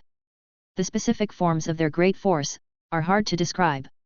Mu Yuan had only heard that the power of laws was no longer confined to mere destructive force, and oftentimes, the power was not limited by spatial distance either. He had also heard that the legendary Third Realm's analysis and use of laws were based on one's own abilities, and some top-level abilities could easily resonate with a certain law, unleashing unimaginable profound powers. Without entering the Third Realm, one could not glimpse even a bit of its intricacies. Clearly, among the monster overlords, there are also such terrifyingly powerful beings. Fortunately, the surprise attack was victorious, and the strong ones of the Dragon Sleep Valley usually find it difficult to penetrate deep into non-red mist areas. Mu Yuan pondered. About the great battle with Dragon Sleep Valley, Mu Yuan was one of the involved parties, rounding off, and he had also heard about the Dragon Spine Mountain Great Victory as soon as it happened. Dragon Spine Mountain is one of the two most important strongholds of the Dragon Sleep Valley outside their main base. It is said that the attacks launched by Dragon Sleep Valley toward the Tai-Xian alliance were like two sharp fangs aiming to pierce the Tai-Xian defenses, left and right. And now, Tai-Xian has broken one of these fangs. But to utterly destroy Dragon Sleep Valley is, of course, far from enough. The extent of damage to Dragon Sleep Valley's combat power is still less than that of Fang of the Jackal Wolf, next to his Tianyuan city. An overlord power of the scale of Dragon Sleep Valley is also extremely difficult to annihilate. Strong men of Tai-Xian, in reality, also find it very difficult to truly penetrate the Red Mist Land, to attack the main base of Dragon Sleep Valley. Even if that were possible, there would be no need to do so, as the input and the gains would be out of proportion. Many of these secrets were just beginning to be understood by Mu Yuan. Many overlord powers lurk deep within Red Mist Land. Without this Dragon Sleep Valley, another Dragon Sleep Mountain or Dragon Sleep Abyss will emerge. A weakened Dragon Sleep Valley serves Taishan better than a completely destroyed one. The same goes for my Tianyuan city. Dragon Sleep Valley has more enemies than just Taishan, and they won't start any major offensives again for a while. Mu Yuan thought that now his own territory could enter a stable period of development. As long as the strong ones from Dragon Sleep Valley do not cross territories, Fang of the Jackal Wolf, Blood Snake in case, they're just experience packs. For the entire Taishan alliance, the significance is even more important. It's not just that one major defensive area will feel much less pressure, but the alliance will be able to dispatch this batch of fresh forces to other defensive areas. In one move, other defensive areas will see their forces greatly increased, making the line of defense much more secure. No wonder it was regarded as a great victory. Elf Courtyard Mystery Territory. Mu Yuan came here again after half a month. It was livelier than his last visit, with lords discussing events happening within the alliance both big and small. However, the news of the Dragon Spine Mountain great victory that was all the rage among the legendary strongmen seemed rarely known here. Even Lu Miamu and Zhang Loxing, who were well-informed second-generation figures, didn't seem to be discussing it. Mu Yuan felt somewhat bewildered for a moment. This was as if it were two different worlds. But isn't a peaceful world just what countless battling strongmen are yearning for? It's not that Zhang Loxing and the others were content with pleasure and luxury, rather, the front lines were too remote for them, and such information wouldn't and didn't need to reach their ears. They were still in the stage of discovering their potential. Perhaps some veteran lords with power not much stronger than theirs had already been fighting on the front lines for years, but young lords like them with enough potential and still making progress would at least spend another half year, 1 year, 2 years before really entering the pioneer group. A few months ago, Mu Yuan was also not very clear about the pioneer group and the matters of the frontline defensive areas. But in terms of events within the realm of the alliance, Mu Yuan knew far less than Zhang Loxing and others. These few months, our alliance's main focus has been on large-scale construction and providing housing for the people. The professional associations everywhere have issued many such tasks and are continually expanding their staff. My Luoxing territory has taken on several large projects, said Zhang Loxing, taking a pause. However, the large-scale construction is almost over. I've received word that the alliance is planning to establish academies in various central cities, main cities, which will be the focus for the future. The professional association was once the players' association, but now it's bigger and manages not only the former players but also many professionals ready to embark on the path of adventure in the new era. Academies? Are they institutions for imparting supernatural power? I recall there were similar institutions before, but they were few, Mu Yuan said. There are lords who say. Previously, institutions like this were indeed rare. Panxi City had many top-notch cultivation buildings and breakthrough dojos, but not even one academy. Only the capital city and a few other historically significant large cities had them. Their services were also aimed at those at the fourth order peak and above, in the legendary realm. Elder Qin even went so far as to mention that there was the opportunity to send generals to the academy for further study. Zhang Loxing said, "It's different this time.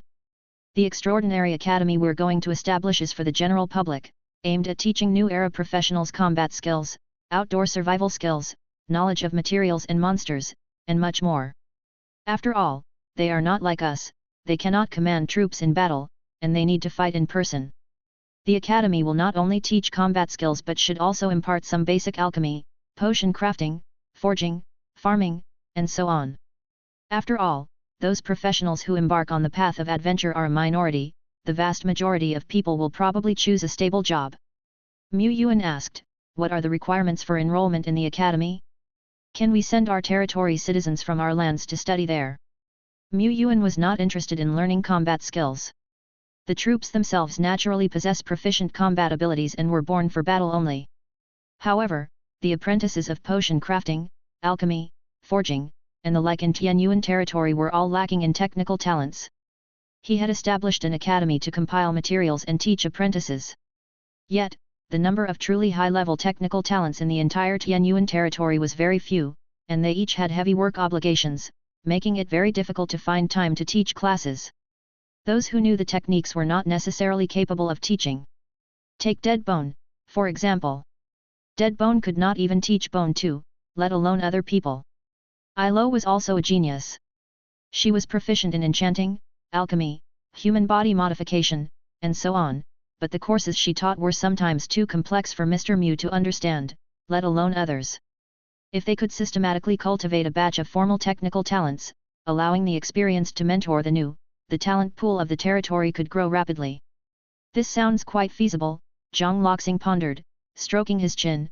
As long as we raise this batch of skilled territory citizens, they will be able to create higher value, provide more benefits for the territory, and this value can keep growing like a snowball. He looked towards Tianyuan, truly deserving of being the Tianyuan giant. Lu Miamu retorted, I always feel like there should be street lights, but she agreed that the idea was indeed good and such opportunities were rare. However, Zhang Loxing said, the first enrollment of the academy will probably mainly target our citizens of Xian country, so we might have to wait for the second or third cohorts before we get a chance, right? But as this batch of academies is established, there is a considerable shortage of teaching staff. The association will probably invite some lords, veteran players to serve as mentors and instructors. We can also send experienced, insightful generals there. I heard the benefits and treatment are quite good, including access to high-level cultivation facilities. Afterward, through channels like Zhang Loxing and others, Mu Yuan paid a hefty sum to acquire over a dozen rare-level lookout tower blueprints. He wanted to establish mining outpost strongholds. To establish these outposts, lookout towers were indispensable. He had already driven back the fang of the jackal wolf, but that didn't mean this territory was entirely safe. Once their posts were established, they were bound to face the onslaught of surrounding monsters and had to arrange sufficient guard forces. The mining outposts might also attract the attention of certain wandering monster groups. Without adequate defense forces, the harvested soul sand and black iron ore would just end up as spoils for those creatures. Among the wandering monsters, there was even the possibility of legendary realm creatures. The legendary realm of the fang of the jackal wolf might be scared off, but wandering legends wouldn't be. They had no fixed base and were elusive, unconcerned about how strong Tianyuan City was. Even if there was a 93.57% chance the fang of the jackal wolf wouldn't attack proactively, Mu Yuan still had to guard against the remaining 6.43%. The outposts needed to possess the power to withstand the legendary realm. Back in his territory, Mu Yuan began to arrange things. The lookout tower blueprints would be obtained over the next 2 days. This medium soul sand mine location is 3,400 kilometers away in a straight line from our Tianyuan city. We must arrange powerful generals to guard it. He thought about it and decided to have Yuta, Rakshasa, and Sario guard it. Sario was an openly known force, sufficiently intimidating to deter most enemies. It excelled in dealing with weaker foes, as long as the enemy was not strong enough, no matter how numerous, they were meaningless in its presence. And should an unexpected situation arise, Yuta would be able to strike powerfully. All three were at the fourth order peak, in the refinement stage. They had demands for cultivation materials, but not much for cultivation locales. Stationing them thousands of kilometers away would not affect their own cultivation. It's just. Sario was reluctant. Going there, would I not be invited by Yuta to spar every day? After its defeat at Yuta's hands and 2 more disastrous attempts at revenge that ended in even worse defeats, it no longer had any desire to spar with Yuta. Yuta would look for it from time to time. Fortunately, since there were many powerful individuals in their own Tianyuan territory, Yuta did not need to worry about finding no one to spar with, so its refusal was just that. A refusal. But if it went to the place 3,400 kilometers away, it, Sario Lord, would be one of only 2 sparring partners Yuta could find. That's somewhat alarming. No need to panic, there's no warrior arena outside, and Yuta won't really injure you. Mu Yuan said. Sario, no. This is making me even more anxious. I'm afraid I won't even have the excuse of nursing an injury. Again, Mu Yuan spoke, 2.5 times the normal contribution points as compensation. Sario, through fire and water, it shall be done. Afterward, Mu Yuan also arranged for the guard commanders of 2 important areas, the Sharp Crystal Mine and the Divine Radiance Crystal Tree. He looked at the map, his brows furrowing as he considered the remaining large resource locations. To not occupy them? That would be such a waste. But to occupy them. Indeed, by simply arranging a few epic junior commanders, supplemented by some elites and defensive structures, they would be sufficient to fend off monster hordes in the surroundings. But it was the unforeseen that he feared. Great Lord Shepherd did not wish to gamble the lives of his elite forces on possible risks. Ilo suggested, why not rent these resource points to the Feet Herman country and other vitality forces? I recall the legendary Milena saying that there are actually several such forces still residing in this region. This way, we could harvest the resources without taking any risks. And these small forces, desperately lacking in resources, will likely be unable to resist such a temptation. Mu Yuan thought. Brilliant. The natural garden and giant stone ridge, too, had begun occupying the veins and extracting resources. Before long, Mu Yuan obtained some leads about the small forces from these two powers. There were the Cat Person tribe, the Fire Lion tribe, the Ape People tribe, the Multi-Armed tribe, among others. These small forces might not even exist anymore, as they very rarely ventured into the outside world. In these areas, you might find traces of these vitality forces. I'll leave this task to you, Sophia. Leave it to me, Ka. Sophia gathered her skirt, bowed slightly, and at the next moment, she transformed into numerous black crows that scattered in flight. Around the same time, to the south of Tianyuan City. Outside the city walls, countless territory citizens were busily leveling the pitted land to prepare for the upcoming expansion of the city. In the distance, tendrils were spreading from deep within the forest. These were the roots of the treemen. They were slowly and steadily restoring the earth's force of the region, which had suffered greatly from previous battles. At the same time, in the northern military camp, an X-2 model passenger airship was slowly descending. Mu Yuan had ultimately upgraded the transportation means assigned to the trade guilds.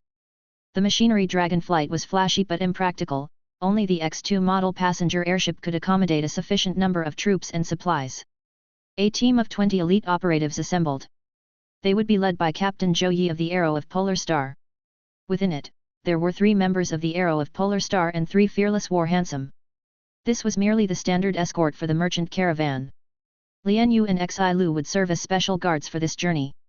Daisy, with several sharp members of the trade guild, was organizing the transport of goods. Black iron ore, red copper ore, 6 medium spatial storage chests each, rare level remnant soul, 356 in total, besides, various supplies, scrolls of magic, potions, occupying 4 medium spatial boxes. Lian Yu squatted on the ground, looking up at the dozens of meters long airship. But how is this large airship supposed to cross the furious region? Don't worry, I'll take action.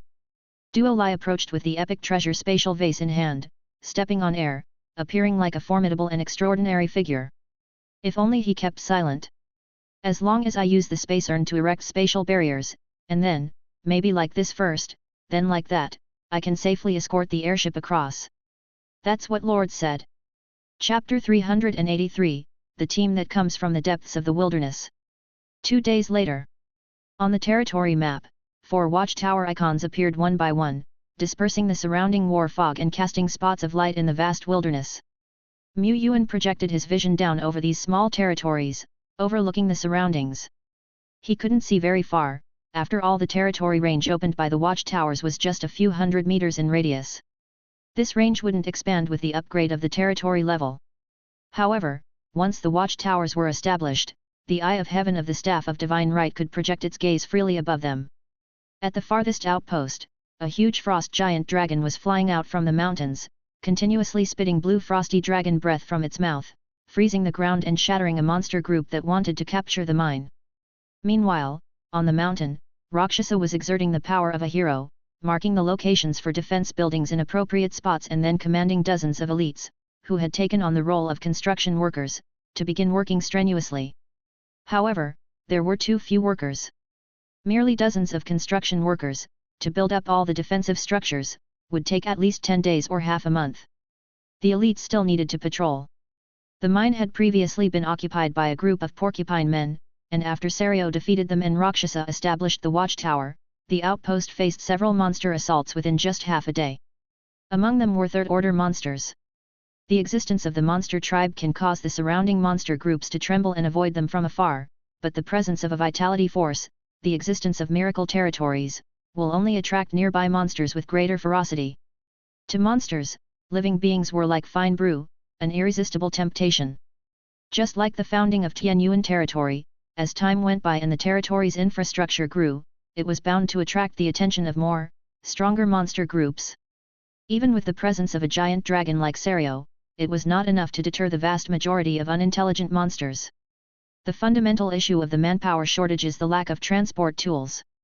Tianyuan territory citizens can't travel thousands of kilometers to work in Treasure Sand Ridge, even with elite warriors escorting them. For the time being, can we only let a batch of self-aware elites act as miners? That would be a huge waste. Mu Yuan mulled over the problem. He walked into the city lord's mansion and found Ilo, my omnipotent expert. I have a challenging task for you. Construct several large airships, or develop a kind of alchemy golem for mining. Which do you think is more appropriate? Large vehicles could transport miners. Alchemy golems? They were even more convenient. Golems without life could be packed into spatial equipment, so Duolai could transport all the mining golems back and forth in just one trip. So think of a solution, Ilo. Ilo's face showed dismay. Neither is suitable. She added, of course, I am not lacking the ability as an expert. Designing a mining golem isn't too difficult, but the design and subsequent manufacturing would take at least a couple of months under no complications. Lord, you wouldn't want all the official documents piling up on your desk for these 2 months, would you? Mu Yuan. He indeed did not want that. He could wander about, observing strategically, gathering Taishian intelligence, and trading with other lords. Why? Because he had the diligent Ilo behind him. True to form, she initially complained about the workload and lack of staff, but gradually she seemed to have grown accustomed to it. Indeed, the power of habit is great. Ilo was also aware of the difficulties faced by the various mining points, and after thinking it over, she said, actually, there is a way. Didn't we just obtain a large number of alliance contribution points? We could use those to exchange for a few airships similar to the X2 model, and later on, have Daisy and others who are out bring them back. That does seem feasible. Vehicles that could freely fly through dangerous wilderness started at the excellence quality level. And since they were medium to large vehicles, their prices were quite exorbitant, often several times, even tens of times the price of excellence equipment. Not only were these prices expensive, but they were also hard to come by. Soul crystals alone would hardly suffice to buy them, but using Taishian contribution points, it was no longer an issue. Mu Yuan had glanced at them before. He had contemplated exchanging items of such large scale. However, at that time, he had no contribution points, and since Tianyuan City was located within the 10 Directions Island domain, cut off from the Alliance, even if he could place an order, he would not be able to receive it. Medium to large vehicles, no, even a small aircraft like the mechanical dragon flights could hardly be packed into spatial equipment. Naturally, it couldn't be traded through the secret realm. The highest grade spatial equipment that Mu Yuan had ever seen could hold space that wasn't even 1% of what Duolai's dimensional pocket could. Airships had to rely on door-to-door delivery, or you had to fetch them yourself. The Tianyuan caravan just happened to be going on a long journey, and having them bring the airships back would kill 2 birds with 1 stone. Besides airships, we also need to outfit ourselves with some ordinary vehicles. These types of vehicles we could manufacture ourselves, but it wouldn't be cost-effective. As Ilo spoke, she added, in addition, I also recommend purchasing these, and these. It was as if she had been prepared, pulling out a list. Mu Yuan took it and looked it over from top to bottom. What's with all these instruments and equipment? He employed the city lord's scrutinizing gaze. Ilo counteracted with an unwavering expression, doubling the resistance effect. Both sides were at a standoff, and neither was defeated. All right. Many of the instruments and equipment inside were still useful, such as when Tianyuan City wanted to produce large weapons on its own, some equipment was indispensable. This was all thanks to the assistance of some miracle buildings. The reimbursement batch, Lord Shepherd had approved. After all, he had occupied 2 soul sand mines and was not lacking in ordinary finances. Mu Yuan came to the secret realm and looked for the officials in charge to purchase goods. He took the exchange catalog and began flipping through it page by page. This exchange catalog was also a rare level item, constantly updating with information about exchangeable treasures, many of which showed the words out of stock, and out of stock. However, even if they were out of stock, he could still place an order, pay a premium to reserve, and the wait wouldn't be long. This was, after all, the platform of the entire alliance, and items below the epic level could basically be found. Legendary Breakthrough Package, Panchi City 200k Contribution Points. Legendary Breakthrough Package, 9 Profound City 250k Contribution Points. Legendary Breakthrough Package, Capital City 300k Contribution Points. The prices were not the same.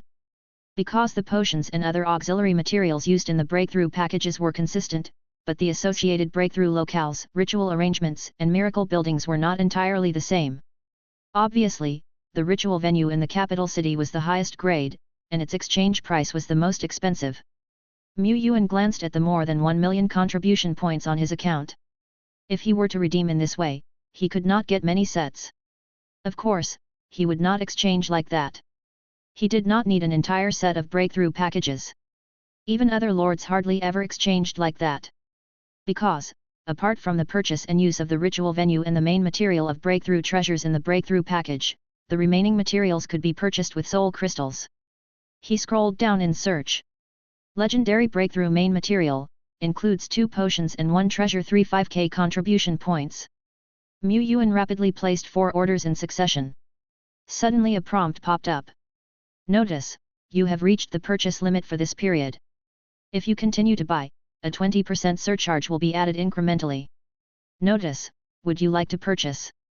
Yuan stopped his spree. Legendary packages seldom run out of stock and seem easier to purchase compared to occupational level breakthrough packages.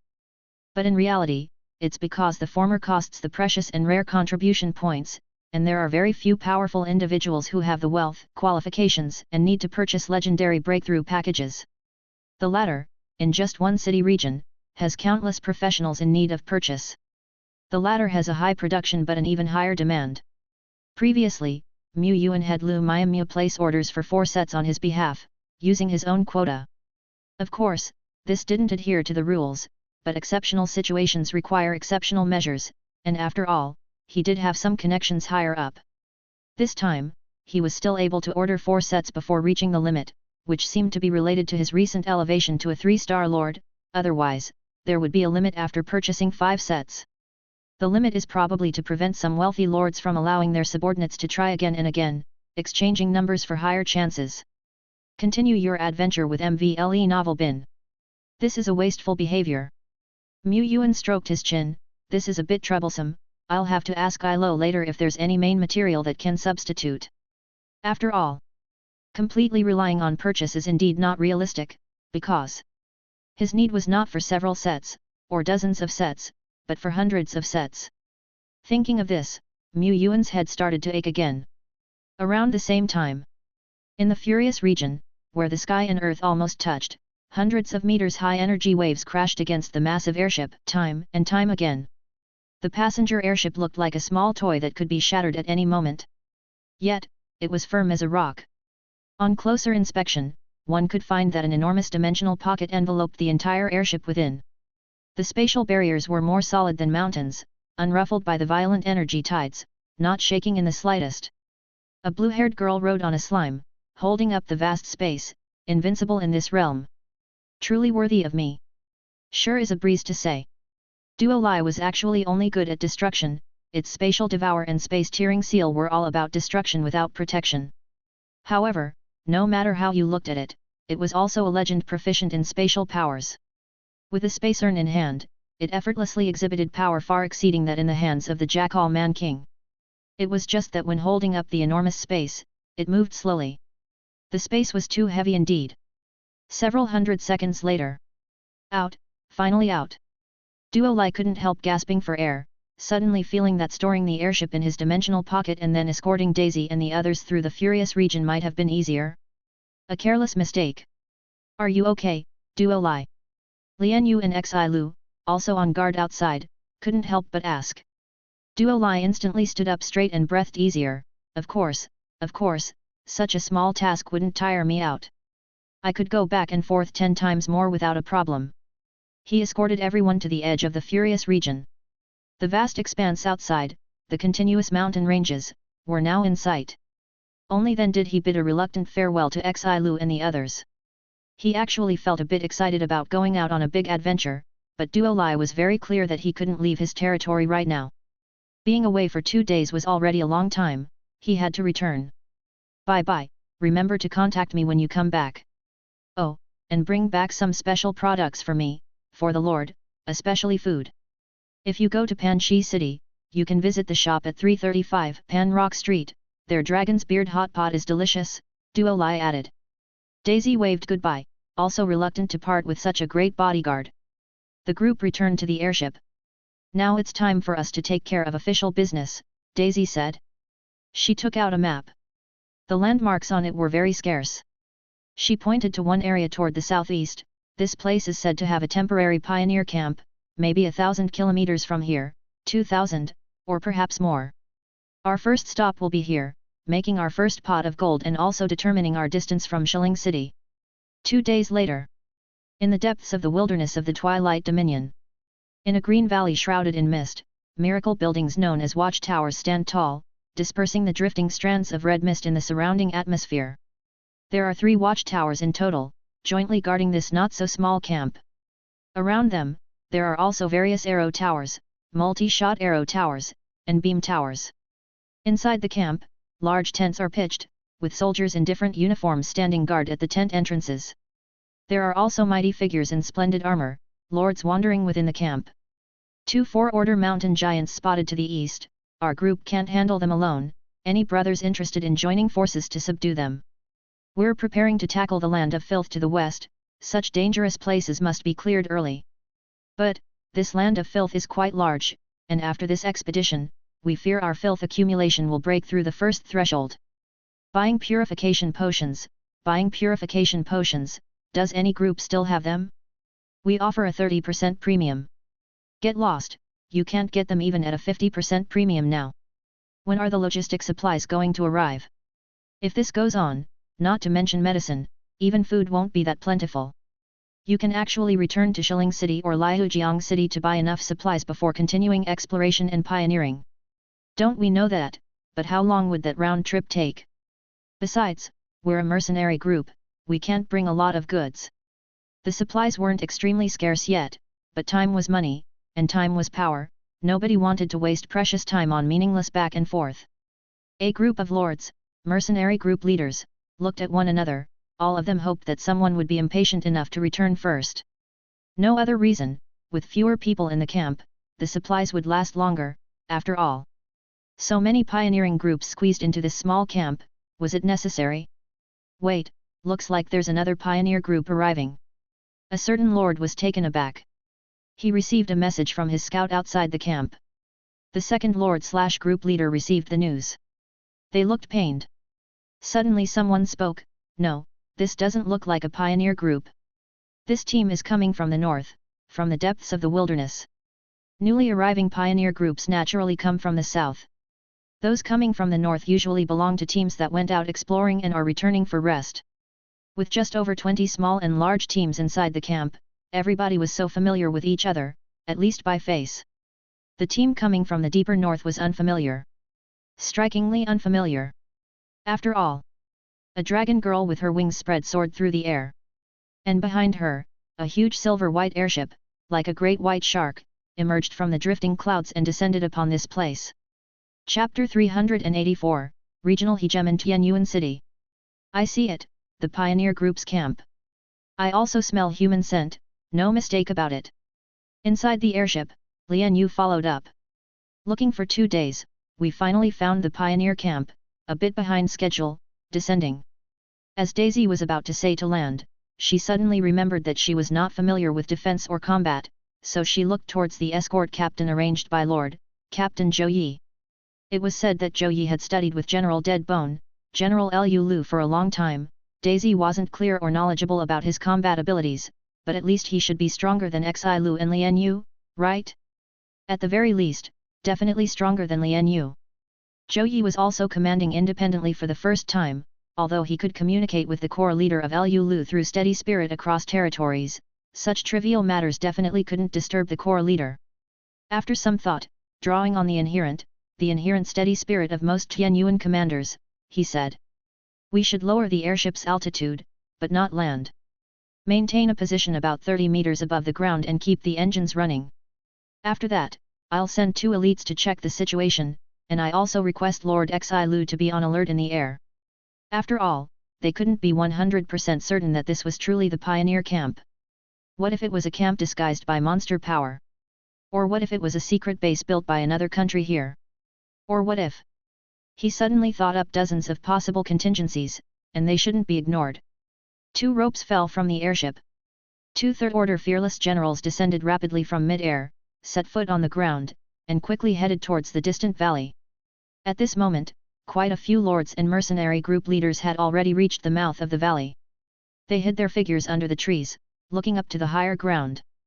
Being wary by nature, as strong figures active deep in the wilderness, they only trusted their own troops, people within their own teams. They maintained a certain vigilance toward other teams within the camp, not to mention foreign teams coming from deeper in the wilderness. It doesn't look like monster power. Could it be a pioneering team from another country? That's hard to say. After all, a large domain can lead to many places, and some small passages and ancient portals are often known to few. It's partially because some large trading houses firmly control the market, related to the unique trade routes they hold. There are routes that can easily cross large domains, reaching the far ends. A lord squinted, watching the 2 figures descending from the airship from afar. The camp's official in charge had already dispatched elites to negotiate. After a while, the person in charge came out from within the camp personally. It was a woman with wine-red long hair. She waved her hand and said, "No need to be on guard anymore, the ones coming are our own people from Taishan." "Our own people? Who?" The woman with wine-red hair didn't elaborate further, she had already walked away. Some lords wanted to speak but held back, without asking further questions. This woman was known as Madame Bosju, who usually stayed within the only supply shop set up in the camp, selling all kinds of supplies. She was not a lord. But she was a subordinate of a powerful lord from the pioneer group. Even so, Madame was likely still the strongest in this camp. And also the manager of the camp. If one were to offend Madame, at the least they couldn't buy supplies, and at worst, they could be expelled from the camp. Of course, Madame was officials' personnel, and everything she did had to follow regulations and rules. She wouldn't abuse her power. Even so, irrespective of which lord or mercenary group leader in the camp, all wanted to maintain a good relationship with this manager. Outside the valley, Daisy and the red-haired woman shook hands, conversing a few words, and quickly got along, walking towards the camp with laughs and smiles. "Our own house has long heard of the great name of Lord Tianyuan. Our lord also feels the same, it's just that our lord couldn't leave, otherwise." Daisy roughly knew who the big figure was behind Bosju. It was an old great lord with a relatively high position in the pioneer group. This camp was jointly built by this lord and the Logistics Development Department. Within the camp, the 3 watchtowers each came from 3 territories, and it was said that this was also for mutual supervision. Daisy had nothing to do for the past few months, so she had flipped through some public resources again and again. She was also clear on the operating model of the pioneer camp. Caravans like hers could conduct sales at designated places within the camp. They didn't have to pay a booth fee, but they had to pay taxes. After all, trade had to be taxed, and the territories also had to pay taxes, although new territories were exempt from taxes for the first 3 years. The tax rate at the pioneer camp was a bit higher. After all, the establishment and maintenance of the pioneer camp consumed considerable resources. Soon, a small stall was set up in the camp. Behind the stall, there were 3 space cargo boxes, 2 meters in height. Daisy didn't even need to shout before the lords surged over. As expected, the supplies she brought were very popular, perhaps related to the fact that the convoy of supplies from the previous batch had been attacked and some goods were lost. Indeed, in the deep wilds transportation is fraught with crisis, even the teams from the Logistics Development Department sometimes encounter accidents, let alone us, she thought. But the lords didn't rush in to grab, they remained restrained. Surprisingly, they gathered around but didn't buy. A few lords exchanged glances, they couldn't possibly snatch, they indeed lacked supplies, but as long as everyone kept their tacit understanding, they could keep the prices down. The plan was a success. Seeing this scene, Daisy spoke up, "Gentlemen, we will only stay here for 2 hours, don't hesitate." Daisy's voice was pleasant to the ear, but the lords were unmoved. All of them were veteran lords, what beautiful woman hadn't they seen? Well, perhaps they had seen some, but none had such a beauty among their own. Most of the territory's citizens were sallow and emaciated refugees incapable of forming a maid troop. They were envious, indeed. This only strengthened their resolve to haggle harder. With a slight smile, Daisy reached out to open the space container beside her, which surprisingly contained not supplies, but heap upon heap of ores and minerals. These were the main goods of the trade caravan. It seemed that this trade caravan didn't have much in the way of supplies, did it? Moreover, if someone transported supplies from thousands of miles away, wasn't it only reasonable for them to be a bit expensive? Even the transportation costs they incurred from such distances were higher. Someone like Boss Daisy, so obviously a kind-hearted beauty, surely wouldn't scam them. She was far friendlier than that Lady Jew next door. They couldn't make things difficult for Boss Daisy, could they? I'm buying. I want 300 doses of these vitality potions. Wait, I was here first. Nonsense, I was the first. Daisy smiled slightly. She hadn't even started her sales pitch, and batches of supplies were being sold at triple, even quadruple the markup. The price was actually not expensive. She herself felt it wasn't pricey. If not for the fact they were pressed for time, and the Tianyuan Chamber of Commerce did indeed need to establish a good reputation, she would have tried to sell for even more. Soon, the lords and mercenary group leaders had all purchased the supplies they desired and felt they had gotten a bargain. Daisy claimed she suffered a minor loss. But it's all right, our caravan specifically passed by here with the thought of supporting the front-line camps, and if the lords have any future needs, you can contact our Chamber of Commerce. Here are the business cards for our chamber and its strongholds. She waved her hand, and several elites distributed business cards to everyone present. The lords took a look. The Tianyuan Chamber of Commerce? It didn't seem to be a major commerce association from the Panchi city region. However, why does the name sound a tad familiar? Wait, is it that Tianyuan? Didn't I hear that Tianyuan territory's contact with the outside was cut off? Does this mean it has now been restored? Not just restored, but it seems, Tianyuan territory has also accumulated a quite formidable force. There were rumors that Tianyuan territory was trapped in a perilous place, confined within it. Now it seemed that Tianyuan territory relied on this powerful force to tear through the barriers of the treacherous land. After all, this force was really, very strong. A certain veteran lord who had awakened the intuition omen set his gaze on Zhou Yi, invincible. His gaze rested on Xi Lu, invincible. His gaze landed on Daisy, also invincible. Lord Tianyuan was indeed living up to his reputation. The vast domain of 10 Directions Island. East of Fang of the Jackal Wolf and adjoining the sea.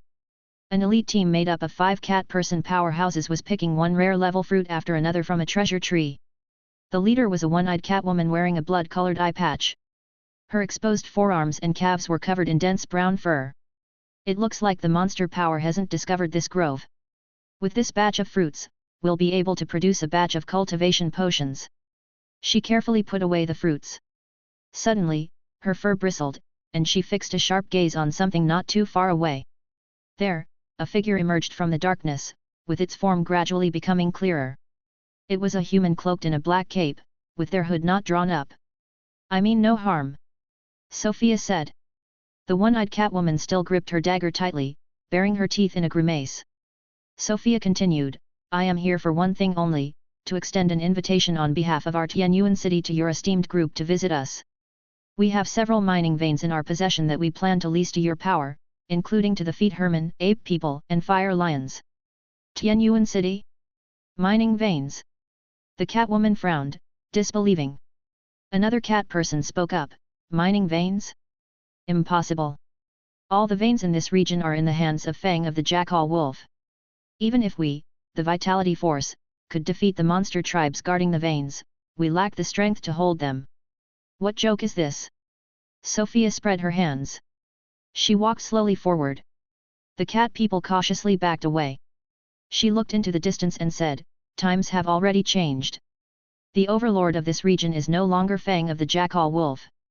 If you don't believe it, you can contact Natural Garden or Giant Stone Ridge.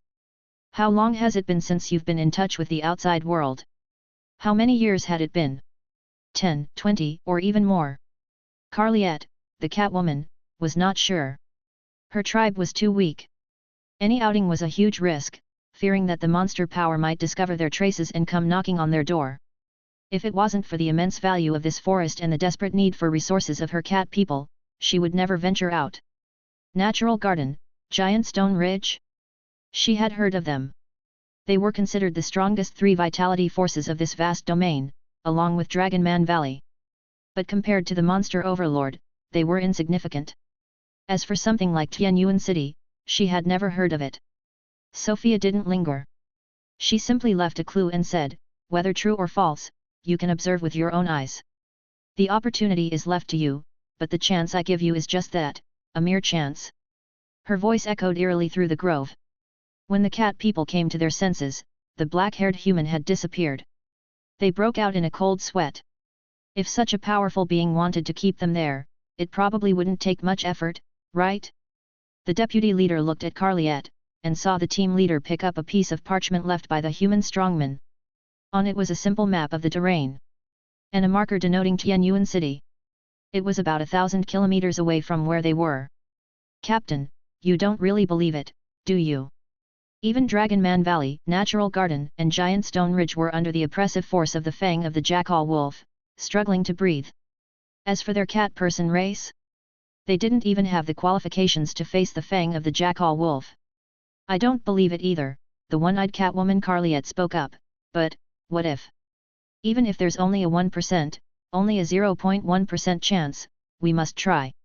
If it's true, it would be the only opportunity for our cat person race, an opportunity we must grasp.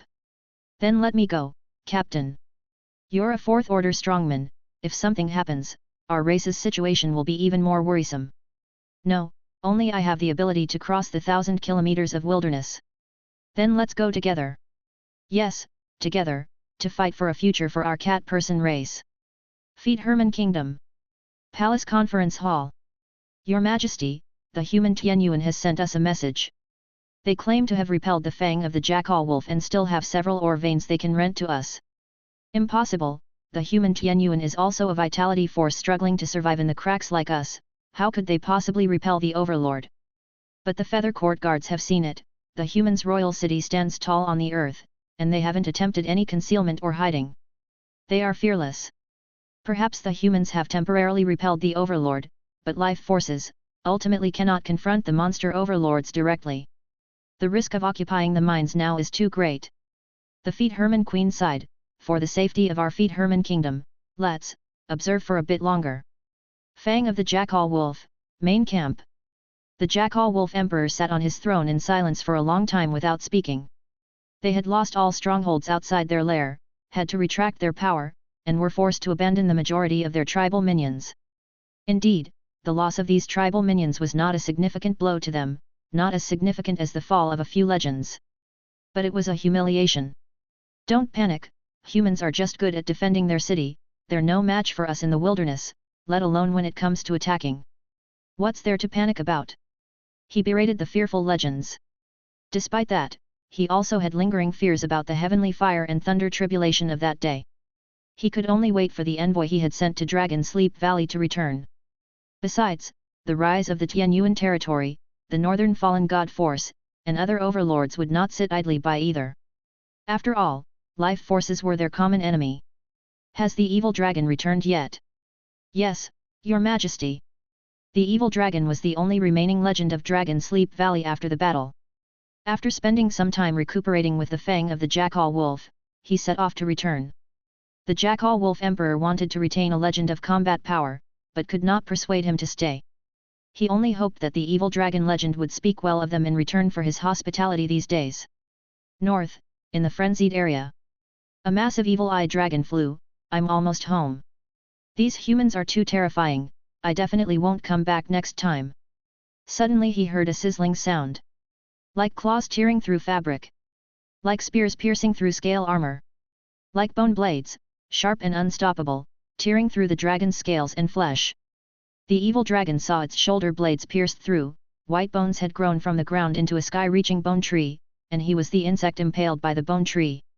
He struggled, flesh falling off bit by bit. Most of his flesh decayed. Yet he still had a small part left, which reformed a slightly smaller dragon, turning into a streak of light and escaping. It crashed into a towering mountain covered with white bones. The mountain seemed to open its mouth and swallow the small dragon whole. The mountain shook. It quickly settled down. Dead bones stood on the mountaintop from beginning to end, looking down on the already decaying giant dragon. He nodded slightly. And the mountain also slowly vanished. Chapter 385, The Situation in 10 Directions Island Domain. Tianyuan Calendar, Year 1, Day 361. Mu Yuan sat in his office, flipping through files and documents from various departments, and responding to each one. Outside the door, workers hurried by from time to time, and the hustle and bustle inside the city lord's mansion was louder than before. Ilo had recruited and trained a batch of new clerks, who were assigned to the city hall and its subordinate organizations. After all, the war was over, and if they didn't take advantage of this time to recruit more clerks, they would be short-staffed again when the war broke out. Compared to the population of over 50,000 territory citizens, the number of administrative personnel in Tianyuan City was small, relying on a certain hero to hold multiple positions just to barely maintain operations. This was actually detrimental to the stability of the territory. Just like during the defense battle of Tianyuan City, if the war had lasted a little longer, 1 or 2 days, it would have been difficult for the territory to maintain its stability. He couldn't let Ilo hold multiple positions forever. After all, if there was a need for war, he would need someone to preside over the Epic Mage Tower, and only Ilo could maximize the power of the Epic Mage Tower. A girl wearing a star blue robe, with a star-shaped earring dangling from one earlobe, walked into the office. She was Ilo's adjutant Emily, and among the first and second batch of Starlight Scholar transfer troops, she was one of the most outstanding. "Lord, here are the documents from Minister Ilo," she said. She placed the pile of documents that was almost tall enough to cover her entire face onto the desk with a thud. "Isn't this a little too much?" But Lord Shepherd was not at all flustered. He said, "Give me a brief overview." "Yes," Emily replied. Standing 2 meters away, with her hands crossed in front of her abdomen, she didn't look at the documents but spoke fluently. "There are 4 items in there that are of 3-star importance or higher and awaiting your approval. First, the Logistics Development Department's observation base has been completed. The base leader Battle Armor General invites you to visit at a yet-to-be-determined date. Second, the Cat Person Tribe, the Fire Lion Tribe, and the Multi-Armed Tribe have all agreed to our terms, but the agreements have not yet been formally signed. The Minister has scheduled the signing for 6 days from now. At that time, we will need you, Lord, to be present. The Minister says it will help stabilize the thoughts of these 3 tribes." Mu Yuan began reviewing the documents. The documents related to this matter accounted for more than half of the recent pile. He schemed through them. The cooperation with these minor powers included mining personnel, daily security handled by the tribes themselves, with Tianyuan City only sending supervisors and liaisons. The minerals mined would be split 70-30. Naturally, Tianyuan City would take 70%, and there were guaranteed mining deliveries. 70% was not excessive. After all, Tianyuan City provided not only the mines. The overlord power was repelled by them, and the veins within the range of the large tribes naturally belonged to them, except for those agreed upon with the Natural Garden and Giant Stone Ridge. They also provided protection. If the tribes encountered a monster wave or legendary realm attack, Tianyuan City would send strong support. In the vast wilderness, the most important factor in occupying a mineral vein for mining is having a powerful backer. Having a backer is the key. Tianyuan City has now become a regional overlord-level backer. There were also reports provided by the Intelligence Department. The City Hall had also communicated with envoys from the tribes, recording some information. Emily continued, "From page 12 to page 20, there are documents related to the Cat Person Tribe, from page 21 to page 39, documents related to the Fire Lion Tribe, and from page 40 to page 49, documents pertaining to the Ape People Tribe." Mu Yuan flipped through the pages. Among the 4 tribes with previous leads: Cat Person, Fire Lion, Multi-Armed, Ape People. The Ape People tribe had yet to be contacted, and it wasn't ruled out that they could have already sent a message. Among the 3 tribes, Sophia judged that the Fire Lion tribe was the strongest, as they requested to lease 2 mining sites, which also revealed certain intentions. After all, Tianyuan City would only provide support during a monster wave or when facing an enemy from the legendary realm. Other times, even if facing several or even a dozen 4th-order bosses, they would have to rely on their own strength to fend off the attack. or request paid support. The cat person tribe was the weakest. Mu Yuan instructed, continue. Emily replied, yes.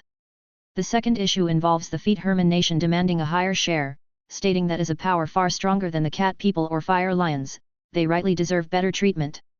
The minister did not agree. Mu Yuan said, that's correct. Tell them that if they have the capacity, they can lease more sites.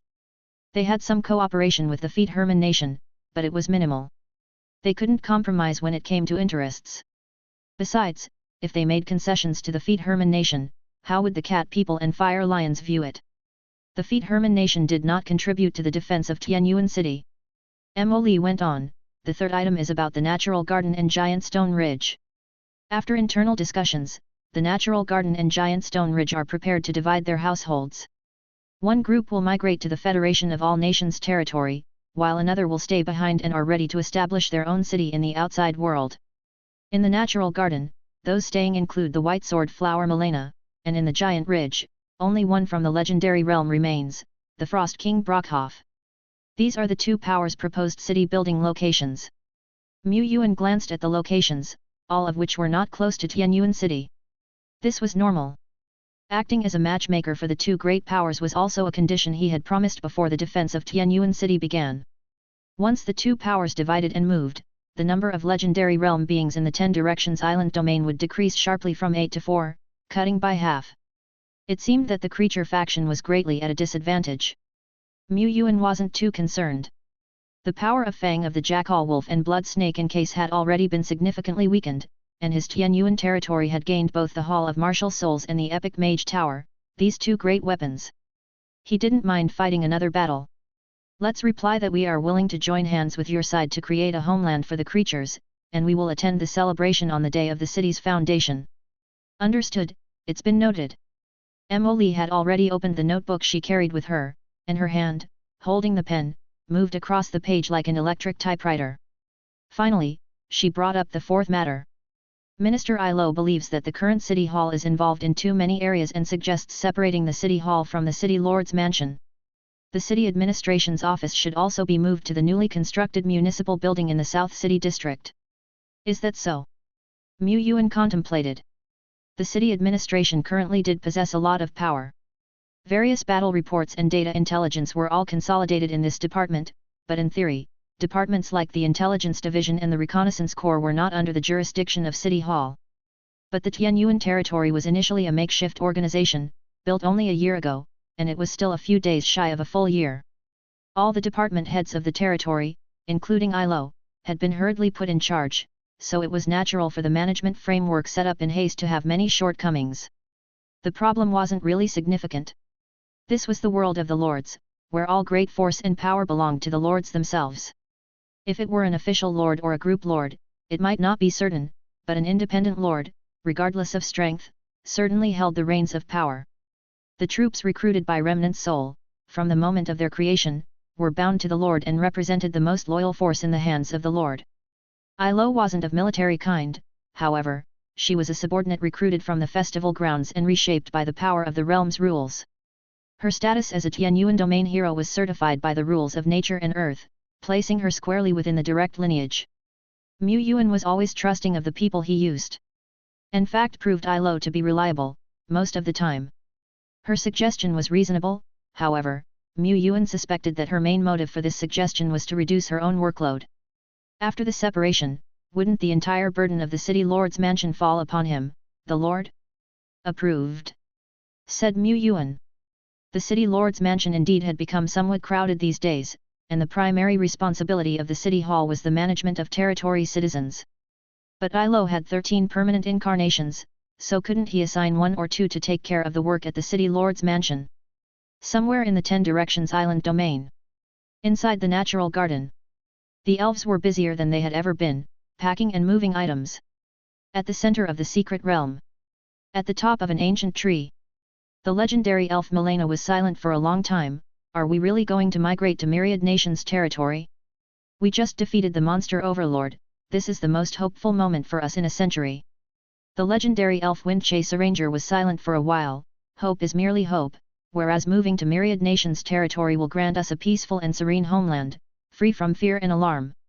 Milena, we did indeed defeat the Overlord this time, but you must realize, the main force in this battle was Tianyuan City, and with Tianyuan City's potential, it may only be a matter of a few years before they far surpass our natural garden.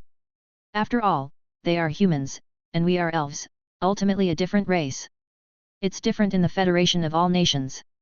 I've confirmed that many elves live within the Federation, and our elven race's influence is enough to be ranked in the top 3. Moreover, I've made contact with one of the groups, whose ancestors, like ours, came from the same lineage as the Imperial Garden. But the ancestors only knew each other to a limited extent. There might be some acquaintance, but definitely not much. Besides, the Federation of all nations was not absolutely safe. There were also battles, competition, and incidents of the Scarlet Mist Tide invasion within the Federation. Net. After their migration from the Natural Garden to Myriad Nations territory, they could only settle in a remote, resource-poor, and not-so-safe area. In her view, this was far worse than gambling on a future in the 10 Directions Island domain. After all, mine after mine was being exploited, and they were no longer so lacking in resources. Moreover, there was the hatred for the monster overlord. They might forget or bury it deep, but Milena would not forget. Her comrades, her teacher, her brother, her lover, all had died at the hands of Fang of the Jackal Wolf, and she would never forget. So be it then. She sighed, don't forget to stay in touch in the future, at least we have many mining resources here. Wind Chaser Ranger said, of course, I wish you all the best.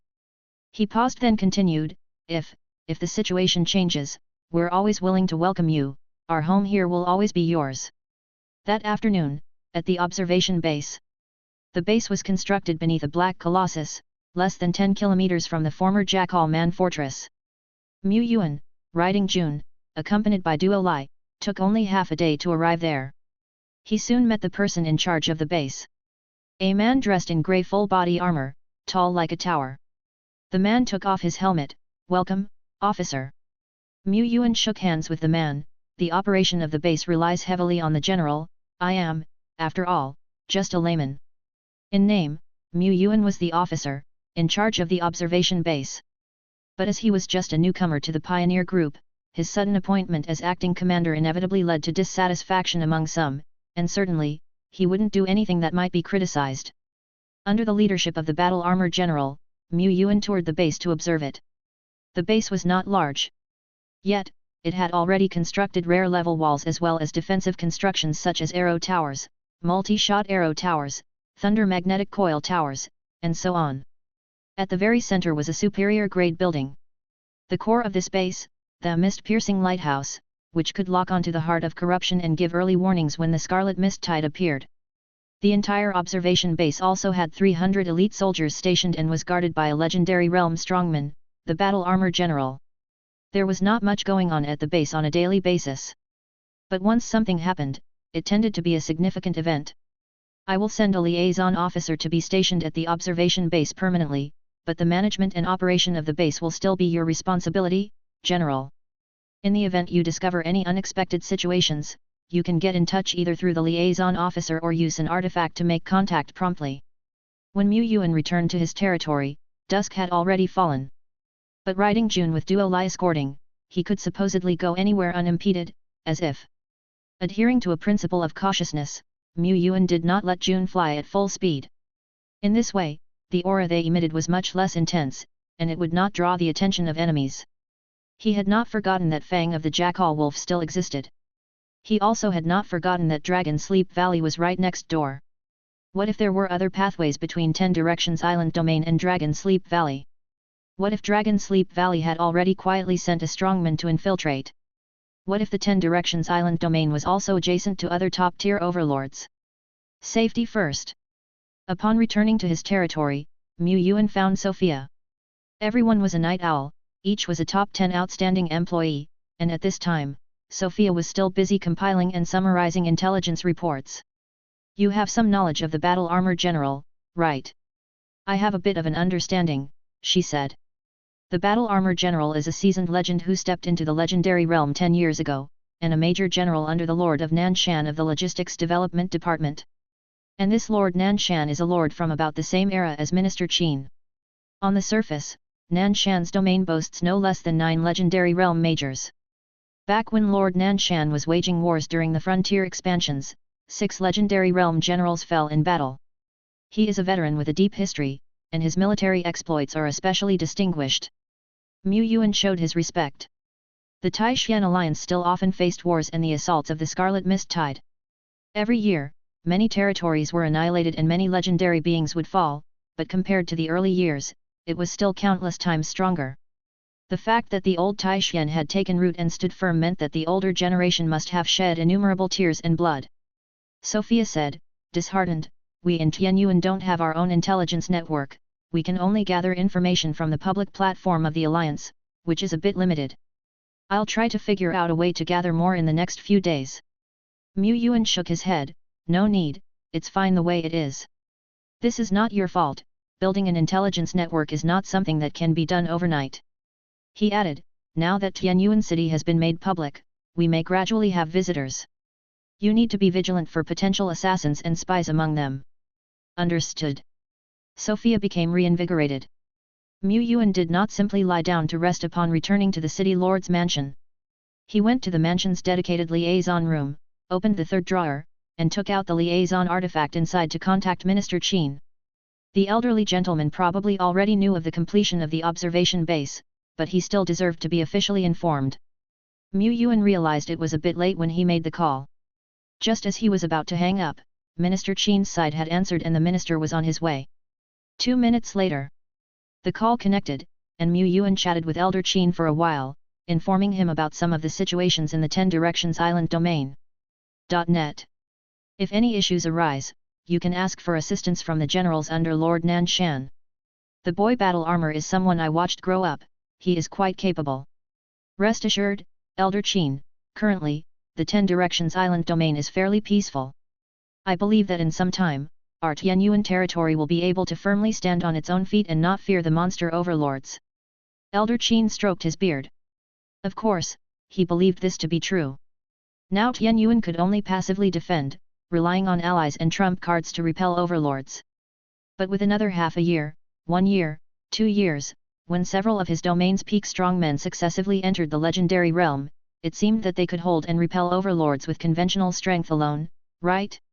He was aware that Tianyuan had several peak strongmen under its command, each already possessing the imposture of legend. However, the forthcoming migration of the Natural Garden and Giant Stone Ridge might result in a significant drop in the life force of the 10 Directions Island domain, providing opportunities for monster overlords. But with the battle armor general stationed there, they could compensate for this gap in combat power. Hopefully, the lad Tianyuan would grow up soon. Mu Yuan took this opportunity to inquire about the situation at the Advanced Study Institute. There is indeed such a matter, Minister Qin said. The institute mainly targets age-appropriate citizens of Xian country, with both a junior and a senior college. There's long been a set of allotted spots for you lords. The current requirements are either to send a capable instructor, with 1 instructor in exchange for several senior college advanced study spots, or to exchange for them with contribution points. So that was the case, he was relieved. He was not short on contribution points, and sending out a capable instructor was not a problem either. What Tianyuan territory was least short on was generals. But then, Minister Qin added, I can also give you more spots, though there is a small condition. Mu Yuan, Minister Qin, the condition is simple. In a few months, when the front-line battle is over, the Alliance is going to hold a troop presentation celebration. This is aimed at stabilizing the public spirit, to let the citizens see that although the world has changed, our Xian country, Tai-Xian, still has the strength to protect our own homeland. At that time, I hope that you, as a representative of the younger generation, will lead a corps to participate in the parade to show the world the face of Tai-Xian. Mu Yuan,